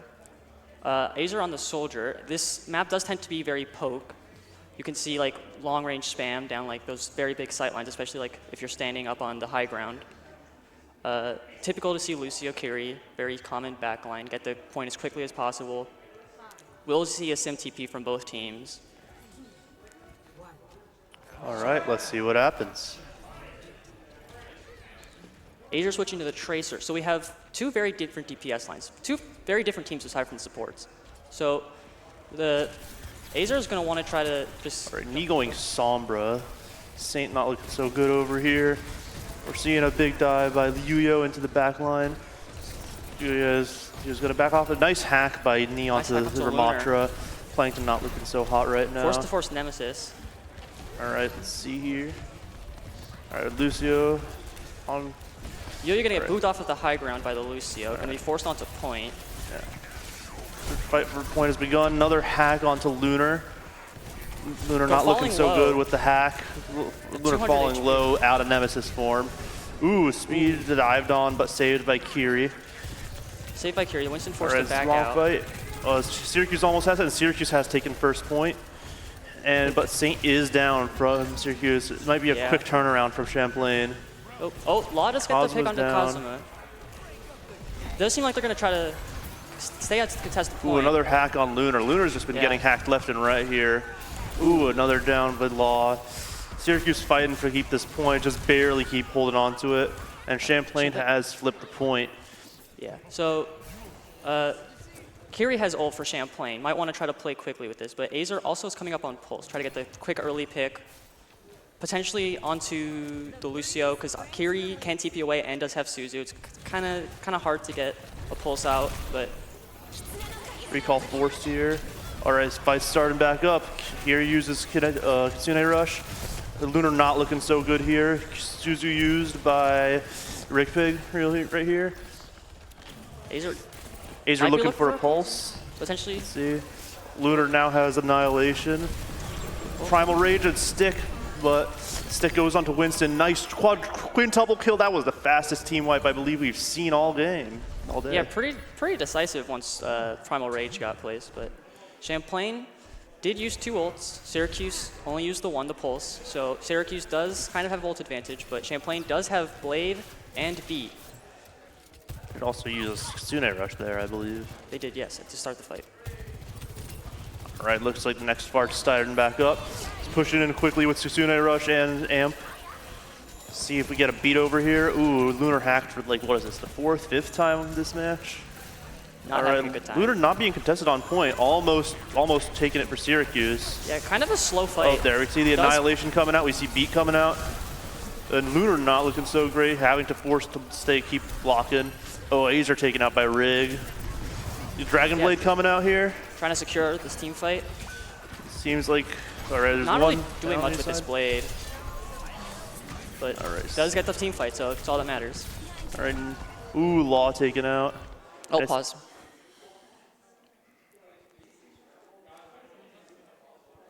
All right, so far what we've seen is very aggressive plays, and there was a very quick team kill right there. What do you think? Yeah, it seems both teams like trying to like play patiently, but as soon as they like hit that gas, they're like hitting it quickly, like just instant, like a lot of kills really quickly, not really trying to like let the other team breathe. Yeah, it's honestly, if the other team's not breathing, they can make snap decisions. They get tensed up, and then when you're tense, you make mistakes. Yeah, so like the Primal getting 3 kills there really quickly, not really being able to, the other team just not being able to cope with this. The Blade not really getting much, but It's just really fast-paced gameplay is just give each team less time to breathe, and even that make less mistakes going and back. get back in. So Champlain does have hold of the point. Potentially last fight situation here, because Syracuse does lose. Unless they lose very quickly, we'll have a very hard time recontesting. Syracuse does have overclock, which could be used quickly, because no really ults on the side of Really Champlain. quick taken out early by Saint. This could change things. So Winston attacks early. Winston trying to get a retaliatory pick, but just falls while doing so. They might not even need overclock here. Yeah. So no ults used. Oh, They do get into overtime territory. bit of a stagger onto the Lucio. Not going to be that big a deal because Lucio can get back really quickly, but the pick onto the Sombra would have been really big because that's just 2 really bad staggers. But no ults Very quick, a used. knee coming close to EMP and Kitsune. Yeah, going to be really interesting to see. But if Acer can get a good stick off, this could be very pivotal. Yeah, marking the Genji. Overclock used here. Everyone Feel just like going to we're back see out. a Just going to EMP kite. soon. There's the EMP. Yeah. Speed taken out. Kitsune coming out from Syracuse. Azer going to take out the Lucio. And Syracuse got 2 picks. Kitsune from Champlain. Knee not looking so great over here. There No is Suzu. still, The Winston is very Yu low. still has Primal Rage. Ooh. Use Primal Rage to counter the bomb. Taking out the Law takes out opposing 2, Winston. though. Yuyo just pressuring this Law right But is- here. Is he able to Not take out the looking good for Lucio? Yuyo if he'll be able to make it out of here. He's Plankton retaken. Oh. Now it's just Genji and Tracer on point. Yeah, Tracer. He's giving the rest of the team Champlain time is to all come the way back. back. Has switched to a very touch point Ball with ball. pump. Ball falls. Unfortunately, Lunar is unable to stay alive. Beat We out see from the beat from Syracuse. Law. See if they can capitalize off it. Plankton at very low health and is killed by Saint. But Speedglass also very low, forced to slide onto point, gets picked by the Rick Pig. Kitsune. Knee is also not looking great, but Champlain using beat here. This could change the tide of the battle. Yep. This close on Saint is low. Very low. Both supports very low for Syracuse here. Right, yeah, it's still anyone's game right now. But Law continuing to find these picks. Really big from him. Ooh, a 2. nice pick on Kazuma. Could help Syracuse win this. Yeah. Kind of taking the point here. Will they cap it? No. No, it does not get hit. Oh, we see a blade from Genji. Genji unable to secure Sombra the escapes kill. on C9. And C9. Unfortunate.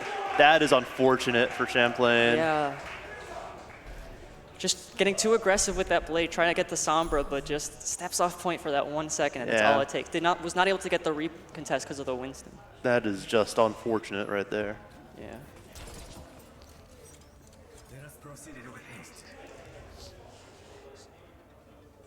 So now we're on Weld. A lot of Lucio boops here though. Hopes to see a couple. No real tank changes. I mean, the Ramatra is a Well, relatively large change, in my Ramatra's opinion. changed. But they started with Ramacha last time, and then they switched to Ball. So the starting comp is similar. But we do see an echo from Champlain, which is very new. Yep. A's are going to go back to the Tracer, and Me also going to go into the Tracer. Oh, That is a wrong point. we're good. And we're back. So Champlain going to be setting up on this high ground on Coast, but going to make an aggressive Ooh. dive, and Speed Classes goes down. Seaglass goes down. Sojourn is a big source of damage, so Champlain might have a good point here. I stand corrected. And Neat goes down. Plankton might go down here as well. Yeah, Law continuing to find these massive picks. Yeah. Like, really changing the Syracuse tide. taking point. Nope, not taking point just yet. Same goes- Kiriko using Swift Step. Syracuse does Syracuse find the does pick that. onto the Winston, which is going to force Champlain out, because without that Winston, you don't really have a point presence to really try to force point. Saint got very low there. Champlain going to take high ground, going to try to set up this dive. As the Echoes goes. Echo making use of the high ground over here. Very nice. Gonna try to find the Knees flank on onto the speed right. glasses, but Squeebgot's gonna Looking find at that. ults. Azer's coming close to an ult. Knees coming close to an ult. Everyone else isn't super close yet. Yep. Both Suzu Trace- used by Syracuse. They're using this opportunity to Gonna- dive speed glasses. Speed glasses not looking so well, Not and gonna is get taken out. out by Knee. Yeah, not gonna find that Mega. Ooh, Does nice get the stick onto Rig, which is a very big. Yeah, not gonna be able to TP or Suzu. That's kind of really unfortunate, but Let's see here. Kinda Oh, we posi- see Boop on Lunar. that's that center is Syracuse, I guess, Deadly. just playing for percentage now. It's trying to keep the point as long as possible. yeah really Unless hard they to can come contest back from point this. without a Winston. It's hard to walk at it. Oh, but Saint with the Still pick on contesting, just to try to keep it just that little extra bit longer. The more ticks you can get, the better it is. Champlain We do see a going to beat use from B to try to Cosmo, yeah. force this fight, and it's gonna work. But It'll work. they're And still try- holding on to this still point. holding on to a point for like a lot longer than I've expected. We're seeing Another Suzu. Kitsune, Rig sorry, yeah. Gonna force out both supporters Alright. just to try to take this point, but they still haven't haven't gotten taken it. Lunar does go down with Annihilation. Yeah, but they got and like they finally do take it. got a good 30% off of that just like Yeah. trickle in alone. Really big, forcing 2 support ults and coming up on both of their own. That was definitely amazing team play from Syracuse there. Yep. So yeah, both support ults up for Syracuse. Both DPS ults might also be up in the middle of the team fight. So all 5 ults coming up on for Syracuse, whereas Champlain only has the tank and the 2 DPS. And Syracuse only needs to win one more big fight in order to take point here. Sitting at 75%. Champlain trying to take this fight early to avoid the support ults, but they do come out from Syracuse. Oh, we see multiple ults. We got Annihilation, Kitsune. 3 ults come out right there. Annihilation, Kitsune, and Beat there. Just try for Syracuse, try to take the point. They're focusing the Winston. And it does seem like Syracuse will be able to retake here. Yeah, 3 for 2 ult change. Will Cosmo does not want to get picked here. Yeah. Almost. But forced to recall out, yeah. Up on last fight territory for Champlain. Might have to find something with this pulse, because that's the only ultimate they really have unless they try to build a really quick rush, but See what it is. going to pop the overclock Syracuse, but not really finding anything except the ball. You're never going to complain about the damage, but would have liked to get a pick. Oh, Speedglass not looking so well. Another C9. Ooh, not again. That's 2 in a row. That is unfortunate. Yeah, that hurts. Just back-to-back C9s potentially causing the map. Especially because overclock had been used and like they didn't want to use like too many ults after that. So like just C9ing, like just like not forcing ults out, just like at least want to force out the ults, like try to get that even team fight going, but just not able to touch. That is unfortunate. But that was an amazing gameplay from Syracuse right there. Yeah, really taking advantage of the 2 support, like just like stalling point and like forcing those 2 support ults out to try to capture the point on Champlain, and then just like using their own support ults to like really capitalize off that disadvantage. But yeah, really clean from Syracuse. Yeah, it's just all around good gameplay, and I can't wait to see what map 2 holds here. I would imagine Kings Row. I imagine Kings Row. Kings Row, we have been seeing a lot of this tournament so far. Yeah, the only other hybrid map is Nubani, but that's mostly an RIT pick because of Seb's Winston. Haven't really seen that same gameplay from the other teams, mostly opting for Kings Row and the more Brawl League teams. But I mean, does Blizzard World count as a hybrid? yeah, Bristol's was hybrid. Yeah, I don't know if it's in the map rotation, but that would be funny. Honestly, what I think they should do for a map 4 is capture the flag. I think that would be funny. capture the flag, yeah, map 3. Or just have like the entire grant be capture the flag. Yeah. Capture the flag, Lucio Ball, escort again, April Fools. Yo, we need April Fools. It's leaving in 2 days. It's leaving in 2 days. I mean, totally normal watch. Have you seen those clips going around of just Ryan just going around and around and around? Flying Malga and flying Junker Queen are just my favorite. Just like having the tanks fly around the map and just like, oh. Oh, you just got Ana with the, instead of having 15 ammo, you just got the 1. Just got the 1, but it deals double damage and double healing. Yeah, able to just burst down a lot of the... Just reload, heal, reload. Hit a tracer once, they die. Imagine having perks and having the headshot perk with that. Yeah, that would Just be one-shotting insane. like every DPS. Ana Widowmaker, Anamaker, who knows? Really bring it to light the flanker Ana that we sometimes see at pro play where you try to go for those early picks with Ana. What's your opinion on this Winston? He's chilling. He's chilling. He's chilling. He's chilling. Member of the staff now. You'll Member love of to staff. see it. I don't even got one of those. He's higher ranked than me, I guess.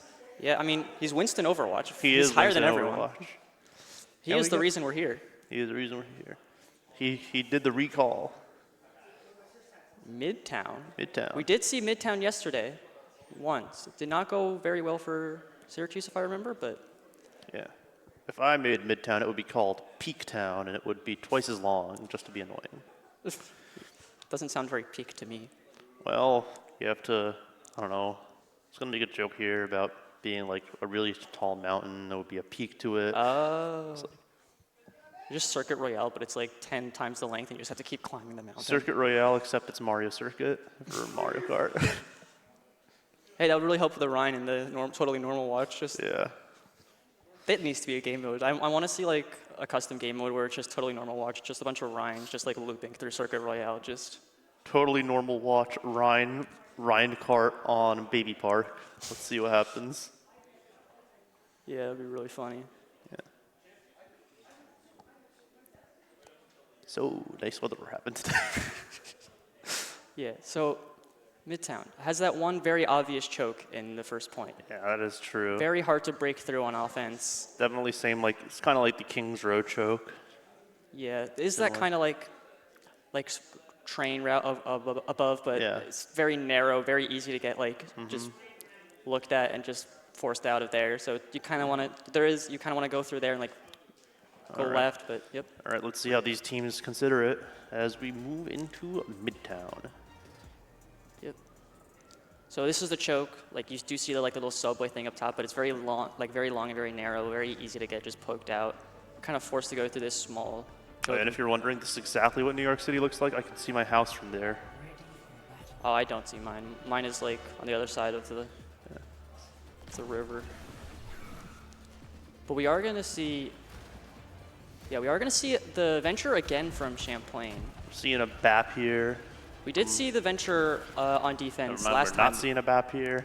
Yeah, we do see the Venture again, which we did see last time Midtown was played to very good effect. Was able to full hold on defense. So we'll have to see if they get to the same use out of the Venture there, or if Syracuse is going to have watched that VOD and been like, hey, this is what we could have done better. Because they went very hard left into this small hotel to the bottom left of us and was kind of just like sandwiched from both sides. Right, let's send it. Syracuse is going to stay on the Symmetra. It looks like it. So similar support lines, except Kiri for Brig on Syracuse. And is going to go... Okay, they are going to go around right side, try to... All right, looks like we got a Ravenous Vortex coming in, fan the hammer. Yuyo looking very low here. Forced out a Nemesis form. Nemesis form. Use Symmetra TPing the entire team to high ground, which definitely changes the dynamics. Now it looks like Syracuse is the one playing defense. Oh, another large TP onto a target. Amazing play, but Champlain is able to come back with 2 hits on speed and law, respectively. Yeah, Syracuse kind of forced into this awkward position where they're kind of split from the team, and the respawns can't really help. Yeah. Venture also just sandwiching, just like sandwiching the team, just not being able to.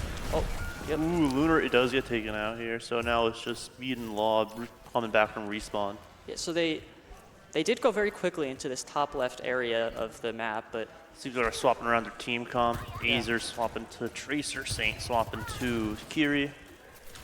yeah. Law swapping to lots of swaps here. Yeah.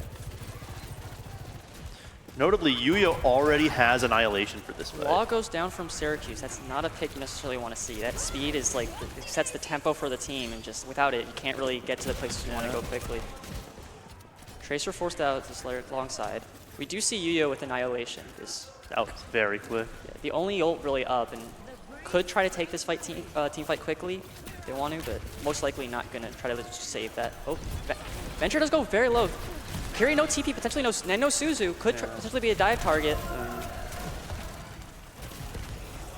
Plankton also kind of stuck out of position. No cooldowns, does manage to get back underground though. Or going for like trying to pressure the back line. Here he does use Swift Step to get out of there. Trying to forced out by over. Yep. Syracuse gonna rotate the kill here. Syracuse gonna rotate onto the point and gonna get the pick onto Speed Plankton. from Champlain. Annihilation from Champlain. And Rush. Trying to win this team fight. Yep. Yeah, in order to compensate for Venture being down, they had to invest 2 ults here. Yeah. Syracuse did not use a single ult though, so they are approaching 4 ults, a bit behind on beat, but he did switch late, so it's to be expected. Meanwhile, Champlain only has the 2 ults coming up. That would be Excavation and Orbital Ray with Overclock coming up on Knee's End. Yeah. So we see a slow poke game. Venture trying to set up on this hotel, the top on the left. Tracer might be going in for a push here. Slow onto Ram. Both Nemesis Form comes out, Orbital Ray comes out, Annihilation comes out, Orbital Clock comes out here. Trade of DPS. Oh, but Speed Glasses goes Knee's down. Unfortunately unable to make it to Overclock here. Lunar goes down with the Annihilation. That's going to be really unfortunate. That's 2 ults used for Syracuse and only 1, the Orbital Ray from Champlain. Yeah. A very good ult though. Well, Law does get picked very late, and that's going to be quite a large stagger. And with only 36 seconds left on the clock, it's going to be tight. Lunar swapping to Orisa to try to probably fortify his Javelin all the way onto point so they don't get knocked off. Yeah, gonna probably be a rushed fight here from Syracuse, which is not ideal. Ooh, Saint already getting quite low, not wanting to use Swift Step here. Yeah. And Champlain with the ult. We got Kitsune from Saint. We get beat from Syracuse. We get Excavation from Champlain. What are we seeing? Get a Pulse Bomb just yet? Oh, we get a nice hit on Saint with Plankton. A trade almost of gets supports. almost gets the Lucio as well. And we're into overtime now. Yuyo is unable to make it to Annihilation. It's Lots of deaths here. Kitsune from Rig. The Only Rig is Lunar on very, point. very low. Lunar on point, unfortunately, is taken out. And it looks like this might be it. Yes. Does get the Syracuse 49. able to hold it, just barely. Does get the 49.8%, so it's not over just yet, but again, like we see yesterday, just that Venture on defense is so strong. It's going to be tough for Syracuse here. Yeah, gonna have to essentially full hold in 4 minutes, and as we saw yesterday, they didn't do it. So gonna be very interesting to see what differences they make to this defense. If they want to like maybe try the Venture of their own, maybe try to go more counter Venture. I don't think they'll go Venture on offense. I don't think they did yesterday, but Still holding out hope for the Bastion pick, but you know, I don't think it's viable right now. in certain situations it's been In certain seen, situations. but I don't think. None of which we've seen yet. Yeah. All right, we're going Kiri Juno from Champlain. Champlain going Venture. Here. Interesting. Yeah. Do you see a very poke comp trying to get those early picks with the long sight lines into that choke? Lunar going Orisa here with Kiri and Lucio for Cleanse and Speed, respectively. Yeah, going to be interesting to see the Orisa on defense because obviously pulled it out at the very end on offense, but didn't really see much of it. Did get to the point, kind of it. Going to see if that just. I'm just interested to see what second perk they pick if they get to it, because the shield might be very helpful, just like slow down. Just damage blocker. Yeah, because Ram obviously has Four the go shield. on one side, Nigo on the other.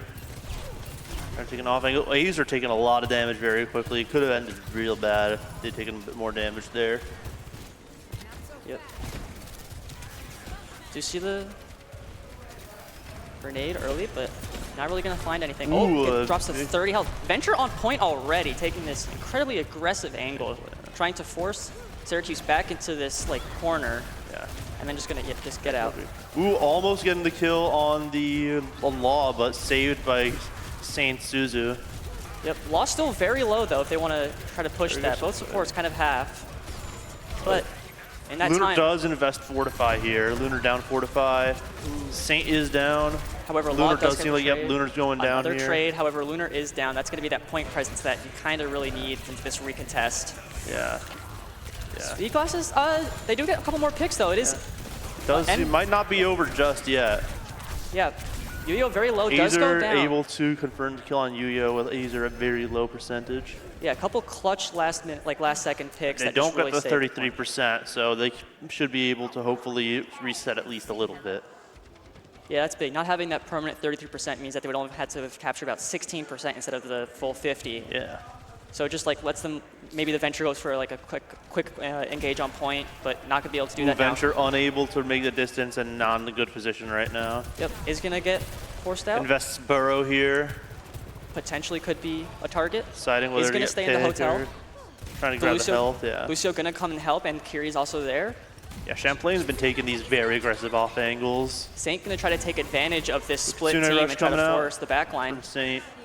Champlain does a good job of disengaging. However, Champlain is looking very close on ults. Annihilation is ready on Champlain's end. Terra Surge, ooh, speed class here. Yeah, Champlain's gonna use this opportunity to annihilate here. Yep. Oh, we see an orbital ray come out for health-wise, and it does seem like Yeah. Syracuse folds here. that was And he gets Kid B Ajax canceled. Gets the Ajax. That's unfortunate. Probably wouldn't have canceled. mattered too much. He was kind of the only one alive Yeah. at that point, but That was good play from Champlain right there. yeah, he does get the Ajax.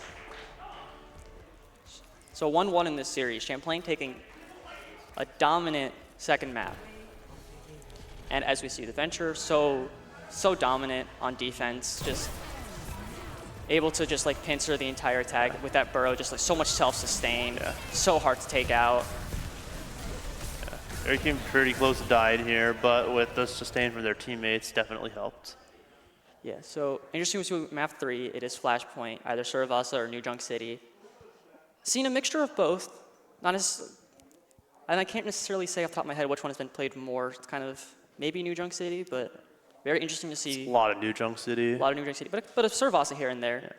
Keep in mind that this is map 3. Whoever wins this map goes on to the grand finals. Yeah, only grand finals is best of 5, not losers final. So this is do or die for both teams. All right, I guess it's the final countdown. Well, it's not really the final countdown, but it's a second final countdown. But it doesn't sound as good, you know? No, definitely not. Like, what are they? They wouldn't be like a top 100 hit if it was like, it's the second to final countdown. Don't copyright strike me. Banned, RIT stream banned. This can't be. But yeah, it's really, as I'm saying, it's very tight. Both teams 1-1. It's going to be a very intense match. Yeah, gonna have to see how Syracuse wants to respond to this because full health first point. Did get a bit of pushback on defense, not a roll on defense, but still gonna be interesting to see how they regroup if they want to make any comp changes. It's just coming all the way down to it. We've been seeing a lot of map 3s lately. Yeah, a lot of map 3s. Teams are learning about each other and knowing what the other teams can do so they can each play to counter each other better. Yeah. It's just who can adapt quicker. Yeah, a lot of adaptation required. Obviously, just which tank is like really big because like we have seen Lunar on Orisa and on Ram trying to see like what is he going to pick this map 3. Yep, and I just got word that it is going to be New Junk City once again, taking it to the wastes of Australia for one final, second to final showdown between these two teams. Yes, this is very interesting. Obviously, a very like brawl map, very close quarters. Junker Queen seen often. We did see Junker Queen last time we were on this map. I mean, I guess it's canon. Seeing Junker Queen in New Junk City, I mean, I guess it makes sense from a sort of lore standpoint. Yeah, able to just like take a lot of advantage of those tight areas and just get a lot of value of that axe swing. And Bet we'll see at least like one Luno. I mixed up Juno and Lucio. And then I get Luno. That doesn't make sense. I mean, you get Juno, Lucio because they can provide speed in those situations. Well, let's see what happens. yeah, speed onto the point, really important here. Obviously, the point goes by very quickly. Being able to get that last second contest is vital. Yeah, so see what the teams pick in a couple seconds. So first, Yep, we see Juno on one end, Lucio on the other. Ram on both sides though. Probably not going to see Widow Bastion as Nia already switches, but you'd hope one day maybe. One day, Widow, Bastion, Really, Doomfist, and they say. Syracuse gonna go for the Symmetra. Have seen Symmetra a couple times. Might just be for the TP here. They have stuck on a couple teams on New Junk City have stuck to the Symmetra, like kind of just put No, they do switch to the Tracer. Azer unable to take the TP, unfortunate. Broke the TP a bit too quickly there. So we're going to see some early poke. Early poke. From Seaglass, going to rotate around, trying to get this angle. We are going to see the Venture again from Really Champlain. taking a quite large off angle. They really like this Venture. Very appealing for the Venture right there. Yep. Ooh. Knee not looking so great. Plankton also not looking so great. You see Suzu come out from Syracuse. Yep. Saint taking a very aggressive angle, but forced out. Yeah. Knee just taking Knee just advantage of this lane. He's just trying to be as aggressive as possible here. Yep. Lunar force. Both Nemesis forms come out at the same time, and Nemesis on the back line is a Ramatra on your back line can be a very bad day. Knee is taken out here. Yeah, by the Tracer. Yeah, the Yuya also not looking great. Venture is also quite low. Yeah, Venture. Oh. Syracuse does take out Plankton. Yep. The rest of Champlain is going to want to get out quick. Not a nice heal by Cosmo. They're and it seems like it's just cleanup for Champlain right now. It does get the stagger Wait, onto no, Law. not just yet. Not just yet, actually. Yeah, does get the kill on Law, but obviously Lucio can get back very quickly. Azer coming very close to ult here, and we're seeing a very close to overclock and Kitsune rush. Yeah, potentially a more drawn-out fight could see a lot of ults popped. Gonna be very interesting to see. High Noon, more a zoning tool, but can get a few picks here and there. Very crucial. Yeah, Pulse Bomb can be a very impactful ult, but they gotta make sure it's not canceled by like Suzu or Nemesis, or a lot of things can help mitigate the damage. Suzu, yeah. Oh, Suzu used. Suzu and Swift Step. So Kiri is down her defensive abilities. And Lunar is very low though, and without any cooldowns right now. Does come back with Nemesis form. Yeah, trade of DPS here. Law goes very low. Saint is going to take out taken out. Yeah, it seems like Syracuse is going to take this first point. Will it be able to contest Plankton maybe? Do use 3 ults though. Rush, Overclock, and Pulse. Champlain does just use Overclock, or they just switched. They just switched onto the Sojourn. Did use High Noon, I believe, though. So Syracuse did use a couple of ults. Nian not exactly the greatest of positions here. Yep, could get forced out. Does not seem so. We do have, Champlain does have both support ults here, so they could use those to rush point, but I'm not sure if that would be worthwhile. Let's see what happens. All right, we see Kitsune, and are we going to see Orbital here?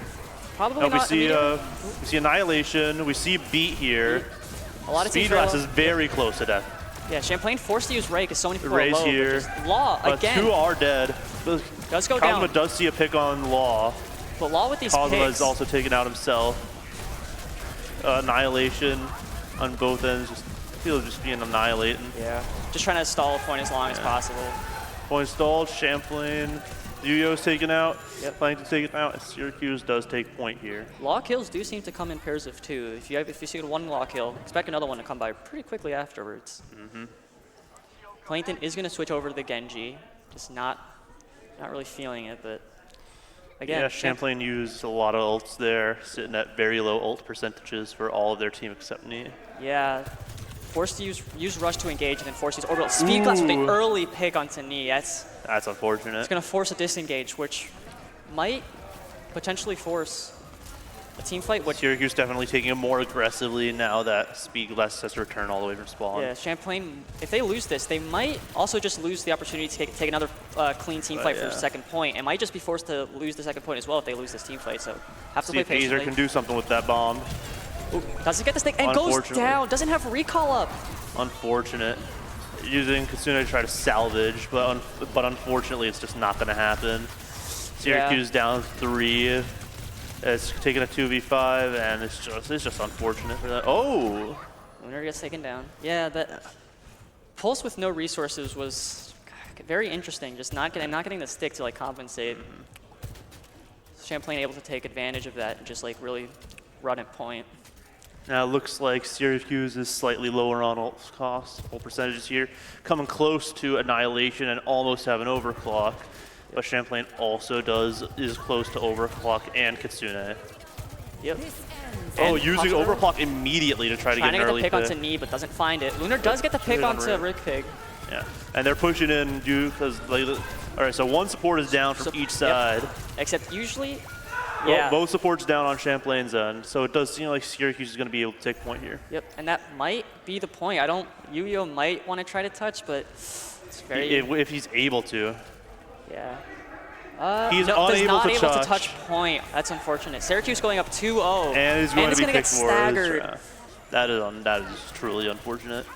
And Rigpig also going to get the grouped respawn, but still not ideal. Forced to go back to spawn. It's not going to be able to. I don't think they're going to be able to get the point in time to be able to get a full solid team fight before Syracuse. If Syracuse takes this, Syracuse will be going to the grand finals. Yeah. It's all down to this lunge for Champlain.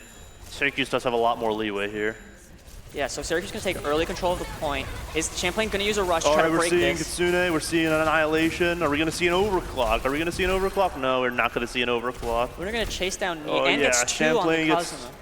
Champlain gets 2 taken out. Yeah. Still on point. Going to need some. Oh, does get the trade onto Speed Glass, but Champlain still one does down. take point here, so it will cost a little bit of percentage here for Syracuse. Yeah. Syracuse using all uses Annihilation. I'm not sure about that one. I was thinking just because a little bit extra percentage always But he was helps, below but point. He wasn't even on point. That is true. Champlain does have both DPS ults and is very close to beat here. Azer with Pulse and we see a bomb onto Kiriko cleansed by the Suzu. Clutch. And Azer gonna go down for the Pulse again. Ooh, overclock here, pushing Saint. Oh, but he goes very low. And Neat, I think, goes down here. Oh, yep. Neat does go down here. But Yuya does find the trade onto Law for that Lucio. All right, Kiriko's out, Swift step, probably out of Suzu. Yep. Plankton might want to blade to secure point, but Syracuse still in control here. So they're just racking up that percentage. Kitsune by Syracuse. Syracuse also has beat here. Yep, trying to just keep this point for as long as possible. Using beat here as well. Yep, both support ults invested. Plankton might have a free blade here though with no support ults. See what happens. Yep, we see a blade. But gets very low early. Oh, does get the Suzu protection, and Law does go down. not going to reset. But he's going to almost gets. Oh, yeah, does he does get just confirm the kill, and it just seems like Syracuse is down. Unfortunate. But we are at essentially 99%. We are at 99%. Syracuse needs one clean team fight, and they win the map. That is correct. They win the map, they win the match, and they go to the grand finals. Yeah. Champlain's playing on the wire's edge. Champlain only going to have the rush to try to engage this. Yusho might be able to build Annihilation in time, but Lunar obviously already at it. Might want to take a quick team fight, try to force. Speed also coming close to overclock. Yes. There it is. He has it now. But might want to take this quickly. You do have the slight ult advantage. Yep, all right, see the ult. Are seeing Kitsune. Seeing Lunar's. Yep. Oh, Speed not looking so great here. Does get the Suzu, and so many people on him.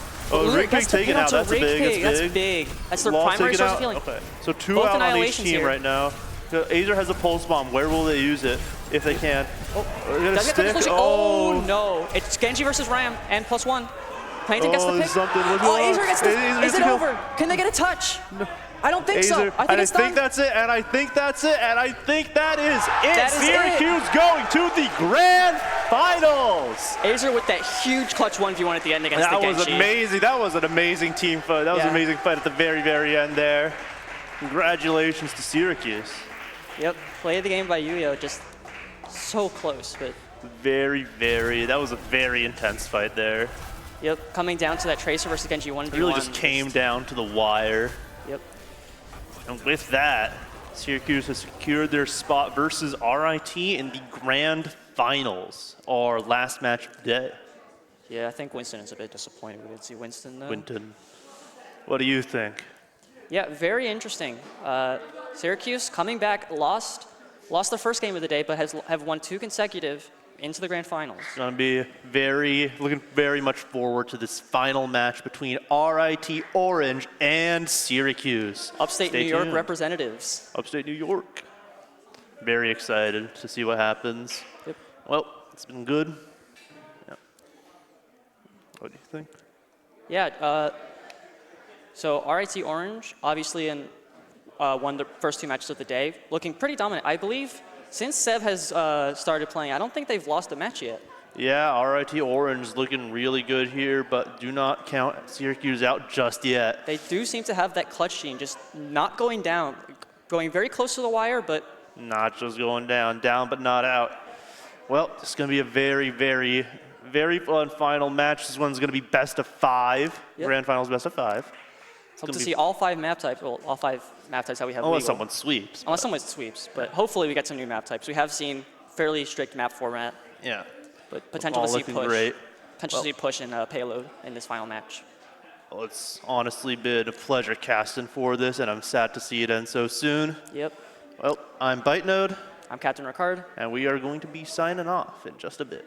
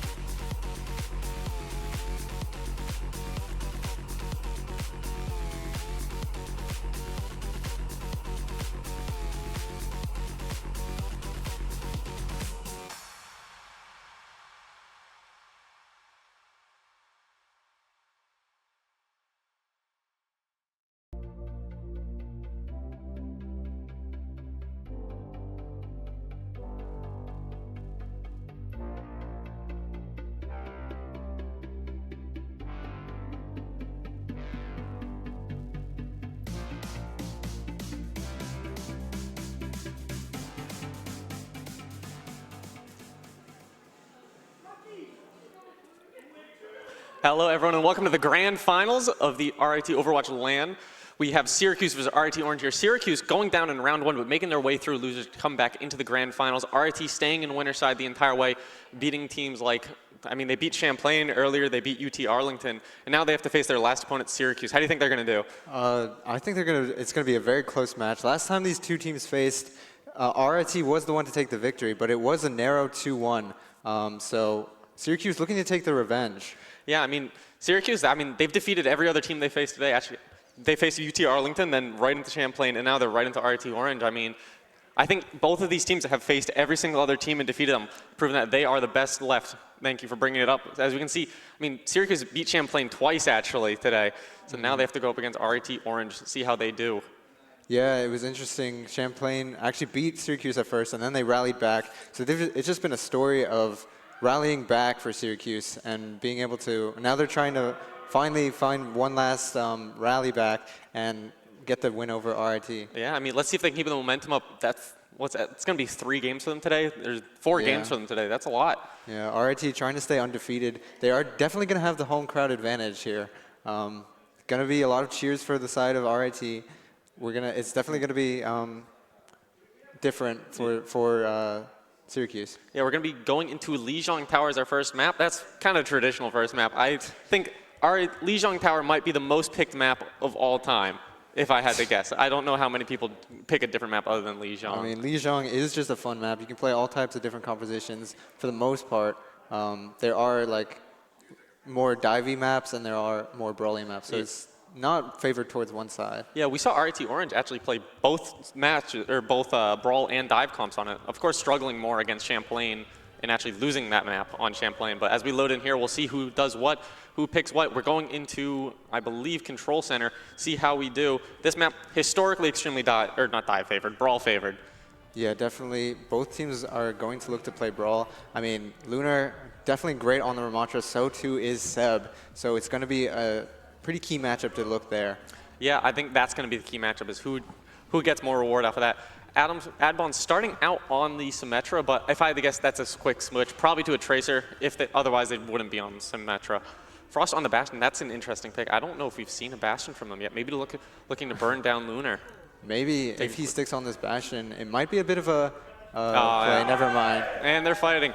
There we go. Teleports out of spawn from both teams. We have Syracuse going in with the traditional comp. We got almost a mirror match. They decide to stay on the Symmetra, hoping to build up that beam, maybe taking from what they learned.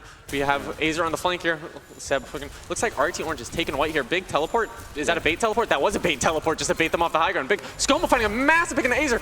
Lunar, Frost finding a few on the speed glasses. Seb punching away at Lunar. Lunar's HP dropping down, so he's both supports of the hill him up. Law's dropping low. Frost looking for a pick. Skoma finds a pick on the Law. It's just the supports, and Lunar left. Looks like that was a quick fight from RIT Orange. Lunar maybe looking for, or Saint looking for a pick. Kier does not find it. Yeah. That was clean. Early pick from RIT Orange leads them to take this first point. Is going to be crucial as first point ticks up. Yeah, I mean, first, like I was talking about this earlier, the team that wins the first fight has like a 60% chance of winning the entire point overall. Yeah, so looking good for RIT. Coming up on not many ults. It's going to be another neutral fight. Azer on the flank here. Adbon's looking to force him out. Throws a little sentry turret to say, hey, no-go zone. Oh, Frost dropping. Look, does the Tracer follow up? The Tracer does not follow up. Frost gets away, escapes to the high ground. As Seb goes in, uses big boy form, getting forced out. He doesn't have his slow, his Ravenous Vortex. I mean, I think you're going to see a hard push from Syracuse here in a second, and it's exactly what you see. They're trying to capitalize off of Seb's mistake, and they do. They find Skomo. However, Lunar's dropping low, teleporting from behind. Doesn't find Azer finds a pick on the Frost. They're down so many people, but can they turn the fight? Lunar finds a pick on Adam. It's just Frost. It's just Seb in Storm's Eye left. Can they find it? Storm's Eye falls. They're going to have to give over the point as Seb drops. Yeah, they found an early engage onto Skomo. Couldn't really weather that storm, so now Syracuse in control. Yeah. RIT. I think Seb just used weight. He went in a little too early there, got his abilities forced out, and as soon as his abilities are out, they said, hey, we got a free push. Let's take it. I mean, no ults on the side of RIT Orange. They're all coming up, but they're not there yet. Meanwhile, Syracuse has both Pulse Bomb and Kitsune. They're looking for the fight. Oh, Saint finds a pixel onto Adam. That's big. They still decide to use the Kiriko ult. The Kitsune rush, and they're rushing Adam. Oh, did they find the pick? No, teleports away. Frost gets a pick onto Tracer. Massive. I mean, does he live? No. Oh, Skomo gets picked. We use 2 Rambles just back to back. We're in a light show. It's Christmas here. Yeah, definitely. I can't really agree with the ult from Seb, though. He does get picked. Lunar just kind of big chilling here. Yeah, now Syracuse only had to use one ult, I believe, and now they will have a 3 ult bank to RIT's also 3, coming up on 4. Yeah, I mean, this fight could really go either way. If I had to guess, you're going to see an initiation from both sides using the overclock, and that's going to they're trying to begin this fight here, trying to force people back. And here we might see Frost start as, no, we see instead, there's one overclock. Lunar finds it back on to Frost. Adam Nails is dropping low. They pop the shield. They pop the beat. Lunar finding another pick. He can punch right through the shield, but Skomo finds it back on to Lunar. Can they pull this fight back from the depths of the defeat? They're down both DPS, or are they just going to try and stabilize and take another fight another day? Looks like they're just going to try and stabilize. They want to be able to touch this point again. There will be, it is coming into the last fight territory for RIT Orange. Syracuse looking to take this point really fast. They're walking back in. I mean, they only have Pulse Bomb, and they have Overclock and Beat they got to go up against here. Looks like they're trying to force out the people on high guard. Azer looking for a cheeky pick here. Can he land this Pulse Bomb? Will it decide his fate? Teleports away. He sees his target. He's going after. There's a Suzu. Misses the Pulse Bomb, but Saint finds back on to Adlon. Here's the rally. Oh, not enough. Saint finds the headshot. Speed glasses. Finds another pick. This looks like it's going to go in the favor of Syracuse. Seps finds the pick, but it's not enough. Looks like Syracuse is going to take the first point. Yeah, Syracuse playing really aggressive here. Not letting RIT set up very much. Yeah, I mean, RIT, every time they try to take a fight, someone got picked first. I mean, that's really what helped them out in their match versus Champlain, is that RIT always found a pick first, but it's just not happening. Yeah, so maybe RIT trying to slow down the fight with a Mei. Not trying to weather the storm from Syracuse. Really catch that aggression maybe with a Mei. Yeah, I think the Mei is a great pick here. I mean, we saw what it did for them on Servasa in their last match. Yeah, and Adam just has a nasty Mei. I guess. I mean, I've seen him hit those shots. Yeah. 180 flicks onto Tracer. He's unstoppable. Yeah, so let's see. Hopefully that will be an adaptation for RIT Orange to try and get them back into this map. Loaded into a map 2 here. This one, historically, I mean, this one's whatever you want to run type of map, but looks like both teams are going to run out on Brawl. They felt confident. RIT Orange is going to teleport in. I mean, I haven't seen this teleport from the team in a long time. Wonder why. Let's find out. They're going to try and anchor point here. Yeah. Oh, this is he's just in the backline, punch away. Misses the punch. Adam gets picked, but he gets picked by Lunar. Lunar still in there, punching away. Can he find the pick on the supports? No, he cannot. Looks like his form's going to run out. Oh, the supports from RIT Orange are low. They barely live, but looks like they're going to make it back. Frost finds back on the Saint. Our Syracuse is so low, barely living. 40 HP on Azer, trying to get some value or squeeze out every inch of value that they can. Maybe they get a pick on the supports. Looks like they do. No, Lunar falls instead. Skomo finding 2 massive headshots into Azer and Lunar, securing that fight for RIT Orange. Yeah, it was very scrappy at the beginning. Neither team having a clear advantage, but that sort of favored RIT Orange's more slow composition. Yeah, I mean, Lunar got into the backline and was punching away, but they missed one crucial punch that would have killed Adbon, and it ruined them. Yeah. But now we see a Pharah switch. Azer maybe was on the Tracer, maybe feeling they weren't getting enough value, feeling that they can spam them out now that RIT Orange is having to steal on this point. They don't have a Cassidy to control the air as much, but Pharah, oh, the Sojourn Rail hits Pharah, but nothing yet. This is a whole lot of nothing right now. Frost almost gets headshot. Is Pharah looks like Pharah's coming in from the side, but RIT Orange decides to play aggressively. They have the teleporter forward, maybe looking to get a pick off it. They're going in. Sojourn no slide. Looks like they're trying to kill Speed Glasses. Seb runs to the health pack. I mean, RIT Orange is so split here. I wouldn't be surprised if you see him start to collapse. Yeah, and there it is. Lunar pushes it in. They try to figure it out. They try to teleport side out. There's a Kitsune ult from the side of RIT Orange. Their HP is so low, it's dwindling. They have a Kitsune rush. Can they live? Are going to try and re-engage off later Kitsune rush. Kitsune, but they beat in response. Looks like RIT Orange is chilling. This Pharah seems split. Might get picked. There's a Suzu out. There's an Annihilation out. Skomo's HP. He's barely alive. Lunar finds the pick onto Ad1. Oh, and onto Lunar. Finds the supports. Gets both supports. This fight is going in the favor of Syracuse. Yeah, now Lunar, off the back of a Annihilation Kitsune rush, are able to take down RIT Orange and get this flip back. Now they will be coming up on the Pharah, Soj, and Beat. RIT only has the Ram Soj ult. Yeah, I mean, this could really go either way. Like, this Soj ult could control this Pharah really well, but you have a Soj on both sides. Trying to teleport the point. They all got through and without taking any damage. Do they control the point? I think the Annihilation is going to be used here. Oh, no, the Overclock is used to control. Overclock on both sides. Who gets the first pick? Who burns down the other team's Ramatra first? Annihilation coming out from Seb, forced out. Goes into favor of RIT. Oh, but the beat comes out to save Luna. Iser finds a pick on a Skoma, that's massive. Lunar finds, Seb finding 2 massive picks, punching away, ripping them in half. Yeah, and RIT Orange flipped that in the middle of it, so they will be gaining a ton of percentage. Syracuse not happy about that. Iser's kind of in a risky spot here. I don't know if they'll get a fight. Trying to find the pick. I don't think so. Iser can't live here. They've got to stop. Oh, the Ravenous Vortex to bring him down. Huge Ravenous Vortex. That was amazing. And now RT Orange in a prime position to take this first map. Yeah, Or this first point. Second Their point. only ult, they got shut down because he got pulled off the map. Yeah. And oh, it looks like Storm's Eye says no, but oh, Log gets on the touch. Can't. Trying It's to lay just down. speaks of desperation from Syracuse. Oh, but here's the barrage. It's coming in. It's sneaking in. Is he going to get something? Is he going to get something? He needs to find he something. Finds He one, does but find Lunar one. gets picked. Frost finds pick on the Azer. The only hopes left is Speed Glasses. Speed Glasses gets picked. One person alive on point. It's Saint. Can they make a miracle? No, they can't. We're going to a third round on Lunar. Not Lunar. On Lijiang Tower. Yeah, that's the name. RT making a nice adaptation. I liked the bit of the choice to slow down the game. That really played into RT's defensive strategy. I mean, once they got on the point, they held it. They got so much percentage. They only really won 2 fights. Yeah, when you think about yeah. it. But they won 2 fights and they just held the point on the entire time they were losing. Yeah, and it's definitely going to be a long series if this series continues to go on this long, I mean, the way it has been. We're going pick for pick here. Yeah. I don't know. We're going to see, I thought it was a ball at first from Syracuse, but they decided to switch back to the Ramatra. Same sort of comp on both sides. Teleport out of spawn from Iser and Adam. Syracuse looking to defend the point, much like RIT was. Adbon swap onto the Sombra. I'm not sure how I feel about that. I know they played some of this last map. Frost unfortunately getting picked. Oh my god, it's a massacre. Oh, Syracuse just ripping and tearing. They found the opening picks and just kept going. Seb gets 1 pick on Law, but that's 1-5. I don't know how that happened. Such a quick fight for Syracuse. We'll be probably able to just get the flip immediately. Yeah. Now, Adbon back onto the Symmetra. Going Oh, to the TP. fake teleport. Oh. Oh, no, Seb took it. So definitely Seb took it. And now they're split. I'm assuming this was intentional. Adam finds pick on Iser. It must have been an intentional teleport. Yeah. Looks like they're going in. I mean, this worked from last time. Actually, they didn't even get the flip now that I look at it. They're not fighting for percentage. They're just fighting for the point. Seb trying to get away. He doesn't have the big boy form. He uses the Ravenous Vortex to slow down Ramatra. Roster's really slow. Gets picked. Storm's Eye on the roof. Finds a pick. Speed Glasses finds a pick on Adam. That's a big chunk of damage lost. Frost is going to be all the damage they have for right now. Can they do it? Looking for a pick on Skomo. Frost controlling the Speed Glasses. Might get picked. Saved by his Skomo.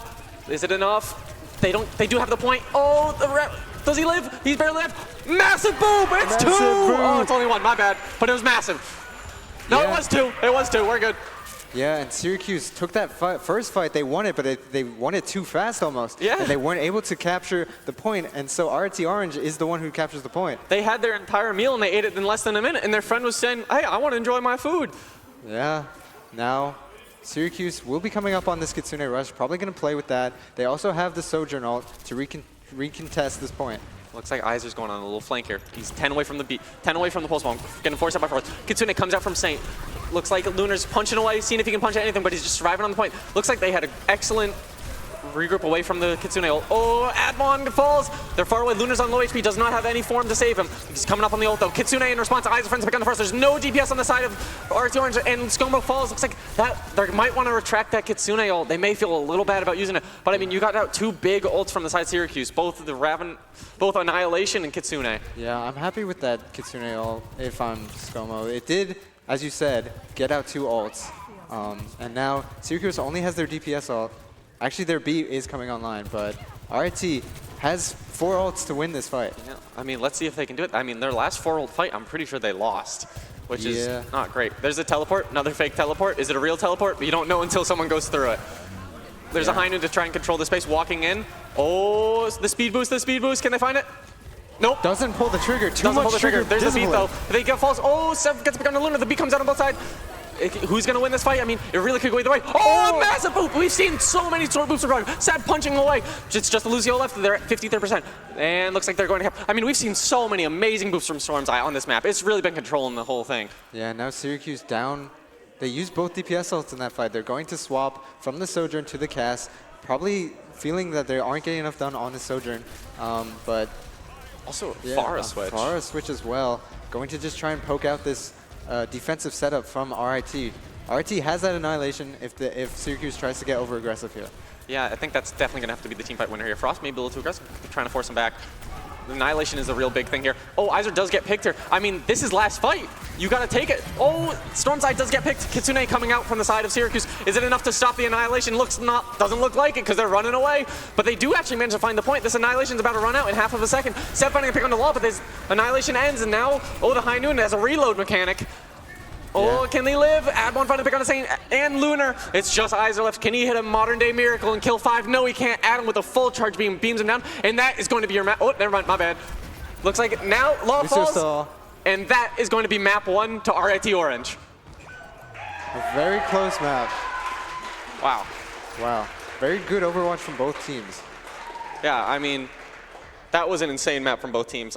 Went back and forth the entire way. I mean, I think they won the same amount of fights, honestly, just doing like a count. But RIT Orange just kept holding on to the point. I think their Symmetra stat of just, hey, let's sit on the point and wait till you make a mistake really works. I mean, it got them the 2 points that they really needed. Yeah, you can't really aggress that hard with the Symmetra defending the point. Those turrets will beam you down as soon as you try and step on the point, and the Soj will also beam you down. Yeah, I mean, also, not to be understated at all, Storm's Eye, her boops on the last map, I think she got 4 or 5 boop kills. Yeah, I think definitely. the spirit of Li Gon took over here. I think he's in the room. Yeah, for sure.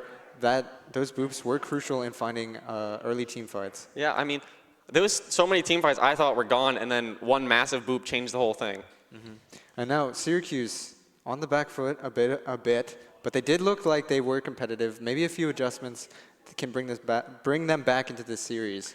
Yeah, I mean, we're going into hybrid here. Who do you expect to win? What map do you expect? If I had to put money on it, I'd say Kings Row.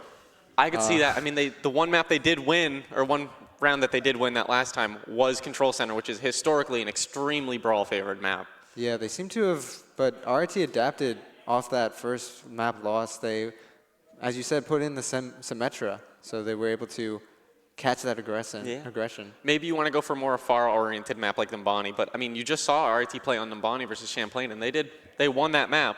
But maybe you think you know something they don't. We could also see the Midtown pick, but we saw how they did on Midtown last time, and I don't think they want to go back to that. Maybe not relive past memories. Yeah, Syracuse unfortunately wasn't able to unlock the objective, I think. They got a tick, but yeah. Yeah, it was a little tough. Yeah. Yeah, I think I mean, it's kind of the DPS's job here.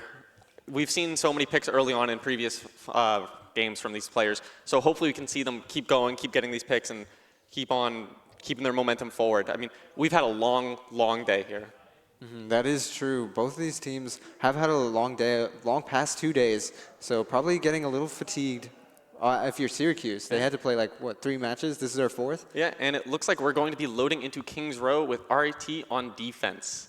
So we'll see how well they can defend it, hopefully keep up their momentum. Yeah. We have seen a ton of Kings Row. It's a good map. It is a good map. It is a very Overwatch map. When I think of Overwatch, I think of Kings Row. Yeah, I think for sure. We're going with the idea of, hey, we won the Brawl map. If I'm Syracuse, I'm going, hey, we won the map that's really good at Brawl. Let's keep doing it. I don't think that they can control the space as well as they did. There's not really any tricky TP spots with Symmetra on that map where you control the point. There's a lot more open areas to fire in from. So you might see something like a Pharah or something coming out on the side of Syracuse. Yeah, definitely more leaning towards spam from Kings Row and Syracuse. I think if you want to spam them out like that, you got to try and run the Pharah. But I mean, that Pharah didn't get that much value. Maybe they're feeling like an Echo or something. Just whatever really, really works for them. Maybe even like a Venture or something. Yeah, then the support, the backline for RIT was doing a lot of work, but on this map there is no place to boop really for Jade. Unfortunately, the Storm's Eye. So probably going to see more of a Brig Juno perhaps. Yeah, it looks like we're loaded in here. We'll get to see what team comps people have picked in around 15 seconds. I'm guessing a Ramatra from both sides. Just a wild guess. I know it's crazy. But a Ramatra on both sides, a Kiriko, a Lucio. A crazy take. And a Cass, or a Sojourn. Yeah, for sure. We'll probably see a cheeky Widow snipe again. We've been talking about this all tournament, all day. Are they running Widows the Bastion? love to snipe. They're leaving. Oh, no, it's bait. Frost tried to make us happy. Look at him. Everyone point and laugh. He's back to the Sojourn. Don't be fooled by Syracuse's comp either. They are in spawn. The Widow is just to maybe get a pick and scout. RIT Orange is not going to go beyond that little meter where Seb is. Otherwise, the Widow will be able to scout, and you don't want to give them information early. For sure, this Widow is probably not going to find a lot of value immediately. No. But the Pharah definitely is going to look to find these spams. As we were talking about pregame, they are going to try and spam out the defenders of RIT Orange. Yeah, and are they going to run out on this Orisa? It looks like they are, actually. I got fooled by the comp thinking that they weren't going to run it. Oh, big shield the wall off the window. That's kind of funny. Yeah. Now they're chilling, looking for a pick. Oh, they see nothing. They're just waiting. Looks like we are going to stay on the Pharah, though, and Lunar is going to stay on the Orisa. As we slowly push forward. They're going to try and take as many angles as they can here, spam them out. Frost isn't going to be able to really control a Pharah as well on Sojourn as he could as if he was on Cassidy. He does have the beam, looking for a pick here. Yeah. Can he find it? These are doing a good job of spamming down this Sojourn. Will force them to fall, and will no longer have a good angle. But they can just slide back up. Frost taking the high ground. I mean, 30 seconds have gone past and nothing has happened. Pharah aggressively taking this high ground. Are they going to pick? They force Frost out of the high ground. Oh, a double team from Frost and Storm's Eye. I mean, we thought she wouldn't be as effective, but she's saying right out of the gate, here I am, I'm just as effective. Teleport onto the high ground. Oh, they jumped her. Yeah, but Storm's Eye able to find the Sojourn. Oh. The Sojourn barely gets out with a life on the line. Big peel from Law. Both of these Lucios doing a tremendous amount of peel. Good heads-up play from them. Frost finding the pick onto speed glasses. I mean, if you're Frost, you're thinking, hey, I'm winning the Soj war here.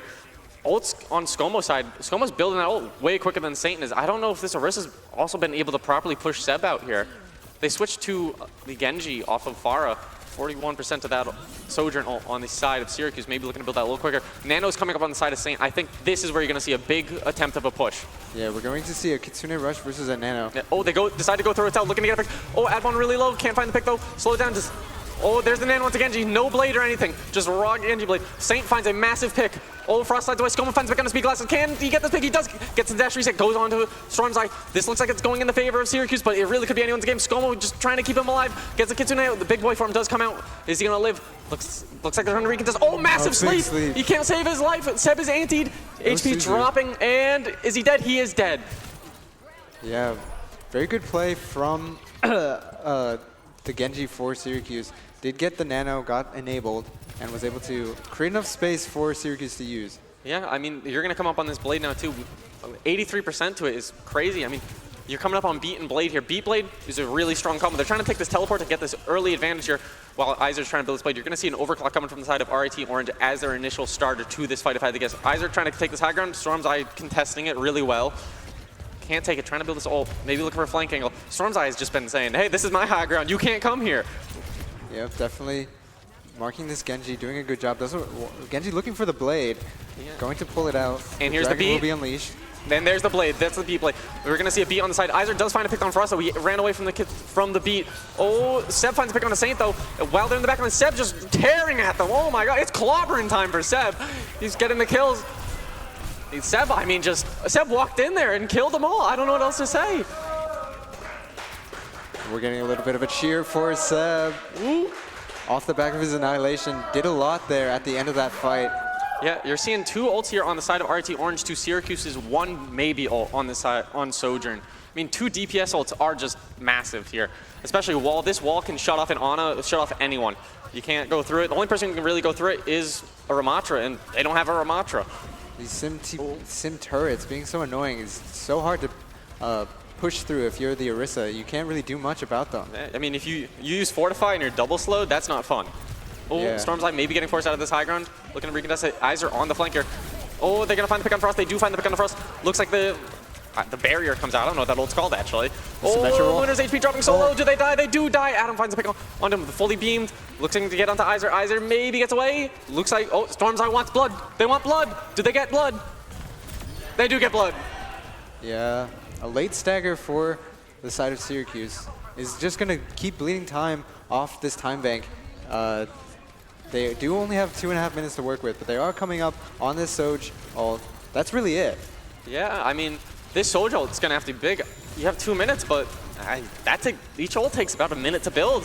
There's the Soldier to let them in. Kitsune in response. Which ult is bigger? Can the Ray? They're trying to blast down Seb, but Adam finds a big on to Iser. But Storm Eye dies in response. They're falling back though, maybe trying to live. They have closer spawns, so who knows? They're just going to regroup and reset. They lost their speed from Storm's Eye, so they won't be able to disengage as fast as Syracuse can re-engage. Looks like they're already trying to back up here. They've recognized, hey, this is not our zone. Maybe? Oh, Iser with the deflect. Oh, trying to control the space. Oh my god, what a massive spear from Lunar. Insane. They finally take the space here. I mean, it's 45. They're trying to teleport out. Running away. I mean, Syracuse just kind of walked in after they got that pick and killed them. The Lunar getting massive picks here. A bit of an over-aggression maybe from RIT. They didn't back up when they lost a player, and so they sort of just let Syracuse come back into this fight, take the space for free almost. Yeah, I mean, I think RIT Orange shouldn't have contested that. Like, if they didn't contest it, they'd be around 2 corners back right now. But instead, they're right here. This is their last fight. They're taking, and it's not really a good fight for them. I mean, they have 3 ults to use, but they're up against Nanoblade. And Nanoblade is crazy. Nanoblade is crazy, and Azer has been good for it for this entire tournament. There's the Nanoblade in response, slashing at the Lucio. Nanoblade does go through beat though. Oh, massive Suzu, but still gets a pick. Looking for another, doesn't find it. Iser finding one with Nanoblade. I mean, that's not bad. You got out beat and Simworld. Iser, massive deflect. Someone shooting into that deflect. I'm pretty sure it was Seb, but hey, we don't mind. Speed getting the pick. Seb trying to get out Law, but it's too little and too late. Looks like Syracuse will cap 2nd point of Kings Row.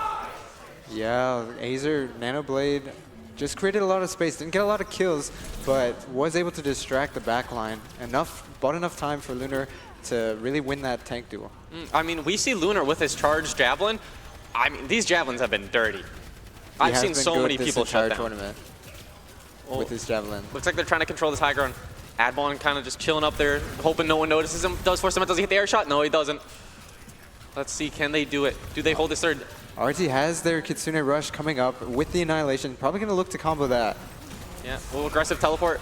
This Annihilation's kind of their only hope right now. He is stuck with the Soji. He's just holding right click and praying. There goes the Orisa's going in with his ult. Oh, massive anti. Massive anti. Oh, big cleanse. Can they win it still? Oh, another massive spear from Lunar. They've been insane with this spear, shutting people down left, right, and center. But here we see Goat Frost just desperately trying to get a kill. Maybe gets one. Can he? No miracles for him, though. He is not a miracle man. Goat Frost always gets his one. Oh, we see a pick onto the Widow. Can we see Adbon? Will the Kovacs aim training pay off? Looks like no. He's walking back to spawn. Lunar, a rare miss on the spear. Yeah, I mean, hey, you can't hit 100% can't hit of them them. all. Can't hit them all. We do have the Sojourner to come out with here on the side of Syracuse. Speed Glass is probably going to pop that in around 3 seconds. There it is. They nanoed it, in fact. Oh, aggressive. The slow actually still not. Eyes are finding the pick, but Speed Glass is finding the piece picks. I mean, this is nano overclock. This is dirty. He's doing like 180 damage a body shot. It's just not enough. Looks like they're going to cap with 40 seconds. That is less than a minute. So if RIT caps in overtime, they do have a time bank. Indeed. I think I would have liked to see RIT Orange maybe go first that second to last fight. They had Annihilation, they had Kitsune, and Syracuse, I don't believe they had their ults built up in time, so they might have been able to just force out some ults, and they wouldn't have been snowballed there at the end. Yeah, I also maybe you see a switch off the sim early on. I think after you got your hold broke on 2nd point there, you really don't have any other spots to set up those turrets. And unless you win a fight, you're not setting up a turret. And they never really won a fight after losing that one, to be honest with you. So maybe a switch to a Mei or something to control the space better would be better. Syracuse did a great job of just knowing the ults that RIT had and playing into that, and then utilizing their Genji Nano to just make a lot of space. They're just doing really well in the fundamentals, I feel. I mean, their ult cycling has been amazing. Every single fight, they've had some team fight winning ultimate up, or the ability to prevent the other team's team fight winning ultimates from winning. Yeah. They also look to go first a lot of the time, is what I've seen. Yeah. I mean, we see Iser on the Pharah here, kind of crouching up. We see him being sneaky. You're not sneaky. This is an interesting comp from the side of Syracuse. You don't really see an Ana Lucio backline that often, especially on defense, I feel. It's usually an Ana Brig. Yeah, Ana going to be looked at playing in this high ground. They will, RIT is going to have to force this Ana out, otherwise they won't be able to get a lot of done. If I had to guess, you're going to see a cheeky teleport to contest that Ana. Yeah, from Adbon, he loves going for these little cheeky plays. There's the Pharah. I mean, how are they going to, the issue is you can't really teleport when a Pharah is just laying into you. You're going to give her an entire ult. There's the teleport they attempt, and oh, there's the boop.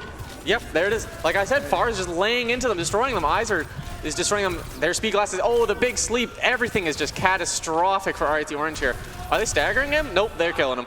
I mean, look at that. That's insane. You just donated 20% ult to all the entire enemy team. Luckily for RIT, it was a quick fight, so they will be able to get a few more fights. We see a now swap off of the Symmetra onto the Echo for Adbon. Yeah, maybe trying to contest Iser in the sky a little bit more. See what he can do here. He's playing really, really passive kind of forwards. It looks like Seb's going to try to go through Hotel here, look for something cheeky. Can he find it? Seb going really aggressive. Oh, this is bad. He does not have a team to support him. Yeah, that was a little ambitious, as we'll call it. Yeah, he just went really aggressive through the wall, or through Hotel, and then got speared by Lunar. That was nasty coordination from Iser and Speed Glasses, dropping his HP from full to not full in less than half a second. Yeah, now Syracuse looking to defend very well. They have led 1.5 minutes off, basically, and RIT Orange not really building up to a lot of ults. Yeah, I mean, they're less than 40% to every single ult. This is insane. I mean, there's just been so many quick team fights here that no one's really building support ults, no one's building DPS ults. Frost is split from the team, and now it looks like Eisen's going to take advantage of this. Massive direct from there. Looks like he's going in for another, can he hit the air shot? Hey, he punches him, it counts. A loser finds a pick on the Storm's Eye. I mean, what do you do? Oh, they're staggering. Seb's going to try and build his ult here, but yep, they stagger him. He got the same wave as ScoMo. Yeah, now RIT maybe in a bit of a dangerous situation. They only have 2 more minutes, and now they're doing even more swaps, so they won't have any ult bank building up. The only thing that they've been building this entire time is support ults, and they've been losing fights so quick, they're not building them. Yeah, they're 50% of the beat when the time bank is already halfway done. Yeah. I mean, what do you even do in this situation? You're up against 3 ults here. You have none. Maybe you're hoping for a miracle pick at this point. Looking to dive the high ground. Yeah, that's what they're trying to do. They hit the air shot. Iser drops low. Adbon does find the pick on Genji. I mean, that's a massive pick. Frost is getting kind of forced out here, though, but force someone out. They find the pick on a Saint, but they lose Storm's Eye in the process. But, I mean, hey, that's not a bad pick at all. Looks like they're, oh, massive spear. We've seen these spears just shutting people down left, right, and center. Lucio's low HP. Looks like they're trying to contest Lucio. They don't get it, but Adbon does find speed glasses. Adbon's been a menace on this Genji. Little low HP, gets out, barely survives. Looking to get healed up from his support. Seb on low HP. Looks like Syracuse is going to back off and try to go for a recontest here. They have 3 ults to play with. You'll probably see a Nanofire Barrage as a recontest tool here. Yeah, they definitely can recontest. They are going to have, as you said, 3 ults to play with. Oh, Iser gets picked, and the Nano goes onto the Orisa. Not like I thought it would. There's no barrage here. There's the Orisa ult trying to get a pick here, but doesn't find anyone. Frost finds a pick on the Saint. Speed Glasses finds a pick on the ScoMo, but doesn't do anything. We see a Bob on the side of Frost come out. Law lays down the Law on Storm's Eye. Say, I want to make this point mine, but they can't do it. Frost gets up with Bob onto Law, and that was an insane fight. Saint's the only one alive, walking away. Yeah, now RIT Orange finally breaking this first defense hold. Off the back of Adbon on the Genji, really, was able to get a lot of value. And now we'll be close to the Blade, but look at Syracuse's ults. They have 3. Yeah, I mean, hey, they had 3 last fight, and we saw how that turned out for them. But, I mean, this Blade, I mean, you're coming up on a Blade and a beat here on the side of RIT Orange. Syracuse maybe has to play aggressive here. I think they've lost that spark. Frost looking for a pick. Doesn't get it. Gonna have to walk away. Low HP, maybe trying to recontrol this angle. Oh, he saw Lunar, and he had flashbacks to when he got speared and walked away. He knew he was not him. Looks like they're going to see the overclock entrance here. Looking for it, looking for it. Can we find anyone to beat in response? Looks like they're going to go back up. Nice ebb and flow from Syracuse here. Oh, yeah. Beat, re-engage. Can they find any pick here? Looks like they're going to find ScoMo. Oh, does Frost fall? Frost does fall, but the rest of RIT Orange does get out, not giving them too many ults. Now Syracuse won that off 2 ults, basically. They will have the barrage, but... I mean, they've had this barrage forever. I'm pretty sure it's his 401k at this point. It's going to be hard to use, though, because they do have a Diva. So as soon as you use that barrage, you're just kind of vulnerable. Yeah, I mean, this Blade is going to be everything from Adbon. Here it is. Watch it all. Can he There's the slide, catches it. Oh, he loses him, gets 1. Hey, you got your 1. He got his 1, but did get traded. Yeah. Definitely wanted to get more out of that. RIT Orange kind of all over the place, actually. Seb finds a pick on the Law, but Aza finds a pick on the Storm's Eye. Saints was dropping to 1 HP. Do they live? They do barely live. Oh, no, the boob gets him. Here's the bomb. Seb going back into the mech. I mean, honestly, not bad. You got a bomb, but you lost the fight. Maybe it's enough. Does Iser get picked here? Do they get away? Or is it a massive stagger? Yeah, it's looks like looking to find this late elimination. Looks like he will. Looks like it's a massive stagger. Oh, that should be point for them. If they get 3 on this cart here, I think that's a cap. And Azer on the Pharah, not getting a whole lot of value now that RIT Orange has a Diva. They did use Barrage, but held on to it, cooked it too long. And now RIT looking to cap this point. Switch over to Tracer as well. There's the Nano. They're going to see. They love this ultimate combo. They love Nano Orisa into. Oh my god, that was a double bounce nade that got to Frost finding the pick in retaliation, but is it enough? We coming up this top. Oh my god, landing all these headshot. Seb finding the pick onto the Saint, but Saint gets the pick onto the Speedglass finds the pick onto him. Adbon falls off the map. There's a hole there, buddy. Adbon off the map? That's crazy. Where did he go? I think he maybe messed up a dash, and it's kind of hard to wall climb in that area. Maybe that's what happened. Yeah, maybe. Or maybe a reset. Who knows? But now RT only has 40 seconds left. This will be final fight territory, and the cart is pretty far. So I mean, this is the only ult in this fight is Frost. Can they pull it off, or is it going to be Frost a needs to subpar find ball? a miracle here. Yes. Yeah. Put We've his team seen on his Frost back ball once before again. sometimes, and it's been a little. It leaves a little bit to be desired every now and then. Here we see a Tracer duel to control this right side. If Adbon wins this, oh, there's a Bob. Is it good? Bob. I think Bob it's inside. Is in the corner. I think it's in the. Yeah. Yeah. Well, A little it bit of forced a him fumble. back. It forced him back. Well, there's the spear.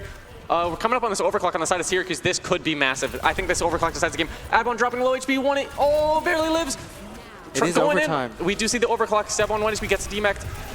It is overtime now. Luna finds a Seb. Oh, all of RIT Orange desperately trying to save themselves, but Speedglass just shuts down Frost. And this is my map here. Looking for another pick. Lunar and Loft shutting them down. Looks like it's going to be map 2 for Syracuse. Syracuse taking map 2 on Kings Row.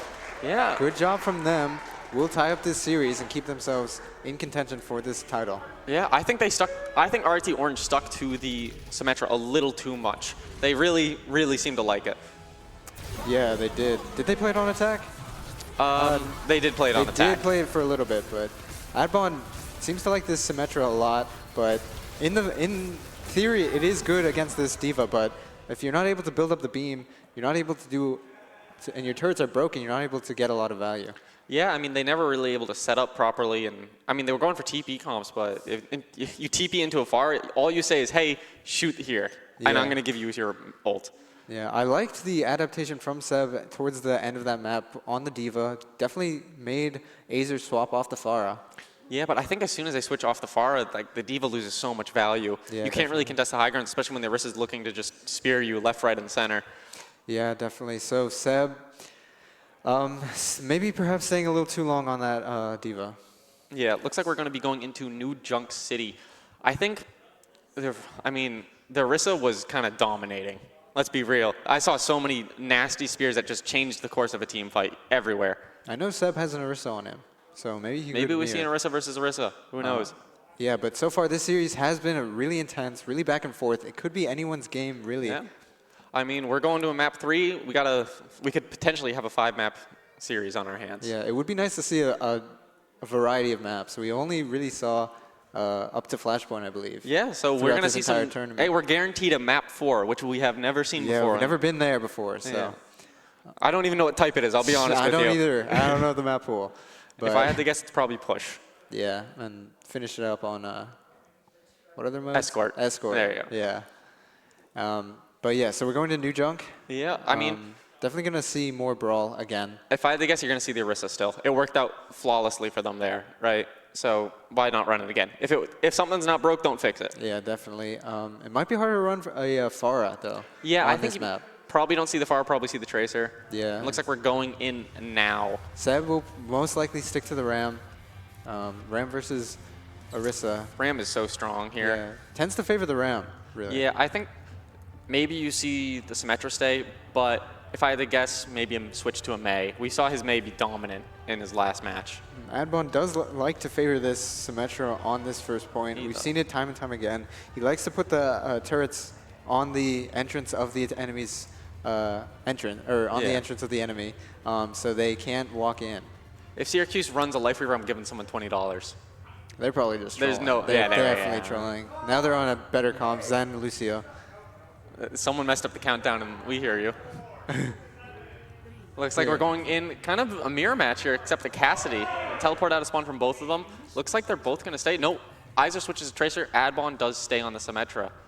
Yep, definitely, again, on the Symmetra. It doesn't seem to really work out previously, but hopefully this time will be different. Speedglass is shutting down turrets immediately, taking the opposite side. We're going to see a little dance. Oh, Frost finding a nasty pick onto Saint.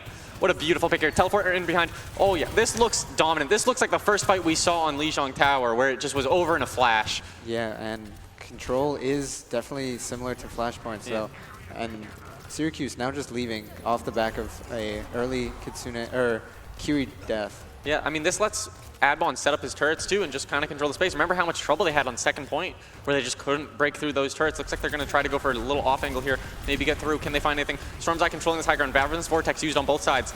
Can't find any amp heals. Looks like Frost's going to look for a pick here. Going to aggro. Seeing if he can get any pick. Doesn't find it. Gets Lucio. Oh. Massive pick from me. He's looking for it. There looks like Syracuse is going to try and back out here. Take another fight another day. You only have so many fights on Flashpoint that you can't take any bad ones. Yeah, they lost their Lucio, their only form of speed. Now they're going to have to either look for a trade or get out, but they are just kind of standing there. Yeah, I mean to be fair, RIT Orange really can't push out. They have a Symmetra. They're so defensive here. I mean, looks like Seb's going to come back on their cooldowns. Ramwall's coming up. They're looking to walk around. Iser looking for a little time on the point here. Getting a little contest. Oh, HP drops to 75, which means the Symmetra right-click hit him. Suzu comes out on the side of the... So, oh, Seb finds back onto Law. Looks like we got an engage going. Seb punching away at Lunar. Boom, boom, boom. Does he die? Barely keeping up his supports, keeping alive. But Adbon finds back onto the supports in the meantime. Seb just rolling away. Adbon, I mean, hey, I said that the sim wasn't working, but hey, it looks pretty solid to me right now. I believe that is actually, though, the first time it has worked on New Junk City for RIT. So Adbon finally figuring it out. And now RIT looking to press their advantage. They have a healthy ult bank. Yeah, I mean, you got 4 big ults here on the side of RIT. Just don't want to use them all at once. Nope. And we might. I've been there before. Oh, great high noon opener here. Can they find any pick with it? Oh, it doesn't look like he's trying to hold it. They're trying to get any angles. Nope, but they forced him out. I mean, they're all in really bad position right now. Seb might fall to that. He has to pop the Annihilation Lift. Kitsune coming out alive. Seb's HP is dropping really low. Scumbag's coming. Can this overclock get any mass value? Seb finds back on his speed glasses. Going in. Seb's dropping so low. Does he live? We see an Annihilation on the side of Lunar. Is it too little, too late? It is. He falls. It looks like this is going to go to the side of RIT Orange here. I mean, they used 3 ults there, but hey, they won the team fight, and Syracuse used all their ults that they had. Switched to... Syracuse also used all 3 ults, but RIT came out on top, so they will have this beat, this sim wall. Oh, we see a switch to Brig Juno on the side of Syracuse. I believe that's new for the series. Brig is notoriously kind of hard to play into a Ram, so I'm not sure exactly what this adaptation I mean, giving up a Lucio, too, on Flashpoint? Yeah, they will decide to favor the Juno. Yeah, I mean, we have 2 big defensive ults from the side of... Oh, my God. Oh, so many turrets. We have 2 big defensive ults on the side of RIT Orange here, but no ults on the side of Syracuse, so it's going to be a long, drawn-out fight if I had to guess. They're going to try and win it in the neutral. What an awesome flank from C-Glasses, but Mrs. B comes out. They're going to try to go aggro with it. Did they get anyone with it? They can't really push into that backline. Looks like the beat wasn't going to do anything, and Seb falls, maybe wishing they held that beat for a little bit longer. Oh, the sim wall comes up. Can they find anything? Lunar barely alive, does live. Isa finds back on to Adbon. Lunar's just barely holding on these fights, but it looks like nothing's happening right now, but we got Speedglass and Storm Eyes. Finding picks, but Saint finds pick on the Storm's Eye. I mean, Syracuse is just playing second. They abused RIT. RIT went way too fast there. They didn't need to go in, but they chose to. Yeah, they definitely used the Simul and the beat in a little too early there. So now Syracuse has control at this point and is building up a lot of ults, while RIT basically just going to have a Kitsune. Yeah, I mean, 70% or more on 4 ultimates on the side of Syracuse and only 1 on the side of RIT Orange. And they're the aggressors here, so I don't really know how you're going to take this. Ravenous Vortex coming on the side, Frost dropping low, looking for a pick with his 100 charge. Shields up, Seb's in, but he is walled off, I believe. The wall does drop, both tanks just punch in and out on 1 HP, trying to find something to do. Adbon dropping 1 HP, does fall, getting a little too aggressive on the trying to get Lunar out. Lunar, I mean, he's just been shutting down Ab maybe. Oh, here's the Orbital Ray that comes in. Oh, big Juno right clicks. Going aggressive, eyes are friends become a Seb. This fight looks like it's all over for RIT, and that might be this point for them. They start off so strong, but they definitely won't get a clean touch, if a touch at all. Syracuse only used the Orbital Ray in that fight, so they will have 4 ults again. RIT. Yeah, RIT's going to the other side of the map. They know that they're not getting a touch. Yeah, they're just giving up the point. So maybe this Juno Brig has gotten some value. Yeah, notably, Azer is also on the May. When's the last time you played into a Juno Brig on Flashpoint? It's really rough, I'd imagine. You haven't played into it, you don't know what to do, and you got to think quick, adapt faster. Yeah, I might like to see a May from Adbon instead of the Sim. The Sim just can't really set up if you're not... It's harder to push with the Sim. Yeah, and then a May would force the other team to play more aggressively to save their Ramatra, which forces their support up so they can maybe come Oh my god, massive pick onto Iser from Seb, and I assume from the entire team helped him out because his HP was dropping rapidly. You don't need a Mei if you just find a pick on their Mei. Yeah, I mean, that shuts down their Mei too. They don't have Mei ult. Yeah, that was for this fight. Crucial ult. They probably wanted to play with that, Syracuse. Yeah. Oh, almost gets picked. Fun fact about this point of the map, that little thing in the middle goes up when it's not this point. Oh, wow. Yeah, it's useless. Never knew that. Yeah, it's useless. Now, RIT just trying to play a little slow. We'll have this Rem ult. They have the point here. I mean, if I'm them into that comp, they pop overclock from the side of Syracuse and then a response of a rally. Oh my god, we see 4 ults popping right here. Speedglass is looking for some sort of pick here. Freeze comes out. Frost finds Law. Does it freeze anyone? Doesn't look like it does. Oh, Stormside does get frozen. Dies on the point. The point flips over too. Frost popping with desperation. What are these ultimates? What are What? RIT Orange just lost a fight using 5 ults. Yeah, And Adam's getting staggered. Ultimate's Adam's in getting shambles. staggered. Use the teleport. Get away! Get away! There we go. Barely. I mean, that's a disaster for RIT, especially in Flashpoint. You don't get that. You don't have many chances to build ults. Yeah, and they also lost the flip in the middle of that, so they weren't building any percentage. Those ults really actually got negative value. Yeah. Stormside almost getting picked there, but doesn't. Skomo finding a headshot. I mean, what do you do if you're RIT? Or you got to try to take some. You got to win it in the neutral. Yeah. Looks like Frost trying to build. They're winning the Frost fight has slowly. to come up big here. No Find Mei an wall. opening pick. Oh, trying to find a pick on the break. The break low. Misses the shot though. That was key to the team fight win. Lost still low HP. Dies to Frost. Frost looking for a little cheeky angle here. Mei's on the point. Just desperately trying to live. You're gonna see this ice block just to stall probably. Skomo finding a massive pick on the speed glasses. Iser seems to be surrounded. Everyone's around him.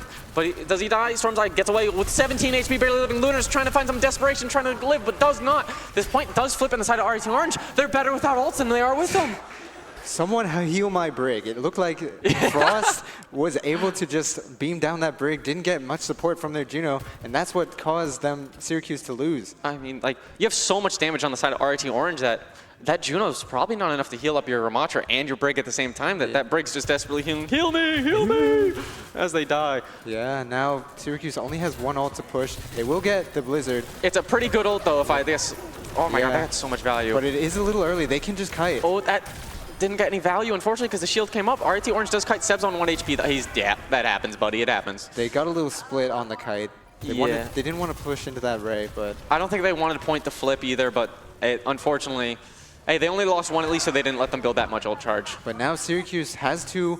RIT needs to win the next 2 to take away this map and go up in the series. It is tied right now in the series, so whoever wins this might have a big momentum shift. Importantly, both points that Syracuse has won on Flashpoint have been on their side of the map. Massive wall. Oh my god. They're low. I can drop the Blizzard in a second here if I had to guess. Yep. Throw that thing in there. Does Seb get out of it? Oh, he does. But he's so split that he's just dead. There's no living here. Oh, pops Annihilation. Never mind. I take it back. Lunar pops his though and is way bigger. Frost finds pick on the Lunar. Seb dies though. I mean, that's rough. That is rough there. This Ram going the way of Syracuse, the Ram trade. Yeah, that's, I mean, you used, what, both teams used Annihilation. One used Blizzard, one used Kitsune, but I mean, just not seeing the value out of Kitsune that we really need to be for, like, them to be winning these fights. And I feel like RIT has stuck on this sim for far too long. Yeah, I mean, these points are so open that how are you going to get value out of the turrets? You trying to beam them up. Let's see if we can go for this is going to have to be massive overclock. Big. Great wall, though. I mean, that's an amazing wall. Oh, my God. Nasty. He hit him with a head glitch. Frost. Oh, Frost looking for a picker. And Lunar's low 1 HP. Punch Lunar, please. Thank you. Nice. I mean, the both supports here. Do you stagger them? Do you stagger the Mei? No. Same follows the map. They all got the same wave. They're all going to respawn at the same time. I mean, Frost just constantly finding these opening picks, kept putting his team on his back when they need him the most. And he is coming up big. He's such a clutch player. I mean, that angle that he has over there is nasty, especially if they're trying to play this high ground that we see Admon on. And he's going to allow his team to be so much more mobile with his teleporting back and forth. No matter where Syracuse goes to contest them, they will be there to help. Well, now Syracuse coming into this fight with a overclock.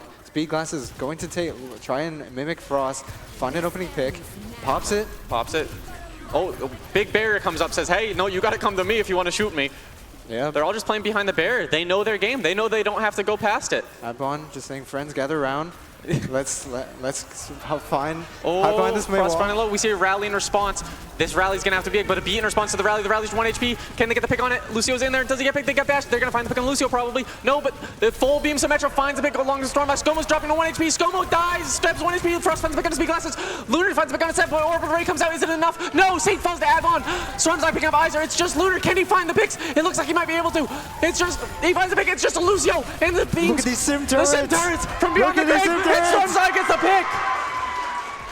Oh my! So What a fight! as much as I have been doubting this sim, they will get the turrets. Maybe the sim isn't pick, but those turrets were the pick. Those turrets were the pick. Now, Looks like we're going to have a nice little point here. This point, a lot more enclosed. I wonder if you're going to see a lot more value out of this Brig, or a lot less value, because it's so hard to get any Inspire up. You have the Kitsune here, you have a male. This male is going to have to be massive. yeah, but it's going to be hard. RIT knows that they have this male. Are going to be definitely trying to play around it. Yeah, oh, they teleported on. Speedglasses gets picked early. That's going to be the early point lead for them. Trying to just live, trying to stabilize. And looks like they're going to. Looks like Syracuse is still saying, hey, I want to take this fight. Oh, big male. Did they get away from it? I mean, Lunar's in there. Advons gets picked. Oh, this looks like it's going to be massive from Lunar. Yeah, oh my god, what an annihilation. Still getting 2. I mean, they're only down 1 right now, technically. They could still win this if they decide to commit. Frost, oh, that's an unlucky slide. I think, man, that's unlucky. Syracuse lost a player and decided, hey, I'm still playing the game. Yeah, RIT might have gotten a little bit over. There we go. They do get a late trade. Not sure how much it'll matter, but Look at the ult advantage, though. yeah, RIT has 3 ults, 3 big ults. Yeah, try not to spend them all at once. Yeah, but we have seen it happen continuously where RIT seems to over ult. I mean, it's dumb against the world, you know? Like, what do you do here? Yeah. Now, Syracuse, or RIT rather, looking to aggress onto this high ground. Oh, there's the slow. Ravenous Vortex used early. That could be, they might have used that. There's the wall up. They're going to try and break the wall. Get some more value from this ult. It looks like they know Sojourn's on the flank here. Frost looking for that pick. Lunar drops to the point. Oh, Lucia's 1 HP does drop. That's big. Do they at least get the point? No, Frost is 1 HP. This really, they need to pop some ult here. This is last fight. Oh, Seb finds a pick on the Saint and Law. They have no supports on the side. Azer gets burned slowly by the orb. Speedglass is 1 HP. He's hoping to maybe make some miracles happen. Lunar's half HP on the point, fighting Seb. Oh, and Speedglass falls. Seb also takes a pick on the Lunar. RIT Orange cannot lose a fight, but they don't really have the ults to play. They use 3 there. Yeah, they keep themselves in this map, but it's going to be an uphill battle from here. Now, RIT, as you said, no ultimates. Syracuse coming up on basically all 5 of them. Yeah, I mean, This is going to be... what do you do if you're RIT Orange here? You have to find a pick. You have to pray rely for a on miracle. Frost. You have to. Frost has been good for it. Can he get it done? Can he do it? I mean, you got to build these support ults too, so you have to play it slow. I mean, the point's already at 40%. This could just be last fight of the game. There's the Sojo early on, just trying to control space. But looks like, oh, the rally stuns the Ramacha split, just trying to live desperately. Full beam. Oh my god, we see 2 picks on the side of Syracuse, and it looks like they're going for more. They find 4. If Frost is the last man standing, will a modern day miracle happen? Looks like he's just trying to get out and live. They're at 84, maybe. Maybe, just maybe. Oh, he dies early. He doesn't get the wave. There's not going to be a recontest from RIT Orange. There is going to be no recontest. Seb on the ball. Adbon on the Tracer, going to try and touch, but it looks like he might get it. Is he going to get it? No, the wall! And that map is going to go to Syracuse. It was so close. Oh my. Wow, what a map. What a map. What a series so far. It's gone the distance the entire time. No team emerging as a clear leader. Yeah, I mean, keep in mind, for the rest of the tournament, RIT Orange would have just lost right there. But this is not the rest of the tournament. This is grand finals. They still have to win 1 more map to get them out of the tournament. RIT Orange is not going to go down that easy. Yeah, hopefully we will see another map on map 5, really. Yeah, I mean, I'd root for a map 5. I'm from the hometown, so. Yeah, definitely favored for RIT, the crowd. Maybe they switch off the sim a little bit, because I think the sim has been struggling. They've been trying to get as much value out of it as they can, but... We saw the May on the side of Syracuse. It was getting a lot of value for Syracuse. And we know Adbon has a great May on him, and he could obviously match it. So definitely want to see that adaptation. I'd love to see it. They just seem really committed to this sim, and I haven't seen it in any other series. So it's kind of all over the place, I think, right now. Yeah, it definitely is. Maybe they wanted to try and catch Syracuse off guard. Syracuse was watching while RIT was going against Champlain. They did see them pick out a Mei, but maybe that's why they chose to run a Mei instead. Yeah, they saw the power of the Mei and went, hey, I want to do that. Yeah. And it looks like we're going to be taking a little time out here from Syracuse. So we're going to be a little bit before our next match, which I believe is push. Probably. Yeah. Probably a push, which not sure of the map pool, but probably going to see. There's only like 3 push maps. Yeah, there's only 3 maps. Oh, there's 4. 4. Maybe all 4 are on the map. Maybe. I mean, there's Runasapi, you got New Queen Street, Coliseo, and Esperanza. Yeah, so. I mean, which of those 4 do you want to go to if you're RIT Orange? You just lost in Brawl. You seemed to be effective on it on the first map, but I mean, you've lost your momentum. They've really got to pick that back up. Maybe they can try and find the momentum in a dive composition. They have played dive before. They have favored Nimbani over King's Row often, so they are comfortable on that dive. Yeah, I'd like to see some form of dive here. Really just try something different. You know, if it's broken, you got to fix it, and it wasn't working. Yes, and Adbon has a great tracer we saw in the other series versus Champlain. He was getting a lot of value, so hopefully we can see that adaptation from RIT. Yeah, I mean, we've even seen him on Genji. Maybe we see some Genji perk or some Genji pick here that goes crazy. Yeah, perhaps a Genji. Frost doing a lot on the Sojourn, really. Yeah, it's tough. Like, he's doing a lot on the Sojourn, but you got to get rail on the Sojourn, which means you got to get charged first. You can't just randomly get a pick. Yeah, yeah. So maybe you could see potentially a swap, but yeah. I don't know. Maybe like a Cassidy or an Ashe. I could see an Ashe pick maybe, get some dynamite value, slow them down. I mean, a Juno can't heal up everyone who's hit by a dynamite unless they use the missiles properly. Mm-hmm. Interesting, Syracuse won on the Juno Brig. We were talking about that in mid-match. We weren't expecting that. Yeah, I did not expect the Juno Brig at all. It's a backline I quite frankly haven't seen. I thought it would be pretty vulnerable, but I guess I was wrong. Yeah, I guess RIT couldn't collapse onto them. Yeah, and they just win the brawl if you're just going to brawl. Yeah, I think that's the issue with the Symmetra. Symmetra's so committed to the brawl that you can't go backlines. You can't get a full charge beam on a squishy, right? Mm-hmm. So you're just saying, hey, I'm going to kill your Ramatra. And when you don't, you're not going to be, well, you can't. You just can't against a Juno Brig because that guy's going to be living forever, but you could go on the backline and kill them instead.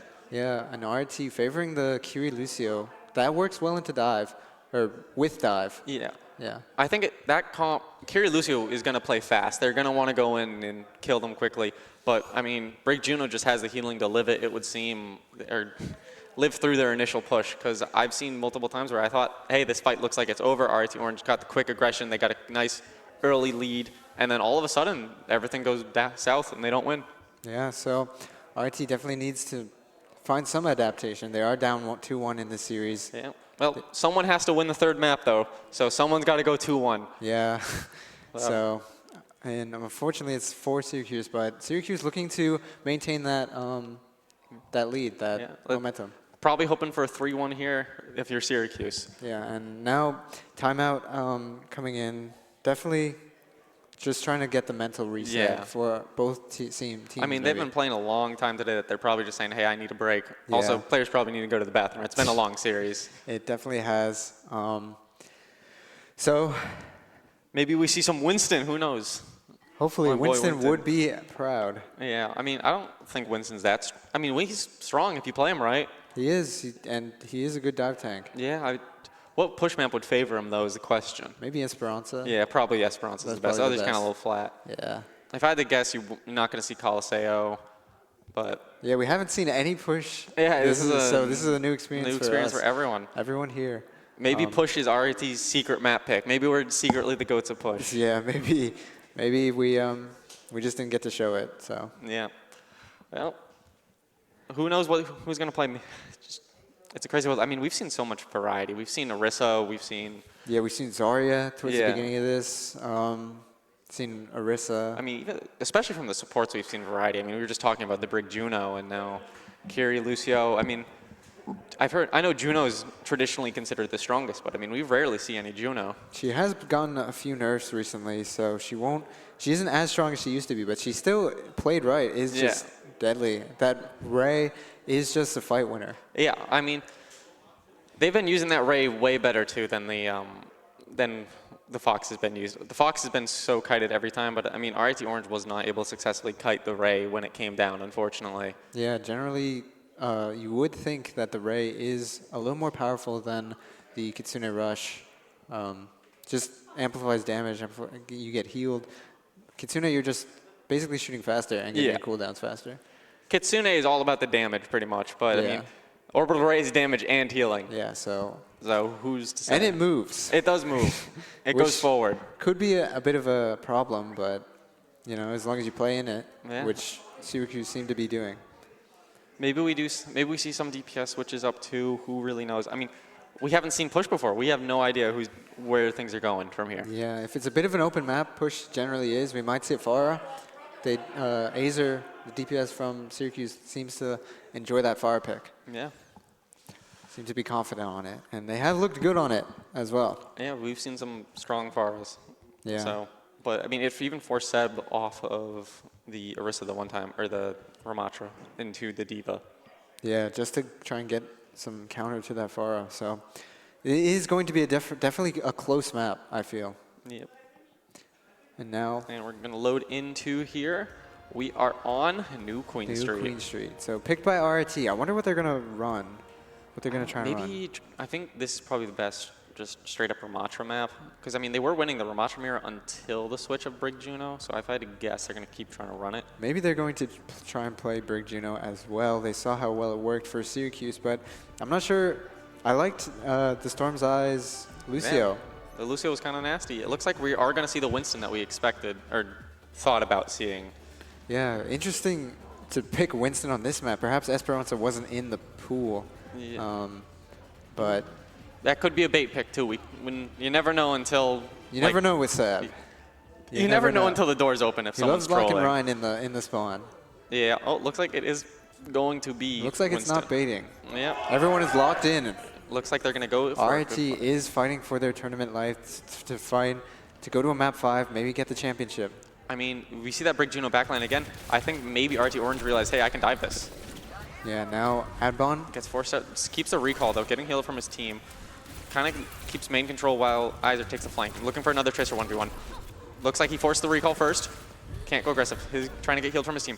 No space really has been taken from anyone. Seb driving to jump the high ground. Oh, massive bubble prevents the Juno from getting healed, from healing the Sojourn. Sots him off. Juno now they're down 1. Will have the numbers advantage if this fight goes long. It's going to fall though, too. I mean, they got to kill this Brig, and it's just RIT Orange kind of looks like they're all over the place right now. Oh, but they're all over the place onto in a good way. Yeah, looks like they're going to get the Saint. Seb, I mean, looks like they're all over the place, but on dive, you got to come from multiple angles. So it works out. Yeah, and once Can you're they find the pick multiple... onto Iser? Iser looks like he does want to die. Yeah, he gets the wave. Once you're on multiple angles on for Orange, you can't... Syracuse doesn't have anyone to go on, so... Or brawl. Syracuse touched the point there, first 2 actually, trying to maybe get a little cart progress, but maybe got a little too aggressive, and it's the reason that Seb was able to jump in and find the pick effectively onto speed glasses. Now, both Tracers going to be coming up on Pulse Bomb. Scomo building this Curie surprisingly quickly. Yeah, I mean, compared to the Syracuse's Saint, who only has 25% of the orbital ray. Yeah, they did go down. Oh, big. Oh, what a slow. That's insane. I mean, maybe they're just playing a little too aggressive there. You got to take the angles. Oh, it looks like they're trying to jump on the back line here. Speed Glasses 1 HP. Monkey does look like he's going to fall. Scomo finds a pick. Oh my god, they find 2 massive picks, but it's even right now. We got a Tracer duel going on. Ramatra comes in to make it uneven. Does he live? Oh, no one knows where he went, but he did live. We have just supports in Adbon. Pulse bomb the shield, but we walk forward and we die because of it. What a mistake. That could cost him so much here. Looks like he's going to fall over Saints on 1 HP here, trying to get the pick. He does not get it. And looks like we're going to keep card control from Adbon. I mean, that pulse bomb hit the shield, and someone got a little too aggressive, walked forward, ate it. Iser 1 HP, does not get the same wave as Saint. That's going to be massive. That's a 10-second spawn. Lunar wanting to gift Adbon some free damage. That is the fight losing mistake there. Yeah, I mean, they got butt scratch, as I like to call it. He sits there, he scratches the butt. Look, there it is. Yep, there's the bot.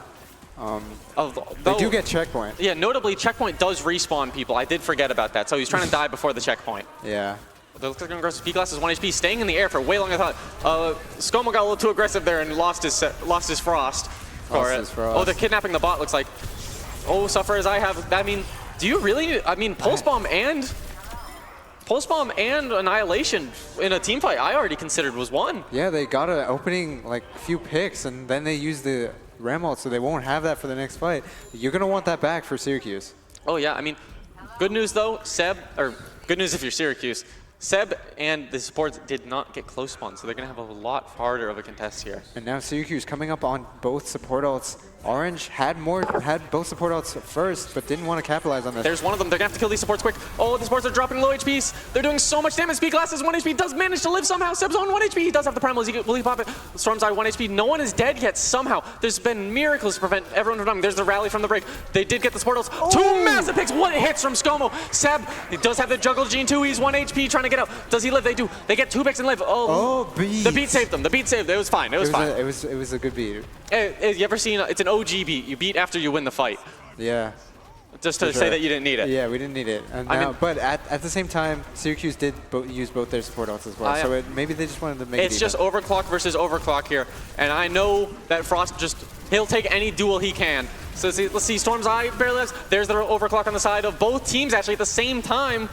Voice lines overlapping. Do they live? Oh, Saint finds pick on to add 1, but they're all 1 HP. I mean, there's just nothing for him to shoot right now. They got to back up here. Maybe get a pick. Oh, Speedglass finds a pick on Storm's Eye.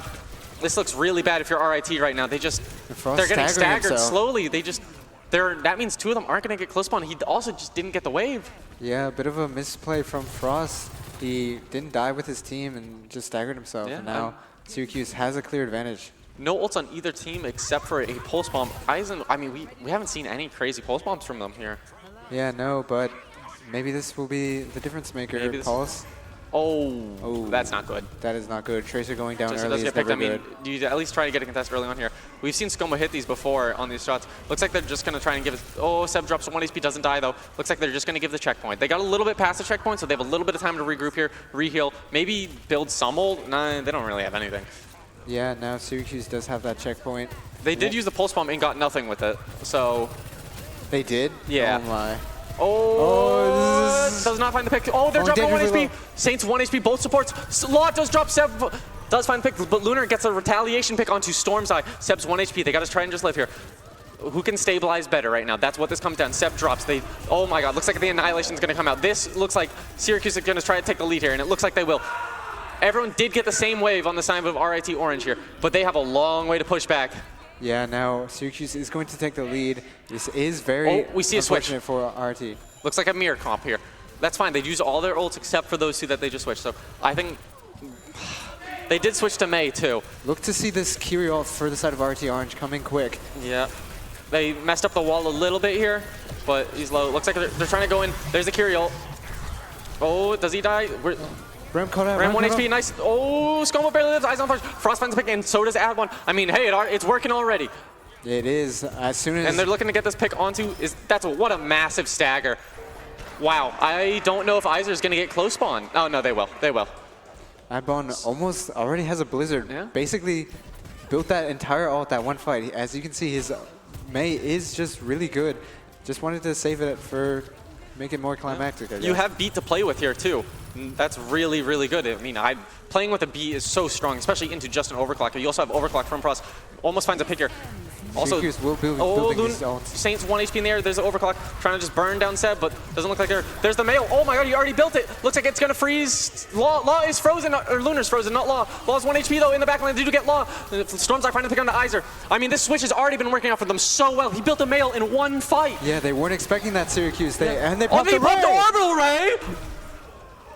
For what? That must have been. It happens. It happens. It happens. It happens. It might have been a misclick, but definitely no one alive to utilize that ray. This means that RIT is going to take the lead here. They're playing aggressively to ensure. I mean, Iser looks like they're going for a contest just before, but if they do, I mean, that's going to force a recall before the fight begins.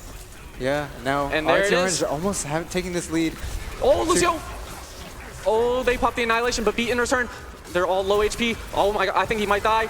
And we see the annihilation coming out from Seb in the second here. And there we go. There's the pulse bomb. Doesn't find anything. Seb is massive though. It's massive for RIT. They came back on the brawl comp. They've realized, hey, if I play Mei, I win. Yeah. Now RIT taking the lead. Syracuse. It was an expensive fight for Syracuse. Don't get fooled by how close we are. There's still 2 minutes on the clock. This is anyone's game. It is, but RIT will have this Kitsune rush. Syracuse will not have anything to respond. Do you want to use a Kitsune rush here, though? I mean, you're in their spawn. If you win the team fight, it's over. Yeah, but he's low. No cooldowns on the Ursa. Just go for it. Use it. Killer. There we go. RIT Orange looks like they're going to full cap. It looks like Speedglass is trying desperately to make a miracle happen, but it looks like it's not. It looks like RIT Orange will take map 2. We're going to a map 5. A map 5 for this banger of a series to decide the final champion of this RIT LAN. I mean, this is crazy.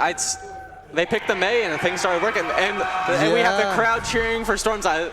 That has been the fan favorite of this series so far. Usually do not get a play on Lucio, but Storm's Eye just Jumping able Saint, to that's do a massive pick right there. Finishing off all these kills, just massive play in general. Storm's Eye has been great on this Lucio this entire series.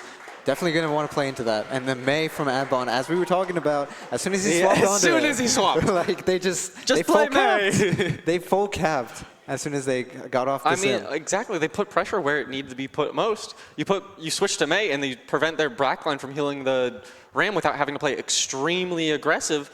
And yeah, it all goes bad. Yeah, and now a map 5 to decide the winner. Definitely going to be a lot of pressure for both teams. Pick? I mean, every time Syracuse has won, they've been on Brawl. I mean, it's been like a Brawl adaptation back and forth. I don't think we've seen a single comp besides Brawl. Yeah, they love Brawl. Both teams thinking they can win on it. And now, I believe this will be Escort for the final. Yes, it will. For the final map. I mean, there's so many Escort maps to choose from. Like Escort, I think traditionally doesn't even favor Brawl. It's usually a dive map. So maybe last map of the series is a wild card. We see dive from both teams, and who knows who wins that, right? I mean, we saw it attempted from RIT earlier, but it just didn't pan out. I mean, we saw a little bit panned out, but in the grand scheme of things, they switched off and they won.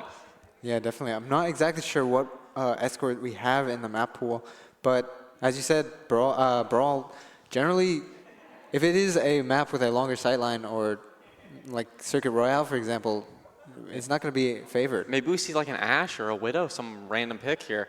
I mean, Circuit Royale is really anyone's game, I feel. It's just Circuit Royale, you're going, hey, my hit scan's better than yours. So we'll see who picks what. I feel like Frost is definitely getting the edge over Speed Glasses in that duel. Yeah, we've seen time and time again where Frost will get picks, but I mean, so is Speed Glasses. So we could see what really happens. It really is just anyone's game. It's been a toss-up. Yeah, so. It really is. But you gotta be. If you're either of these teams, you're feeling the pressure of winning. It's map 5. I think, honestly, more than anything else right now, what matters the most, who performs best under pressure. Everything is on the line right now. For sure. Especially if you're RIT, you're in front of the home crowd. Yeah. You do have that home crowd advantage, but you won't. RIT was already on their last map pressure, but I mean, Syracuse maybe was thinking in their head, hey, we got one more map. If we lose this one, it's all right to lose this one, so they're not trying the hardest. It happens. But hey, maybe that idea of losing to them crept into their mind, and that's enough to make them lose. Who knows? They did just get full pushed on push. They did just get full push. That is rough. That is rough. It's been so close this entire series, but that might be the key to breaking it open. Maybe that's a mental break for them, and that'll let them win the entire series. At the same time, though, Syracuse has been in the losers brackets this entire tournament. Yeah, so they've been playing with their life on the line the entire night. Yeah, so they're probably used to this pressure. RIT, this is the first time they've been pushed in the winners bracket. Yeah, and it looks like we're going to be heading to Gibraltar. Now, that's interesting. Like I said, that's going to be dive, if I had to guess. That's crazy guess. I know, dive on Gibraltar. Crazy guess, Gibraltar. But I do like this, the Winston from Seb. I like the Adbon Tracer. Yeah, but I mean, it's so much harder to play Sojourn into a dive than it is a Brawl. Because on Brawl, you just shoot the tank, boom, squishy. Yeah. But you got to get so much more space, and it's just really harder rough. to play a hit scan into a dive. Especially because you're the main target, yeah. Yeah, so the backline for RT is going to try and keep Frost alive. Yeah, this will be the first time we see a dive, maybe, from Syracuse, too. I have not seen it on this map. I think they have played it before in other matches, but it's definitely been a while, so probably going to... It was Syracuse's choice, though. Now, keep that in mind, so maybe they know something we don't. Yeah, if you're RIT here, do you choose to go on offense first, or do you choose to go on defense first? Offense keep your momentum, defense is shut them down. Which one do you think you would go for? If I'm RIT, I want to go with defense. Try and force this. Looks like they did choose defense. Nice. You won. You get the $5 after. Yeah, okay. Yeah, I want to choose defense because I want to like full hold, or at least know where I need to push. Yeah, you stop their momentum, so keep it stopped, pretty much. I mean, we're going to see a Do not let Ash. them back into the series if I'm You RIT. know, I think maybe Speedglass sticks on this Widow. This Widow can be really hard to deal with on the third Interesting point. support line for RIT Orange. They opt for the Kiri Lucio instead of a Brig Ana, which is more traditional, I feel, on a dive map like Gibraltar. We've seen Storm's Eye kind of been messing people up on Lucio. On Lucio, so why change? It's no fair that RIT Orange gets 3 DPS, you know? Exactly. And ScoMo, too. Yeah, He we've took seen down those Tracer. shots. Yeah. Why do they get 4 DPS and I only get 2? Yeah.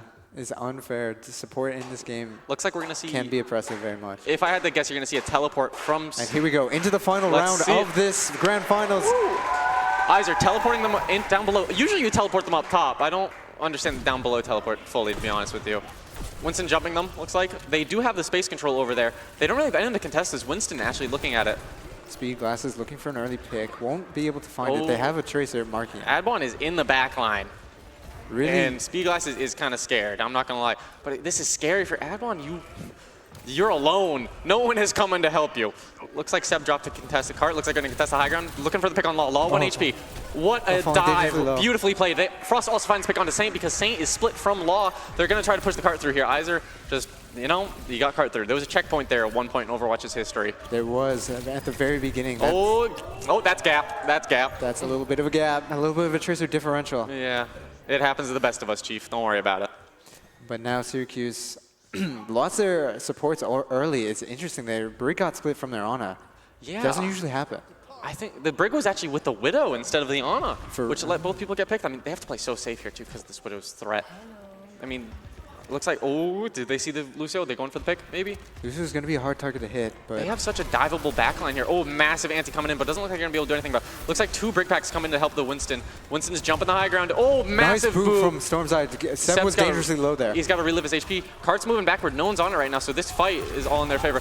That's a massive dive. Winston's 1 HP, though. Will he fall? Doesn't look like it. Seb's also 1 HP. He does fall, unfortunately. They've got to back up. They've just got to live in this room. Winston's just ripping through all of them, though. This cleave damage is insane, but he's 1 HP. Do they get the pick? They do! No team has a Winston right now. I don't know if anyone saw it. Frost almost took the Mega from ScoMo and killed him there. He was like an inch away. Yeah, that... And now Seb is back. They've scouted the Widow. That's no nade. That means that Seb is going to be diving that high ground. Yep, there it is. They're on the Widow. She's bubbled off. So, Law jumps out. Oh my God. I cannot believe they made that comeback. As soon as Seb died, it looked like it was over, but Lunar, a little too aggressive on the Winston. Just caused him to get traded, and when you're up a player, the last thing you want to do is get traded. Yeah, I mean, look at Saint too. I mean, not Saint. I mean, look at the ults right now too. It's kind of favored in Syracuse, but you have B. You're gonna see a Nano Winston dive here, and if that doesn't go well, you're gonna see the primal applied onto the Winston. Speed Glasses off the Widow. Finally. Wait, they switched to Kiriko as well off of the. Oh really? Off the Brig. That's this is a really untraditional backline, as far as I'm aware. Lunar's in there. Is he going to get nailed? He does get nailed. The Kitsune comes out, though, so they're aggressive. Frost on 1 HP does get Andy dies. The beat doesn't reach him because of the bubble. That's so unlucky. Seb finds a pick onto Law, though. Like I said, no team has either supports right now. Storm's Eye is alive still. My bad. But, I mean, no supports on the side of Syracuse. All their HP is all they're going to have to play with. I mean, they have a primal here to play with, but is it enough? Pulse Bomb comes down the fire to Eyes. It doesn't land onto Seb, but I don't think he primaled it. 2 primals coming out right now. You just have Tracer Lucio versus Tracer Lucio. Both teams using so many ults to try and win this fight. He finds picking a lot. The Suzu was a fraction of a second too late, but Seb's gonna get picked in the process. Whose spawn is closer? I mean, Kira can teleport out of spawn. No ults on either side here, not even close to any of them. Adbon's just trying to be a little cheeky fella, does get out. Saint's 1 HP, Frost finds pick on a Saint, that's massive! That means the last fight is the last one. This is 40 seconds left. Will Syracuse be able to cap this point? I mean, no ults on either side. They switched to a Lucio. Looks like they're trying to mirror RT Orange's backline here. This pulse means everything. Adbon has to come up big. Here it is. He's looking for it? He's looking for the... Will he get it? He notices his target. They switch to Genji and Hazard, by the way. He's looking for it. Do they find the pick? They do not. Syracuse seems Suzu lost comes here. out.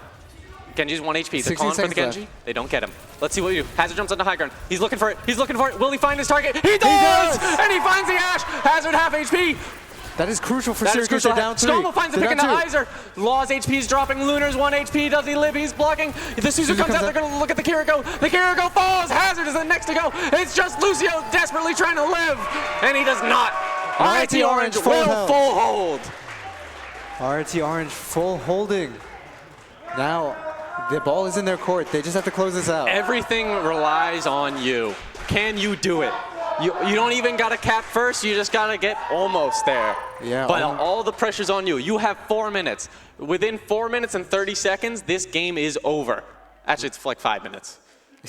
No matter what, this game is over within the next 5 minutes. And that pressure builds up on you, I think. Yeah, it definitely does. But RIT seem very calm, very cool. They are just coordinated. They didn't lose a fight. Yeah, they just know who And to dive. Yeah, when they did lose a fight, they traded every single time. I mean, the issue is you can't do that on offense, though. You can't trade. So maybe they trade out on offense and things don't go the way. Who knows? But I think they can do it. I think RIT Town will come back as the hometown heroes and will win it all. Yeah, and what a great story. Looks like they're going to come out on Hazard here on the side of Syracuse. Just what an intense match this has been. But at the very end, seems Syracuse is losing the momentum. Yeah. The wind has been knocked out of their sails. I mean, if you're Syracuse picking on defense, it's scary here. They thought about going on the Hazard and then realized, hey, but what if they counter swap Hazard? They can't do anything right now.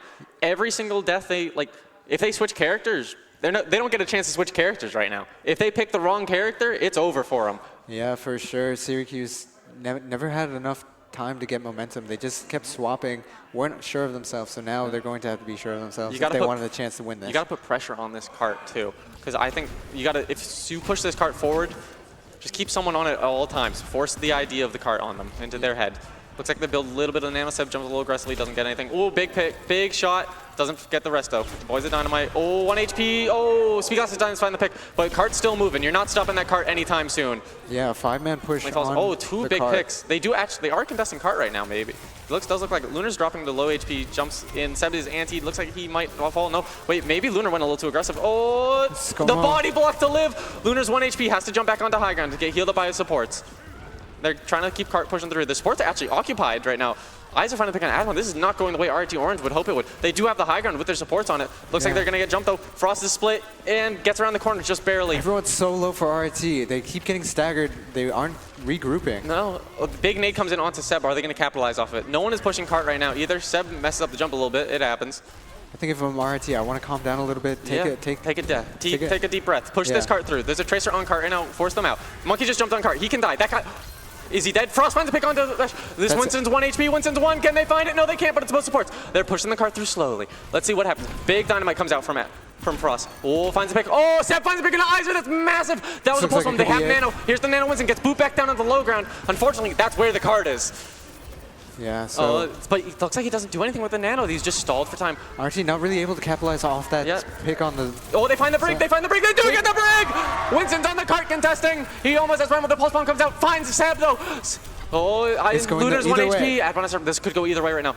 Let's see what happens. Winston's 1 HP. Winston's 1 HP. They do find the pick. Let's see. Does Frost live? No. They missed pulse bomb. No. Kitsune still finds the pick in Eisen. It's just supports. We have supportal combat. And they see none. RIT Orange is your hometown heroes. They win the RIT LAN. What a series. What a map. What a map indeed. Frost getting the play of the game. A little poetic. He has been the unsung hero, or he has been the hero of this match. It has been amazing. I mean, look at him here. This map, he got so many nasty picks out. And then the final fight, he found the Ash, and that really just snowballed it. What a series. What a series. Let's hear it up for our hometown heroes. Yeah. Taking home the trophy. Yeah. And let's hear it for all the competitors who came out here from other colleges and thank them for their time here. Truly, we couldn't have done it without you. For sure. And thanks to all the production crew, the staff behind this for setting up this LAN. Yeah, I mean, who do you think was the biggest player in your mind? Who made the biggest impact in that match? Yeah, man, every player honestly had a standout performance. Adbon on the Tracer May, constantly putting pressure on the tank. Frost finding key picks. Seb getting the bit of a tank gap, so... I mean, what do you do? Everyone on RIT Orange performed extremely well. It was just, once they locked back in, I mean, it started with the May pick. It all started with the May pick. As soon as they got that May pick, everything changed, and they just kind of did amazing. Yeah, so RIT, moral of the story, just play May. Yeah, just play May. Just play May. But, I mean, rough map from Syracuse, too, but, I mean, I'm so just happy I could cast that and cast it with you here. It's been an amazing time here, and I'm sure everyone's had as much an amazing time as we have up here. Yeah, thanks. Shout out to all the casters, all the crew, everyone who made this LAN possible. Yeah. Now, so RIT will take home the trophy. Yeah, there's no other matches. We're just Yeah. chilling. We Yeah, got a we're great just chilling. map. We got a great map 5 series. Yeah, it was. This tournament was so close. I mean, I think only one game the entire time was a non-map 3 a little series. one-sided, yeah. Yeah. It was Champlain versus Syracuse, but Syracuse rallied right Yeah, back. Syracuse won afterwards. Yeah. So it's like any team, I feel like, any team could be this. any team. I think It's just different. RIT was the best team today. Yeah, any team, different day, they're the better. Like someone else could be the better team any Yeah, day someone of the else week. could be the champion, but RIT finding Today was their route. day. Yeah. And yesterday they went 1-2, so Yeah, I mean Really they were the rallied only back. team I believe to go 1-2. yeah. So. Or no, they were Syracuse also. Oh, did. so yeah. Well, not every team can go 2. Yeah, that, Yeah, you yeah. make a fair point. That is how math works. I know, but yeah. So no team undefeated, no team. Yeah. Thank you for everyone who came out and watched. And Yeah. I think that's it from us. Yeah, I think that's it. It's been a pleasure casting with you. Yeah, you too. Yeah.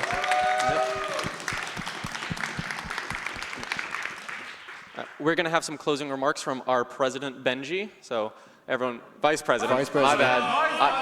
My bad. Vice President. I'm getting booed now. I missed the Vice. That's my bad. Well, so please stick around for that. Yeah. But otherwise, thank you for Thank you. watching.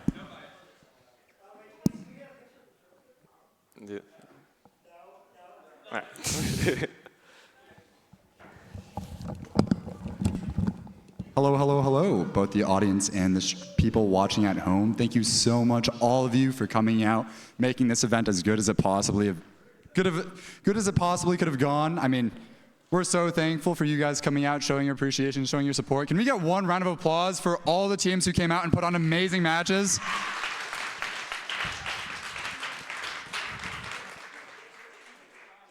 Let's get one even bigger round of applause for all the production staff putting on an amazing show today, please, and yesterday.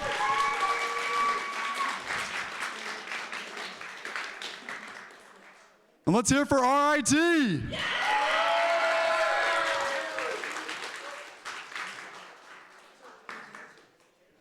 Without further ado, should we do the award ceremony? If you guys are ready.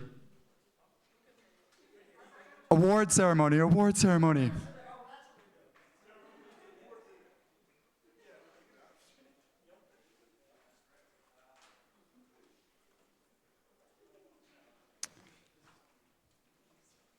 To the winners of the Spring 2025 Overwatch 2 Collegiate Tournament, please clap for your winners. RIT!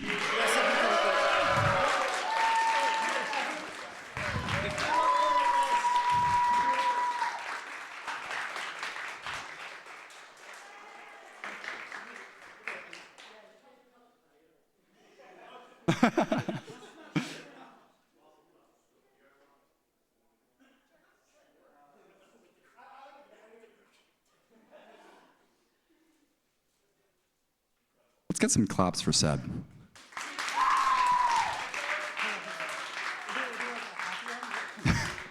ScoMo, our amazing support. Storm's Eye, our goated Lucio. Let's hear it for Frost. One last time for Adbon.